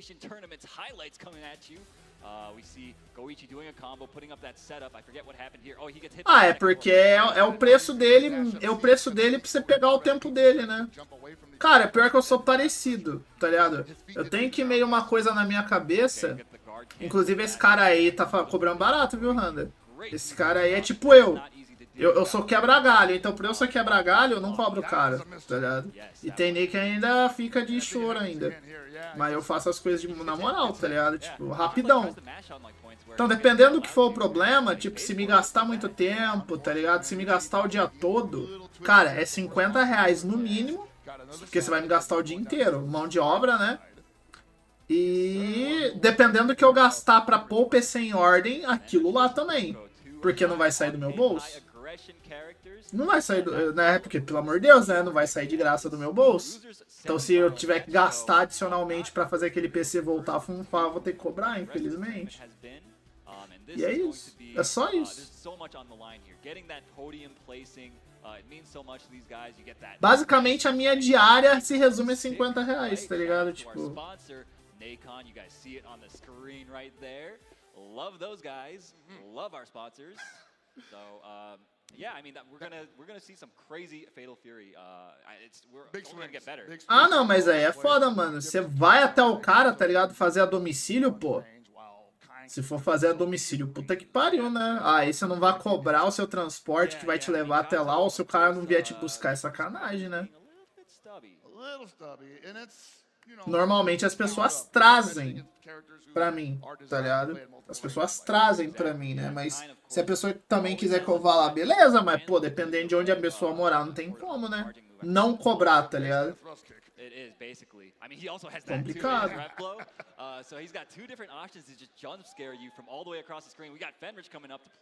E recentemente, porque eu precisei comprar umas coisinhas até, porque eu tava precisando mesmo, tipo, eu não tinha um pendrive, fazia muito tempo. E aí eu precisava de um pendrive, porque formatar é muito mais fácil por um pendrive, tá ligado? Aí eu comprei um pendrive aqui nas lojinhas aqui da cidade, aí eu já bati o olho, vi como é que tava o preço médio das coisas, de serviço. Mano, os caras aqui da minha cidade, formatação com ou sem backup. Antes tinha diferença, né? Com backup era mais caro, sem backup era mais barato. Com backup e sem backup é R$100. Tipo, a maioria, tá ligado? 90, 100. E eles nem fazem na hora. Você deixa lá, eles fazem. Quando dá, e aí eles ligam pra você. Eles dão uma previsão de quando vai ficar pronto, não é nem na hora. Eu, quando eu faço, se eu não tô com muita coisa, né? Se eu não tô ocupado, eu devolvo no mesmo dia pro cara. Lógico, se o PC não der mais treta, né? Tipo, só for formatar mesmo. Eu devolvo no mesmo dia pro cara. Eu faço, no dia tá pronto. The guard cancel stop. But also being represented is that Red Bull section in the center of the arena. Beautiful people, beautiful seats. Best seats in the house, as they say. Hype meters filling up. Yes, sir. Yeah, shout Hope out. y'all enjoying yourselves. Shout outs to Red Bull. They've had a presence here at this É event. aquela coisa, né? Os caras não valorizam, não. For us, Por isso que eu não faço, tá ligado? Tipo, por isso que eu não faço muito. Eu faço quando é de boa, assim, mas o que eu já catei na época de problema, que o cara me dá uma máquina super cagada na minha mão, ele acha que formatar resolve, não é só formatação, aí você fala isso pro cara, o cara acha que você tá de boa fé, tá de má fé, tá ligado? Aí eu só olho pro cara e falo, beleza, leva num técnico então, você acha que eu não manjo? Leva num técnico aí de loja, você vai ver o que ele vai falar. E quanto ele vai cobrar, né? Leva lá pra você ver. Aí o cara pega e fica linguição, tá ligado? Leva lá pra tu ver quanto que vai ficar. E se é realmente isso que eu tô falando o problema ou se não é. I've always wondered, like, where do they vacation usually if they're all in Seoul? Jeju Island, I guess. Okay. Ah, não, mas é porque é marketing, né? É porque aí é full marketing, né, pô? Por mais que ele não mexa com Nintendo, você colocou um Mario, colocou um Yoshi, colocou um Link, uma Zelda ali na frente, chama atenção, né, pô? O cara tá marketando, ué. Por mais que ele não mexa com nada da Nintendo. Oh, yeah. Spent a lot of time probably in the hotel in Riyadh for EWC. Yeah. And I still feel like there's an air Tudo of certo? mystery between a lot of those competitors that we're seeing each other so frequently because, as again, this game's evolving month to month. Yeah. Tournament to Ah, mas HD é barato, Gil. Se o seu problema é só HD, some of that text being protected, you know? pô, tem SSD aí de 220 que direto pega umas prominho bem legal mesmo, tá ligado? Sure. Só ficar de olho só. Que aí, se é questão só de HD, dá pra pegar. Sometimes you see ET and ZJZ and Lagia and M-Dash and all those guys playing each other on Shanghai streams. Speaking of playing each other, though, these guys Porque agora que eu tô com setup de videogame completo, eu não vou gastar mais com videogame, eu tô com PS5, tô com Switch, não tenho pretensão de gastar com videogame em si, né? Jogo, beleza.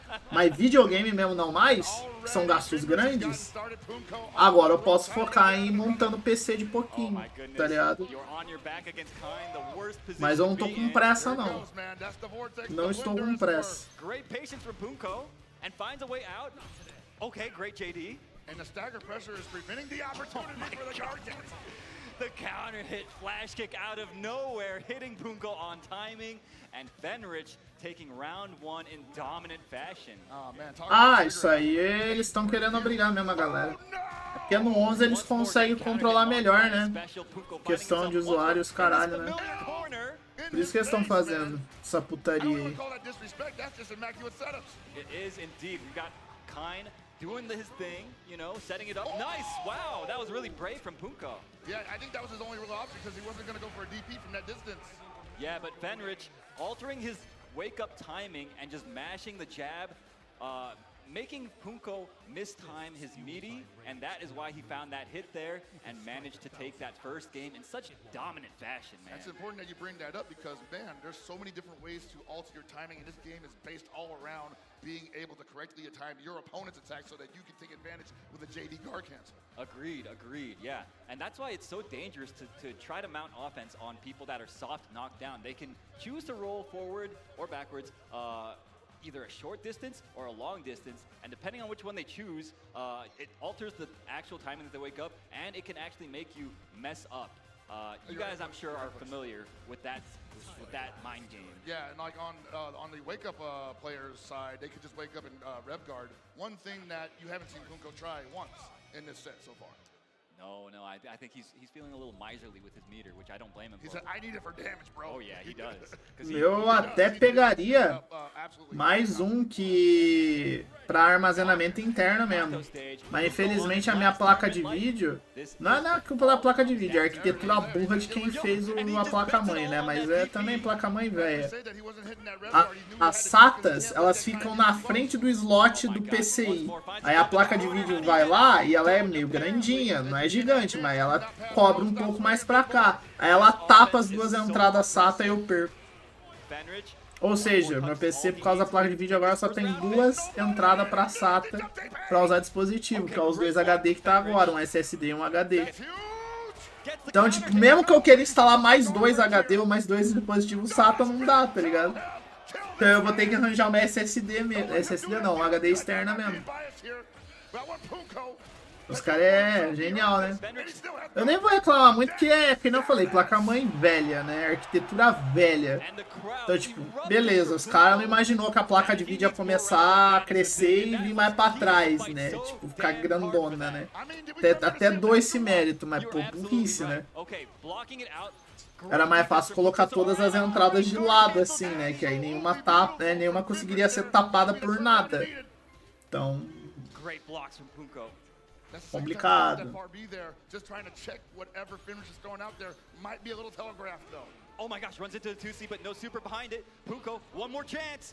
Cannot get hit here. Oh no, Wanze. Jumps out, gets hit. That's the round. That should be the round. Fenrich on set point. Will he move on Sim. into the losers finals? We are one round away from seeing that question answered. Mas o dele só dá pra ter um HD e um SSD. Ah, é? Não, mas isso aí é notebook, né, Randa? Notebook tem essa limitação. Notebook ele não tem nem espaço dentro dele pra você integrar mais alguma coisa. Tá ligado? Ele deixa um espaço mínimo pra isso. Notebook é complicado. He needs the JD, gets wild punished, the flash kick finds the mark, gets hard knockdown. That rev gauge is about to get topped out. This might be it, Held Pockets. I think it is, he's got it. He's got 2 bars. That's a wrap. Thank you for coming, Punko. We'll see you next Oh, year. Max. Fenrich moving on in such dominant fashion. Drop the payload on him. Felt like Punko never had a chance to get anything started. Fenrich is picking all the right spots to go in, putting on the pressure, and Punko just could not get out. It wasn't even like a speedy one. I feel like Fenris just, again, staggered the pressure, like you said, and went fast when he needed to, slowed down when he needed to. Punko was able to destabilize him once, and it was beautiful. But after that, Fenris just said, okay. Só aceitar um de cada. Ah, eu acho que é da placa-mãe dele, né? Deve ser uma parada da placa-mãe. Yo, give it up for Fenrich, y'all. Most certainly. Hard-fought victory. And Punko himself, we'll see him again, most certainly. Probably will be at SWC, I imagine. Yeah, most likely. Dude, like, I can't wait to see what these guys do after this tournament. I know we're not even close to being done yet, but... We're not. We've got Ken coming out soon. He could shake things up, right? Yeah, potentially bro. a patch, right? There's so much to look forward to in the future of this game. Mm-hmm. Yeah, I mean, the future's looking bright. Obviously, I'm super excited to see how the meta develops even further from here. It already feels like people are pushing the system to its limits, right? Yeah, and I want to say, like, that 3 months was definitely a very short amount of time. Yeah. And I would say even a little unrealistic to really dig into the deep depth of what is offered in Steel TW. But these guys managed a way. They did indeed. And yeah, we're seeing some impressive play from all of these guys. I think we're still setting up for our replays as presented by PlayStation Tournaments. So yeah, that was a lot of highlights in that one, honestly. There were quite a few. Here we go, yeah, guys. Here we come. Presented by PlayStation Tournaments. Here is the highlight of the previous match, the replays. You saw Punko getting busy there early on, but Fenris just shutting it down, man. Punko just really could not get any aggression going at all, it felt like. I mean, except for this one round where he managed to find the guard break here, gets the hard knockdown. Fatal Free tá na semi, beleza. Só acabar o Fatal Free, eu vou fechar. Ah, realmente. Tem aqui já. Yeah, dude, I mean, this character is so oppressive. It's impossible to describe just how bad it feels to be on the defense against this character if you are not familiar with this game. Especially with Gato. Yeah, man. And I mean, any character, it's so difficult. Those orbs, they explode at just the right timing to make you feel stupid for trying anything. Yeah, no, that's what it feels like to me, at least. And if he doesn't need that, he can actually manually explode them as well. Exactly. Just to make you feel extra dumb, so. Yeah, man. He's got a lot of options. Those orbs are really, really oppressive. And we're seeing 2 masters of their craft going at it with those, piloting that kind to full effect. Yo, we got such a beautiful shot of the arena. Yo, y'all, make some noise. Are y'all enjoying this top 8 for Fatal Fury? I know I am. And we're possibly looking at a very familiar situation in the top 3, but before we even get to that, we do have some more ads for you. We got some bills to pay, so don't go anywhere. We got more Steel TW action coming up next. That sizzle, that's the soundtrack of Chipotle. Literally melt in your mouth tender. Let's see our chicken glistening, our fajita sizzling. It's magic happening. This is gonna be in your bowl. This is it.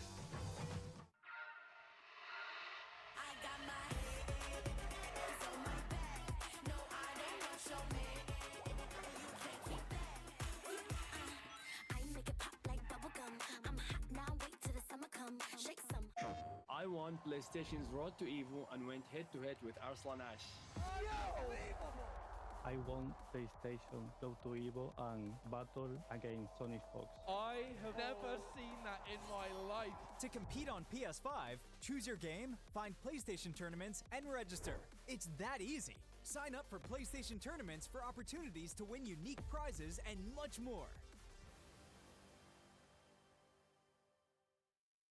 PlayStation. Whether it's sunglasses outside, blue light glasses inside, or night driving lenses in the dark, Zenni has affordable eyewear for everyone. Get 10% off at zenni.com.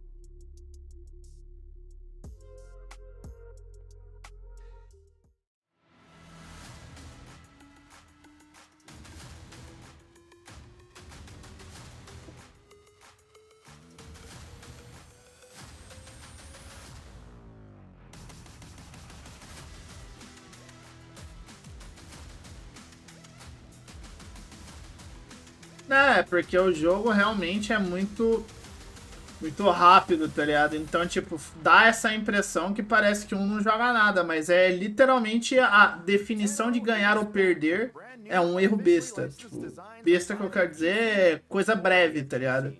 É um input errado, um jab errado, você entrega, tipo... É um nível de jogo que a punição é muito precisa e um mínimo de erro já paga muito caro. That is merch.10-o.gg.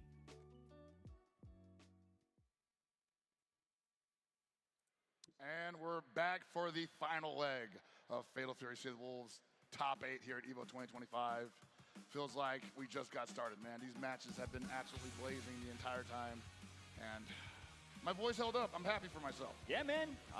Both of us, I was a little worried myself. I had a bit of a late night as well last night, but we are here. We are making it work, and we are down to our final 3 competitors. This is going to be the highest level Fatal Fury we've seen. The highest level, absolutely, man. Like, you can talk about all those tournaments that everybody went to qualify for the different esports tours that have been available, and look at these. This is a who's who of who was there, honestly.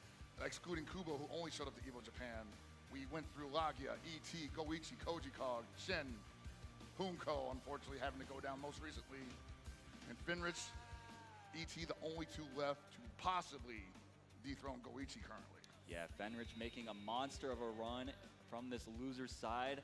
Gonna have to see if he can fight and dethrone ET, the destabilizing, aggressive, reads-based player. He plays a little off rhythm, and that I think is such a good strength, especially being able to play and have such a success at this level. I think it goes to show like the caliber of this guy and how smart he is.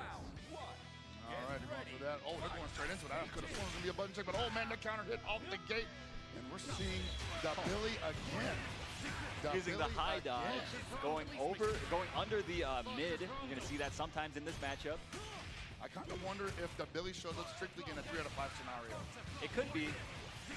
I mean, it could also just be like, yo, ET's thinking, yo, I've played these guys mad times before, and my Hoku just isn't cutting it. Let me just try something new. Right? That is a real possibility, yes. Anyways, Venrich taking the first game with a perfect. It's going to be on ET to show him something that he ain't seen before. Destabilize him, make him uncomfortable. The extended hurt box gets clipped by the Flame. Nice JDs from Fenrich. Can't keep it airtight against these characters, man, or these players rather. They are very good and very dangerous with the JDs and the guard cancels. No follow-up on that close D. Unfortunately, gets clipped by the 2B. You're going down, mister. He did the online special, bro. The double rev blow. My word. Yo, wow. The huge dash up whiff punish. ET taking a ton of damage here. Fenrich getting the setup. You guys love it. You guys know it.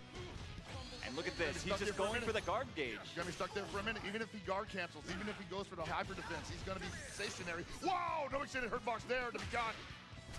Nice sweep. That was a beautiful option from Fenrich. Okay, gets mashed on. ET, signs of life here. And you ain't never seen a man more brave than a Billy player when he mashes 2B. Okay, finds the hit there. ET actually messed up the auto combo that would have sealed the deal for him, but doesn't matter. Finds the hit. Rounds even up, and okay, great full dash up front. And I think we're seeing that 2B more because he knows that's the only thing that could probably snuff out whatever Kind's going to do in the midsection. Yikes! That was so smart, using the armor from the rev blow to make the flash kick whip right through him.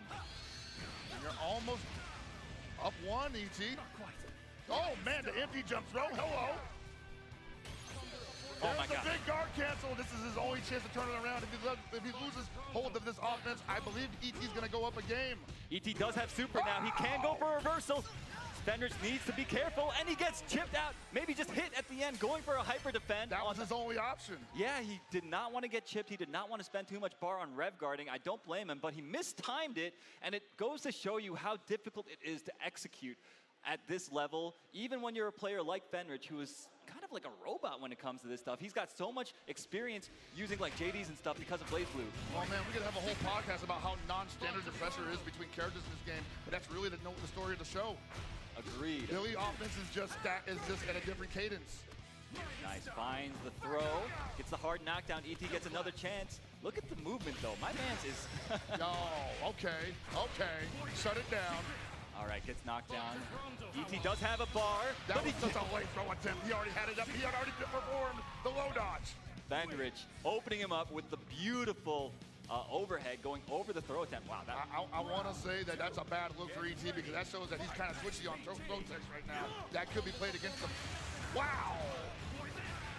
Finds the combo here into the setup that we all know and love. Oh my God, why were you swinging? That's the second time he did that.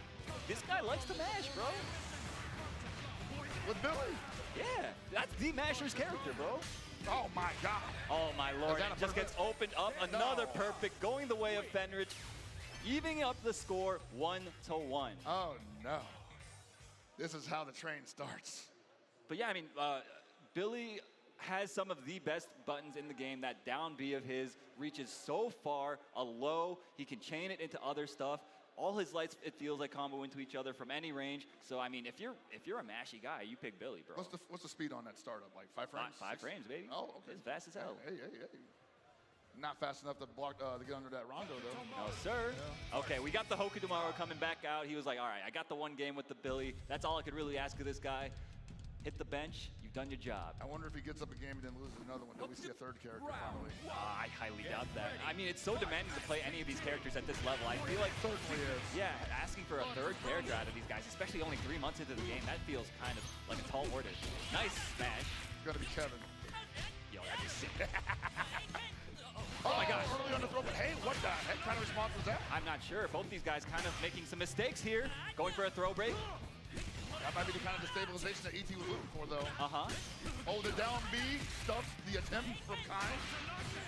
We're seeing a little bit of big swinging from Fenrich here. He's not entirely comfortable. He wants to get back on that offense and hold the corner picture. You got to hold on to that low B, though. ET's really been good. Oh, my gosh. Finds the hit with the close A. ET taking round 1. Oh, baby. This is how ET likes to get started sometimes. He gets you with a couple of really simplistic hits, and then you feel like you have to block low every time. He walks in, staggers the mid, and you're swinging at it, and you're eating the counter. Oh, my Lord. Are you serious? This is what we're talking about, y'all. The ET is kind of a madman. Yeah, vintage ET right now. That ain't a Hoku tomorrow. That's a chin. That's Caleb 13 chin in his hands right now. Yo, nice double guard cancel. Okay, once more on the ground. You guys know what it is. Oh, he gets opened up by the pressure sequence. Fenrich's gonna take this round just like that. 1-to-1 rounds. ET, though, has the meter advantage going into this final round. Absolutely, and I think Finrich might be a little worried, though, because he's like, man, this guy will catch me with a couple of red flows when I don't need it the most. And I don't want to be too aggressive because I'm going to eat metered responses.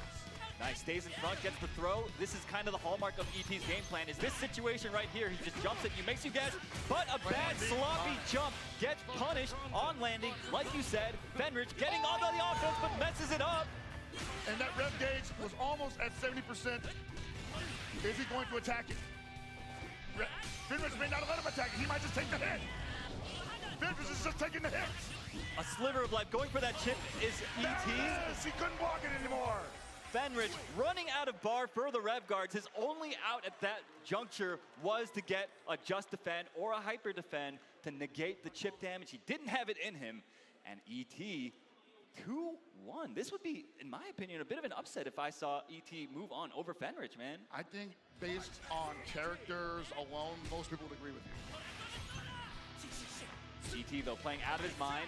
Great tech from ET. Oh my God, punishes the bad dash under attempt from Fenrich. Where do you think you're going, man? There it is again.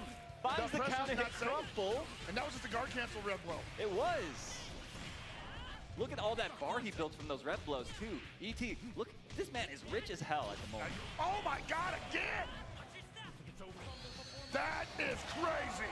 I think, dude, are we seeing Fenrich crack? That was not a good option. No. He was trying to zero-frame super, but it's such a risky thing to go for against Hoku, who can just change his jump arc like that. And most certainly didn't get a counter hit there, but doesn't need it. He got the hard down mid-screen. He called that out with the rev throw from all the way out there. ET is just psychic right now, finds the throw. It's all big reads. It's all big reads now. What you gonna do about it? Fenrich on the back foot for once. No way, it was too high. He got punished on the way down. Still alive, needs to get out of the situation. Oh my God, he's just doing it. He's got so much rev to work with, and he countered the super with a rev flow. How did that happen? I have no clue how fucking. That's not supposed to work that way. This guy is crazy, bro. The way he used those rev blows that round was nutty as hell, but it all worked. Yo, ET, yo, give it up for ET, yo. That was some crazy ass play.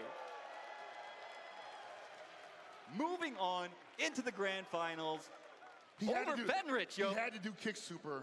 He had to for the invincibility, yeah. Yes, and he went with booger ball, and so the invincibility was never the right decision, but the wrong option. Exactly, yeah, and you really just, you have to press the right button in these games, man. It's a pretty important part of playing these games. Hey, man, ET definitely know about pressing the wrong button in grand finals, right? Yeah, for sure. That's a bit of a sore spot to bring that up here. Sure. You know? Absolutely. Yeah. I'll bring it up every time, though, because we are back on the stage, and he is back in the grand finals position here at EVO 2025, man. Yeah, man. Once more, ET, como pode um grão com água envelhecer tão rápido? You know, as an EVO champion, but Goichi, of course, sitting in the café. side is not going to make it easy for him. A diferença entre um café passado na hora e um café velho. Ah, tem diferença pra caralho. Put down Shao Hai twice. That's true. So, I mean, you do the math, right? Right. That's quite the statement. I mean, Goichi, of course, the guy has looked unstoppable. I mean, ever since that EWC run, even before the EWC run, he was looking so clean, untouchable, really.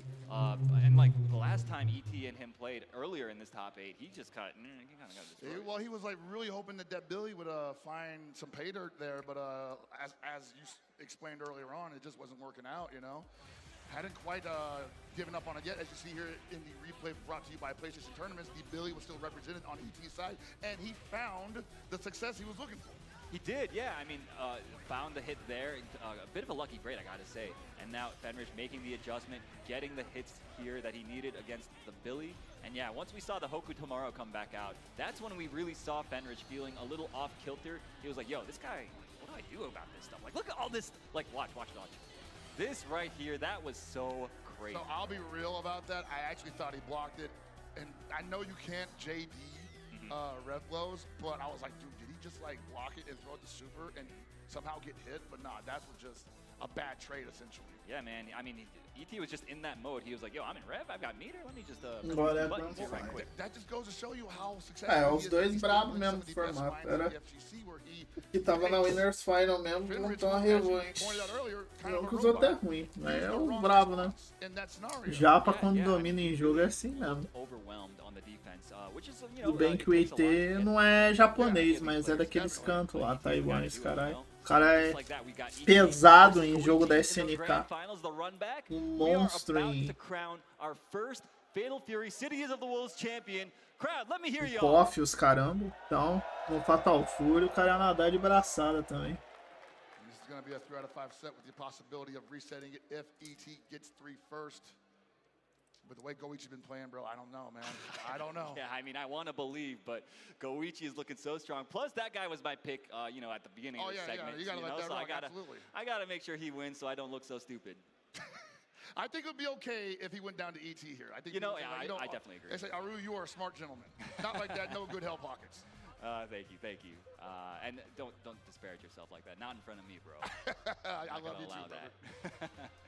Okay, we've got the players here getting situated. I mean, this is a huge match for both of them. They want to make sure everything is just right, that they're focused, that everything is in its proper place. And it seems to me like we are about to get into it. Let me hear y'all once more. EVO 2025 Fatal Fury City of the Wolves Grand Finals. Goichi versus ET. That's right. You went over half the audience wanted for Goichi to take this all the way, and so far he looks so good for it. But ET just has one of the best games of COTW I've ever seen him play.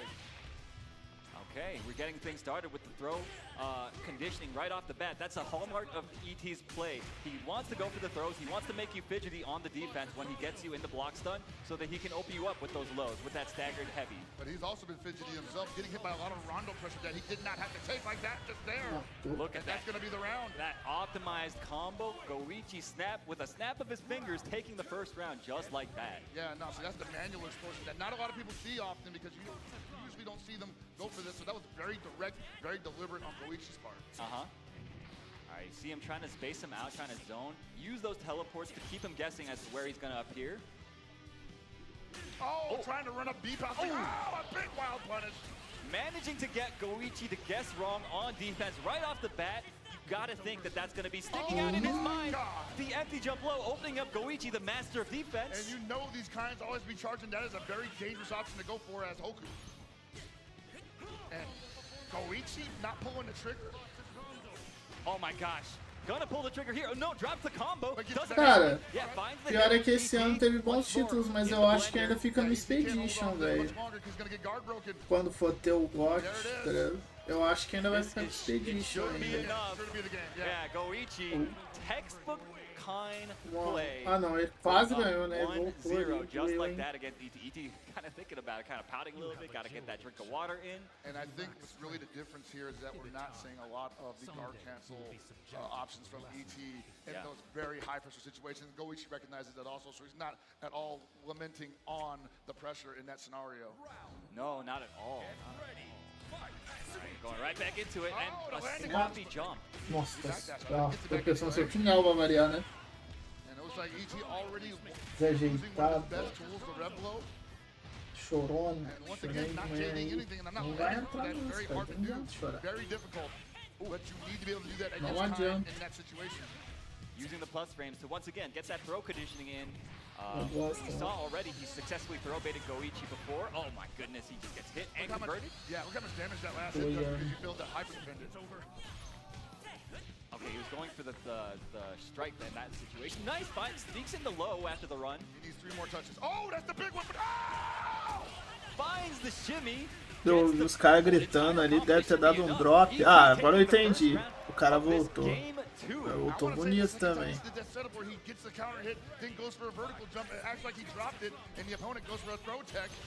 Yeah, you gotta think Goichi's gonna start adjusting to that, but ET might be a step ahead of him. That's the type of guy this guy is. He lays traps. That's so hard to see though, because by the time it's already happening, you got counter hit. What if he decides to go in with the counter hit finally? ET is so good at the double JD into guard cancel, really bailing him out of these situations, but of course it is so expensive. Sinto muito. Não tô nem querendo dizer que o Yumiya foi um jogo ruim. Adorei ele, inclusive. As mudanças de gameplay dinâmica do Yumiya. Eu achei uma evolução muito bacana sobre o Reza. Gostei mais da receita de gameplay do Yumiya, inclusive. Mas muito longe. em padrões assim de recepção, não é só de barulho nas comunidades, mas até realmente de conteúdo, sabe? Mas o Yume não é ruim não, o Yume eu gostei. Mais que o Risa, é que eu joguei mais do 1, né? O 2 eu vi a Maria jogando, mas eu entendi como funciona, vi como ela jogava. O 3 também. This guy, you see, I love the personality on display from both of these guys, just in the way that they play the dang video game, man. I love it. Oh, they went back to character select. They both needed a breather, I guess. I need a breather myself, man. Holy crap. Wait, oh, boy. Are you serious? Goichi. Caralho, o cara vai meter um marcão, né? Vai trocar o Caim pelo mar. Ok. This is about to be so insane. Hoku Tomorrow famously doesn't have great reversal options. Marco, the 50-50 sinceramente, quem é 100 Lines? O 100 Lines tá mais pro lado da novel, inclusive, tá? Por mais que ele é um tático, você tem que lembrar que tático é subnicho do nicho do nicho pra muitos. Tático só entra em evidência quando você fala de Final Fantasy Tactics, tá ligado? Tipo, só.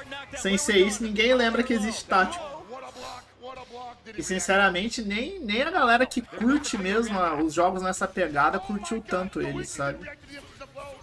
Nem a galera que curte realmente o gênero e o estilo curtiu tanto ele. Então, o Expedition furou a bolha, porque RPG de turno, tá ligado? RPG de turno em si, como eu falei, voltou ao seu nicho, tá ligado? Não é todo mundo que se interessa. E o Expedition conseguiu fazer furar e ver candango que nunca deu chance pra RPG de turno dar uma chance pra ele, entendeu? Então, não diria que nem é só por isso, tá ligado? Não é nem só por isso, sacou? A questão do Expedition é que ele realmente furou a bolha, não só por uma quebra do estereótipo do que a galera pensa de um RPG de turno, sabe? Mas ele realmente entrega, tipo, com bastante excelência praticamente em todos os quesitos, tudo ali que ele faz, né? E eu nem tô levando em consideração que ele não foi feito por uma AAA ainda, né? Eu nem tô levando isso em consideração ainda.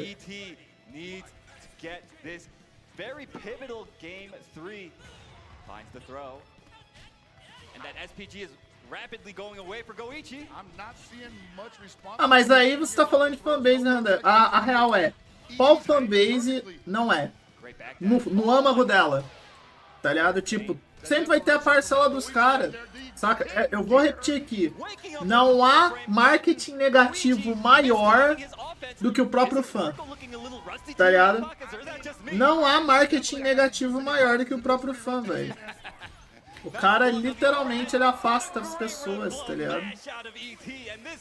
É ridículo isso. É bem ridículo. That was a risky gamble. He's thinking about it. He's still got another set to give. Yo, ET, the tongue is out, bro. The goat tongue is out, bro. The tongue is out. Torro, tem certeza, Anda, que não tem? Tem certeza que todo mundo torrou é um santo? Todo mundo compartilha só coisas boas, benéficas? Sempre tem, mano. Você só não teve contato ou não se incomoda. Ou você é essa parte. É um dos três, tá ligado?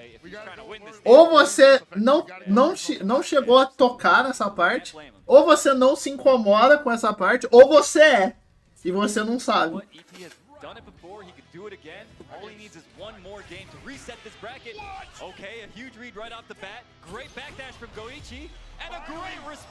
Rapaz, foi uma leitura em cima. Uma leitura.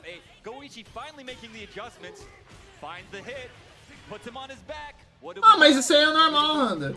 Cara, é justamente a parada. Quando surge algo em evidência que coloca algo que já existia há muito tempo em alta, e a galera fala por que nunca fizeram isso, e tem 1 zilhão de opções antigas que tudo bem, pode não ter sido no mesmo grau de excelência, mas já tinha sido feito, é exatamente esse ambiente hipócrita que se cria, tá ligado? É normal, não é só com RPG isso daí. Não é só com RPG, tá ligado? Aí sempre começa aquele papo lá, tá vendo, Square? RPG de turno vende sim. Volta a fazer RPG de turno. Isso aí, filho. Não é a primeira e não vai ser a última vez. Tá? Não é a primeira e não será a última vez também. This man looking extraterrestrial as hell right now. Oh my god, he just gets hit by the down C. He had to slow it down somehow. But that rev gauge is almost at overheat position. Gets thrown, knocked down once again. This situation sucks. Absolutely it does, but that throw is saving Goichi's life right now. Great guard cancel, gets him out. His turn now once more. Okay, great block from Goichi. He did it. Oh, see, he tried to do it again. He tried to throw bait. You're right, and Goichi made the adjustment. Sempre vai cutucar alguém. No, not your turn yet, brother. Tá ligado? ET on his last life in this round, gets overheated. He has 2 bars to work with, trying to zone him out, throwing the shuriken, going for the teleports. What's he do here? He's got a couple blocks to his name. Does he do it? Does he get it? He got it! He's got the last. Em quesito venda, de fato, o 16 ele teve uma puta promoção. Ele foi o primeiro Final Fantasy dessa gen, né? Tipo, de fato mesmo, né? Porque tem o Rebirth em si, mas o Rebirth ele continua, né? A gameplay do 7 Remake. E não deu bom, né? Vendeu pouco. Tá? Vendeu pouco. Eu acho besteira DLC pra RPG. Tá ligado? Tipo, no geral. Saca? Eu acho meio besteira. Ainda mais realmente se a DLC for tipo um conteúdo muito importante e vital, tá ligado? Envolvendo história e tal. Eu acho meio besteira fazer. Porque você meio que tá fragmentando o teu jogo em pedaços, tá ligado? Tipo, pra alguns eu entendo fazer. Pra questão de suporte e continuidade, mas o RPG em si, ele já tem ali o conteúdo dele fechado. Você ficar criando mais coisas pra depois atribuir ali, você literalmente só segrega o bagulho, tá ligado? Sei lá, eu acho besta. Por isso que eu entendo desses que, tipo, bate o martelo, tipo que nem a questão do Baldur's, que muita gente cobrou também de DLC. E os caras simplesmente falou, foda-se, não. Tá? Nosso produto foi feito pra ser isso aqui. Se quiserem a galera fazer os bagulho, incluir, né, mod, aí é outra história. Mas DLC da parte dos caras realmente é difícil. Expedition também pensa assim. Mas realmente pode ter essa questão, né? Os caras, querendo ou não, querem ganhar grana. Aí dependendo, os caras forçam eles a fazer, mas eu vejo da ideia dos caras que eles não querem fazer mesmo não também. ET though, the way that he plays, he gets people out of their comfort zone, and we're seeing that even in a player like Goichi. All right, going back into it, bracket reset, grand finals of EVO 2025, Fatal Fury 2025. Let me hear y'all, crowd. This is crazy. This is wild, because I don't think Goichi feels that comfortable yet. I don't think Goichi has found that comfort. He got hit by the whiff bait again, the throw bait. Okay, great JDs this time. Blocks the low as well and punishes. He's so ready. Look at how much that punish hurts. This situation, okay, he's blocking it out. Oh, and he gets throw baited at the last moment. You take that throw bait, sir, and then like that was probably the first tech that ET had gone for in that sequence because he got. Voltamos a Caim, né? O cara resetou. Voltamos pro Caim, né? Goichi on his back now. All right, deep jump D rather, but nothing behind that from Goichi. Oh my god, a huge hop C. He has to make this count. I'm not used to seeing Goichi playing from a position of position of the backdash into anti-air, recognizing the gap. Absolutely baited. And Goichi is 1 round away from going down. Da hora que tá tendo ar de Fatal Fury na tela de baixo. Oh my goodness. Mas não, né? Não é só de Fatal Fury, mas dos outros jogos. Mas tá exatamente no Fatal Fury a hora que eu citei. Huge jump over the shuriken. Take him out of SBG. There you go. No longer has to worry about the red blow masher. Hitting the shuriken. That's crazy. The animation didn't even come out. Right. Oh, great dash under. Goichi's got to be careful. We've already seen the high dodge counter catch him for jumping a couple times now, but it doesn't matter there. Beautiful JDs, keeping him out of overheat. Vai, mas tem história planejada pra continuar do Tekken. ET now in overheat. We've seen him in this situation before, but he's fighting out of it so expertly at the moment. He can still build meter too. But he's going for the guard break setup. It's gonna happen. Não, aí eu já não sei de nada. But no meter for the full damage. What a challenge. That setup is cheap, bro. It is cheap. Yeah, and gets the guard break. Guaranteed. Goichi just cleaning up very easily afterwards. And now we're down to the final round of this first game in the bracket reset. Rev teleport to throw. The level 1 stuff is still working in the reset. That's not a good sign for Goichi. Goichi out of the SPG now, gets hard knockdown. Great blocks, great block on the overhead as well, but ET, never mind, almost steal the turn. Love it. Still gonna be an SPG. Oh, maybe not. He still is. Oh, he's out now, but still, man. And in overheat now as well. Possibly looking for the guard break, but he jump. He full. Não, mas a EVO tem anúncio importante também de jogo de luta em geral, tá ligado? Aí, se não é a Game Awards, a EVO é um ótimo lugar pra fazer um tipo de anúncio assim, sabe? Oh, and just like that, Goichi. The scaling is crazy, but he still got it. Finding the hit, taking the first game in the reset, rallying after what looked like a dangerous situation for him. Oh, baby, the audience is alive. Oh, yeah. I think Goichi might have some fans in this audience, man. Yo, Goichi fans, let me hear y'all. Tá disputadinho, tá disputadinho. I'm sure the chat's going crazy, too, because they all voted for him. Oh, true. Yeah, 51% of y'all. And Goichi turning up the thrusters. ET might be out of gas, you think? Might be out of juice. That was a lot of brain power he just expended for no gain. God, and this pressure. No gain. The way Goichi is just turning on the aggression right now, ET was so not ready. Normally he's so good about finding the right moment to mash, right? But Goichi just did not give him the opportunity. It just did not present itself. Is the champion gassed? Okay, great punish. But drops the comp. What? Word? No way. Dude, no way. What was that sequence? No way. No, come on. Okay, ET, 55% red bar, gets a huge jump. Okay. Lucky break for Goichi. Still manages to get his own somehow. He's gonna get overheated in this next sequence. 99%. Wow, what a way to cool down. One more available. Pior que eu não sei quem tu é, velho, senão dá um bom. A beautiful Tem um carinha na Bards que tem um esqueleto de Terra, só que ele não tem nem foto no perfil nem nome. Aí é foda. Não gosto de negociar com gente assim. E eu nem sei quem que é mesmo. Eu literal não sei quem é.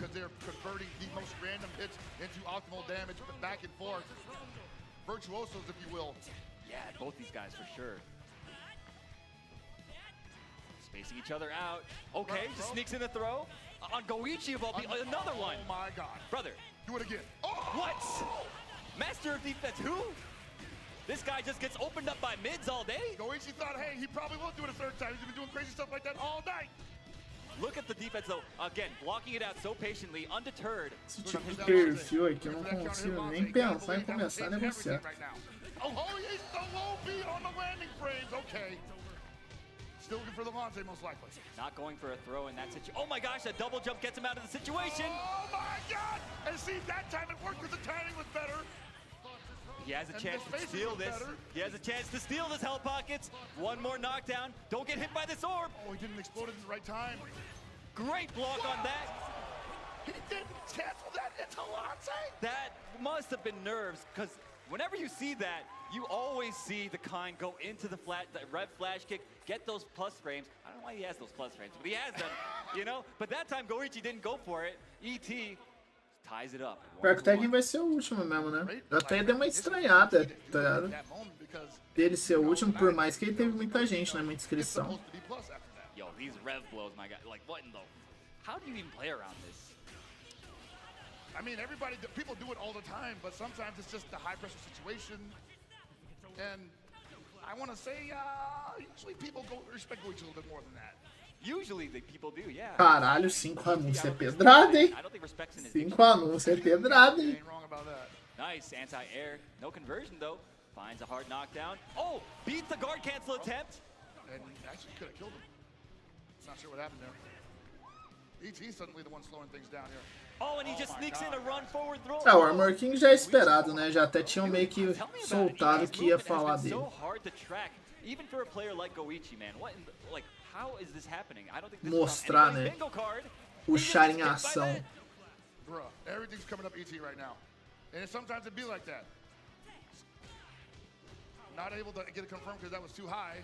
And Goichi overjumps the super pulou again. por This is cima. going to be a big opportunity. But goes for the Rondo interruption. This combo was sick. That's crazy. He's making up for the last time when he dropped it when he was doing the punish. I didn't even know how to call that, honestly.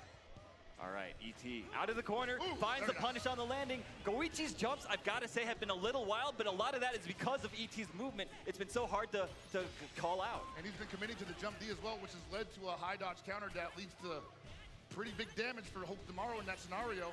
Nice guard cancel on that string. Oh my God, how did he block that? I have no clue. Another amazing block on the cross under. He's willing to take that rev gauge heat up. Dude, it's so tense. Next touch could win for either player. Great blocks from ET. He's about to get burned out. Oh my goodness, and he just gets hit. Das coisas aí que tu falou, eu até esperaria a maioria. Eu só não esperaria realmente história da Season 2, tá ligado? Ter uma atualização da história mesmo. Bacana se tiver. Yeah, it feels like it's usually him in the driver's seat. ET now getting tossed left and right. Wakes up with the super, get blocked, brother. Get wow. Nossa, ele deu 2. Yo, you didn't lab that, my guy? Yo, eat another super. Eat another super, why don't you? Yeah, it's punishable when he said, hey, you didn't punish it. Olha, defesa tá em dia. You know what? It's hard, these pressure situations. They get to anybody. Yo, the high dodge going over the 2C mash. ET at 82% has to be careful. That's exactly how you use those high dodges on the ground against mids, man. Probably will beat it every time.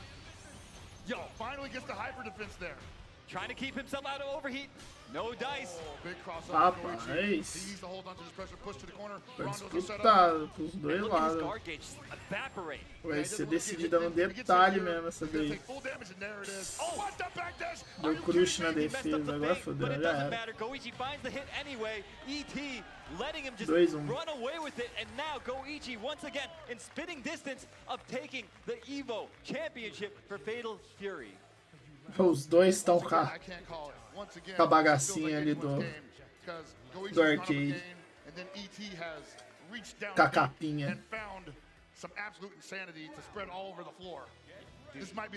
Só tem zóio puxar nisso aí sim. Cara, Copo, Fatal Fury, tá ligado? Esses jogos da SNK, né? Mano, os asiáticos é muito forte. Os caras têm Os caras têm uma base de jogo absurda. O legado dos caras com o jogo é ridículo. Então geralmente é eles mesmo que ganham. Esses dois mesmo que tá jogando aí é monstruoso, tá ligado? No cenário competitivo desses jogos aí. Mas tipo, são monstruosos mesmo.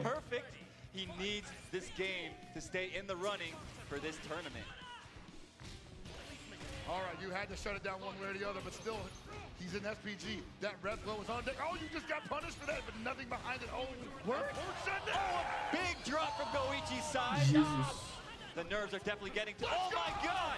ET's crazy playstyle has got Goichi successfully off. Engraçado que Tekken até um certo tempo também era, por mais que tenha uns americanos, tem uma galera de outras nacionalidades que joga bem. Aí do nada surgiu os paquistanês no cenário. Mano, os paquistanês do nada começou a dominar, tá ligado? Tipo, jogando muito bem. Tem uns 3, 4 paquistanês que jogam pra burro, velho. No Tekken especificamente, tá ligado? Esse cara é brabo. 2-2? Vai ser pro último mesmo, vai ser no detalhe, falei?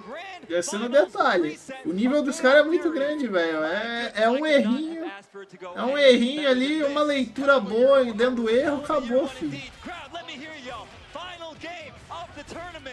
Não é caixa, é o bagulho lá de arcade, tá ligado? É um stick de arcade, só que eles colocam uma capinha protetora pra o cara não ver teu input e pra proteger, provavelmente, de qualquer coisa, né? Que possa cair, sujeira e tal também.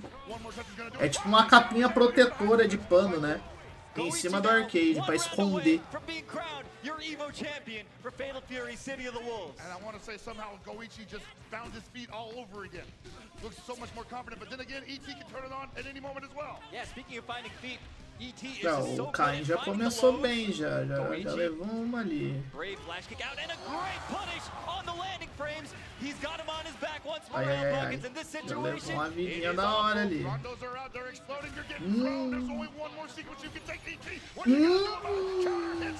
Olha lá, falei, ó, uma leitura boa, já vem comeback, ó. Já vambora. Ele vai tentar levar agora. Levou! Ó, final round. Pesado. Qualquer um pode ganhar. It certainly is. Yo, Goichi though, spends the ball right off the bat. You know he's feeling the pressure.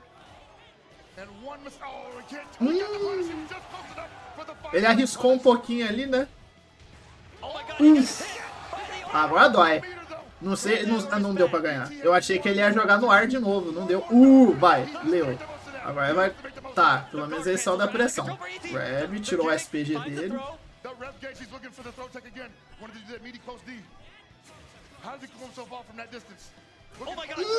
Não conseguiu combar, ele só acertou. Meu Deus do céu. Ok. Ai, ai, ai. Meu Deus, tá, ele quebrou o grab. Legal. Nossa senhora.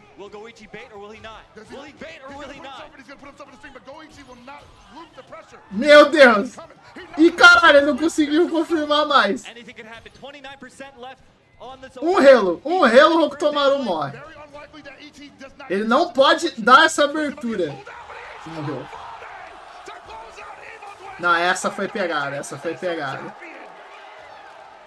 Pra ganhar do ET no jogo, basicamente na casa dele é foda. Pra ganhar do ET na casa dele é difícil. Jogou. Tudo bem que o Shai é filho da puta, né? O Caim é muito arrombado. Mano, pior que eu não vou nem julgar, cara. O nível de nervosismo, final round ali, literal, não podia errar nada, porque a vida dele chipava, provavelmente, tá ligado? Ele não podia errar. Se não chipasse, ia ficar muito perto do chip damage depois. Puta merda. Ele tinha que dar perfeito, né? Ele tinha que defender perfeito ali. Pra não tomar o chip, né? Foda. Tenso. Jogou pra caralho. Jogou para um caralho. Bravo. Os dois jogou. Inclusive o Ken vai estar liberado 9 da noite, né? Achei engraçado eles deixar pra liberar, tipo, logo depois, né, que acabasse aqui. Aí daqui 1 hora, mais ou menos, vai liberar o Ken pra poder jogar já. Goichi, I saw like he was making all these crazy jumps, getting punished over and over again, and that's kind of a mistake that I don't expect to see very often from these guys playing at this level. No, that's definitely the sign of the humanity that we all experience. Esse jogo tá da hora, cara, tipo, desde que eu vi o lançamento e tal, por mais que a galera reclame, os caras, eu acho que tá muito da hora. Who would have thought it would be ET of all people to push him like this? But that was such an incredible set between those players. I'm definitely going to have to go back and watch it at home. Legendary stuff, absolutely. Well, we got some replays, I believe, man. Porque a galera tá reclamando bastante de uns chars aí, tipo, que ganhou, né? O Caim. A galera tá reclamando bastante de alguns chars aí. Knowing that someone like Goichi can't get got. He got it at the end, but the way ET was playing it, as unstable as it may have seemed, completely was working. Anyone can bleed, man. And that was funny how Goichi was like hyping up the crowd, like, yo, I'm about to pick this guy Marco and dance on this dude. And that didn't happen at all. That was crazy. I was like, dude, don't waste. Olha isso, mano. Meu amigo. Ali foi bravo. Oh, aquela finalização de round ali foi absurda. Yeah, I mean, he clearly. Aquela ali que ele deu o TP por cima e pegou na descida foi bravo demais, né?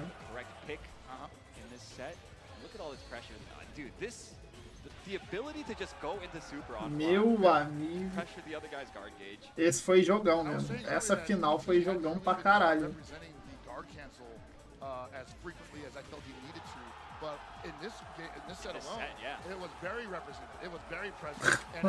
A alegria que ele largou ali o controle. It was not enough. Not at all. Goichi is he's just too solid, bro. Way too solid.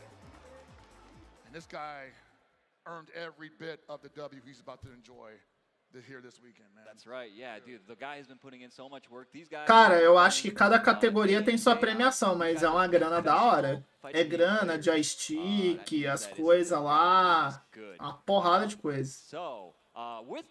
Cada categoria tem a sua, eu acho. Cada jogo tem seu, né? Tem a sua pool de premiação. Mas eu acho que pelo menos até o top 8 já ganha algo. No mínimo, até o top 8 já ganha algo. Também, né? Tipo, dependendo do jogo, tem mais de 1000 inscrições de boa, tipo... Que caem 8 entre 1000 é Tá jogando mesmo, tem que jogar fino. That said, we need to, of course, make sure we congratulate all of our players and give them their medals. First and foremost, Shin.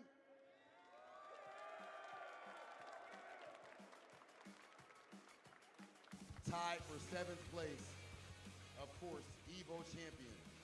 Also tied for 7th place, Kubo.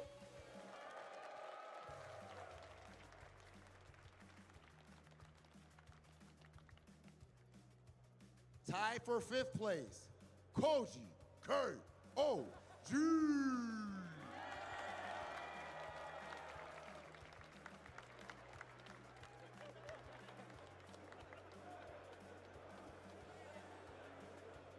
You gotta love that man's energy. Also, tied for 5th place, Lagia.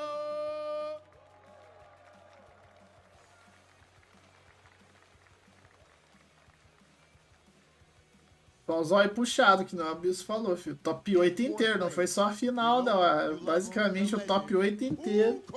Foi só os caras de lá mesmo. Joga muito, né, velho? Tão fodendo o legado no jogo aí, joga demais. And in 3rd place, who I like to call the prodigy, Finn Ridge.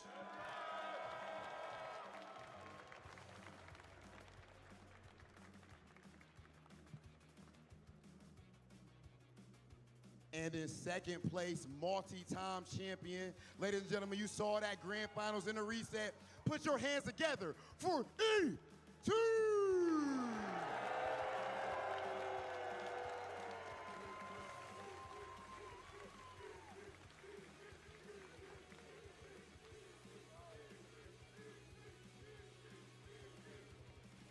And finally, quase, hein? Quase, hein? Mas foi literalmente um detalhe essa última. Constant situation, back to back to back. We just seen him win EWC, and now he is here as your EVO champion. Ladies and gentlemen, the one, the only, Go Richie!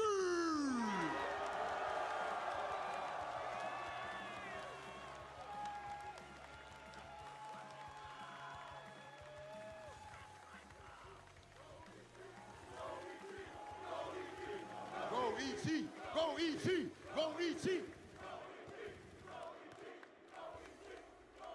And now, for our top 3, we do have something very special. Nacon has provided fight sticks for all of our top 3 competitors. If we could please get those to the stage. Controlinho pra galera top 3, né? Yes, sir, ladies and gentlemen. Thank you so much to Nacon, and congratulations to our top 3 competitors. O de prata é mais bonito, pô. Eu prefiro o prata ali. Pelo menos assim a cor, né, pro modelo e tal, eu acho mais bonito o prato. One of these competitors, yes, give him that stick away, ET, because we got something else for you. He said, why are you taking my stick? Because we got something else for you, brother. This man did just qualify for something extremely important, the creme de la creme. This man has officially qualified for SWC. Tá a plaquinha de finalista.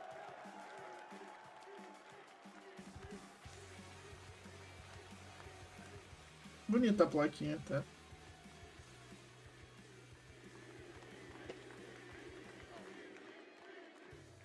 Gotta love the ET chance. That said, congratulations to our top 8. But Go Ichi, can I please get you center stage for an interview, brother? Absolutely needed. That said, Big Hollywood has not been working on his Japanese lately. So we definitely are going to have our translator. Okay, Go Ichi. We've actually, at this point, seen you win EWC. Now you come here and you win EVO. Simply put, how do you do it? Tem que ter um tradutor instantâneo ali, né? Tradutor imediato ali pra fazer ele entender. 自分が強すぎるからです。It's because I'm too strong. Simples, simples.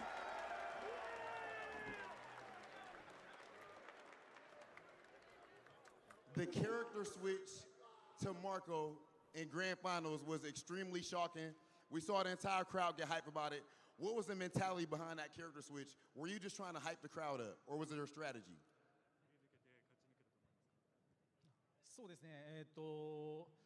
やっぱりET 選手がすごい乗ってて、ただ自分も相手の手癖とかそういうのをしっかり見て最後対応できたなという感じですね。So it's really a fact that ET was really on the roll, but I was really trying to see what his strategies were. So by really being calm and trying to see his strategies, I think I was able to win through it. Okay, and one last thing, ladies and gentlemen, before we get to our end, I have to ask, do you have a message for all of these adoring fans right here at EVO Las Vegas? いつもありがとうございます。優勝したぞ！Thank you always for your support, always. I won!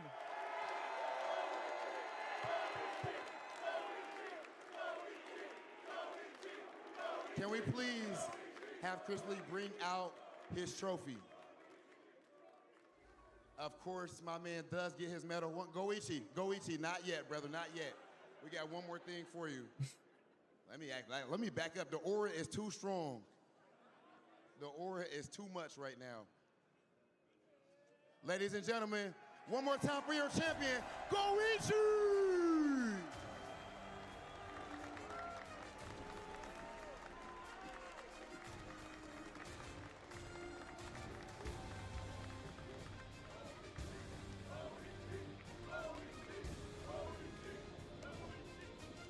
And ladies and gentlemen, that is going to be it for us here on the stage. We're going to send things to our commentators.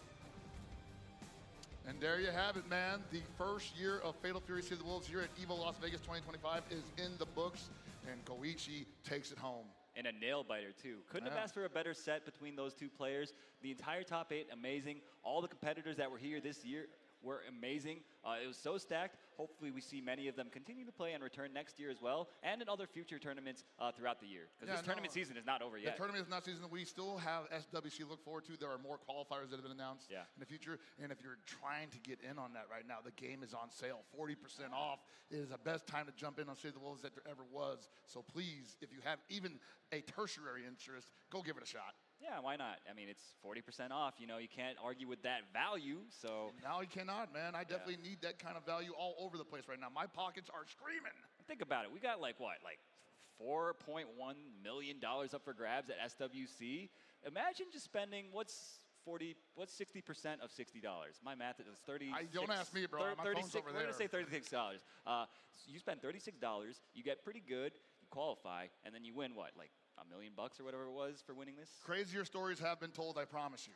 Think of it as an investment, right? So, could be you. Tem que pensar assim, né, pra gastar, só que se for, né? Pode ganhar desses caras aí, mas vamos lá, né? Esports, play Steel TW, get ready for Kin Masters, and hopefully Joe Higashi further on in the year. Right, we're almost in the fall, right? You're going to be waiting a bit. I probably am, man. Well, it is what it is. Hope you guys had a good time watching Fatal Fury first year here at EVO, and man, how do we top this? This is like probably the best tournament we've ever been to. Definitely the biggest. Over 1,500 competitors. Yeah, absolutely, absolutely. And what a way to end it. Thank you all for being here in the arena, in the chat, watching with us. That'll do it for us. We're going to throw it over to Rob, and he's going to guide you through whatever the hell they have planned for you guys next. Peace out. Valeu. Ladies and gentlemen, the energy that we just had for that Fatal Fury Top 8 was absolutely insane and, of course, expected. Legendary grand finals, but I guarantee you the buck is about to keep rolling. After this, we have, oh, excuse me, I got too hyped and it's messing me up. The aura is too much for Big Hollywood even right now. Next up, we have Top 8 for Tekken 8. Don't go anywhere. Mas eu não vou ver na live, não. Vou assistir anime agora. Vou deixar rolando de fundo em uma outra tela pra mim. Se houver algo relevante, provavelmente haverá, eu comento amanhã, beleza? Obrigadão aí a presença de vocês, quem assistiu a EVO aí, a gente convertiu, conversou. A gente se vê amanhã com o World 2, depressão já. A segunda depressiva pra mim não é nem porque é segunda, é porque o World 2 vai ser voltado na tela, então é meio triste, mas eu vou acabar aquela porra lá. A gente se vê, valeu!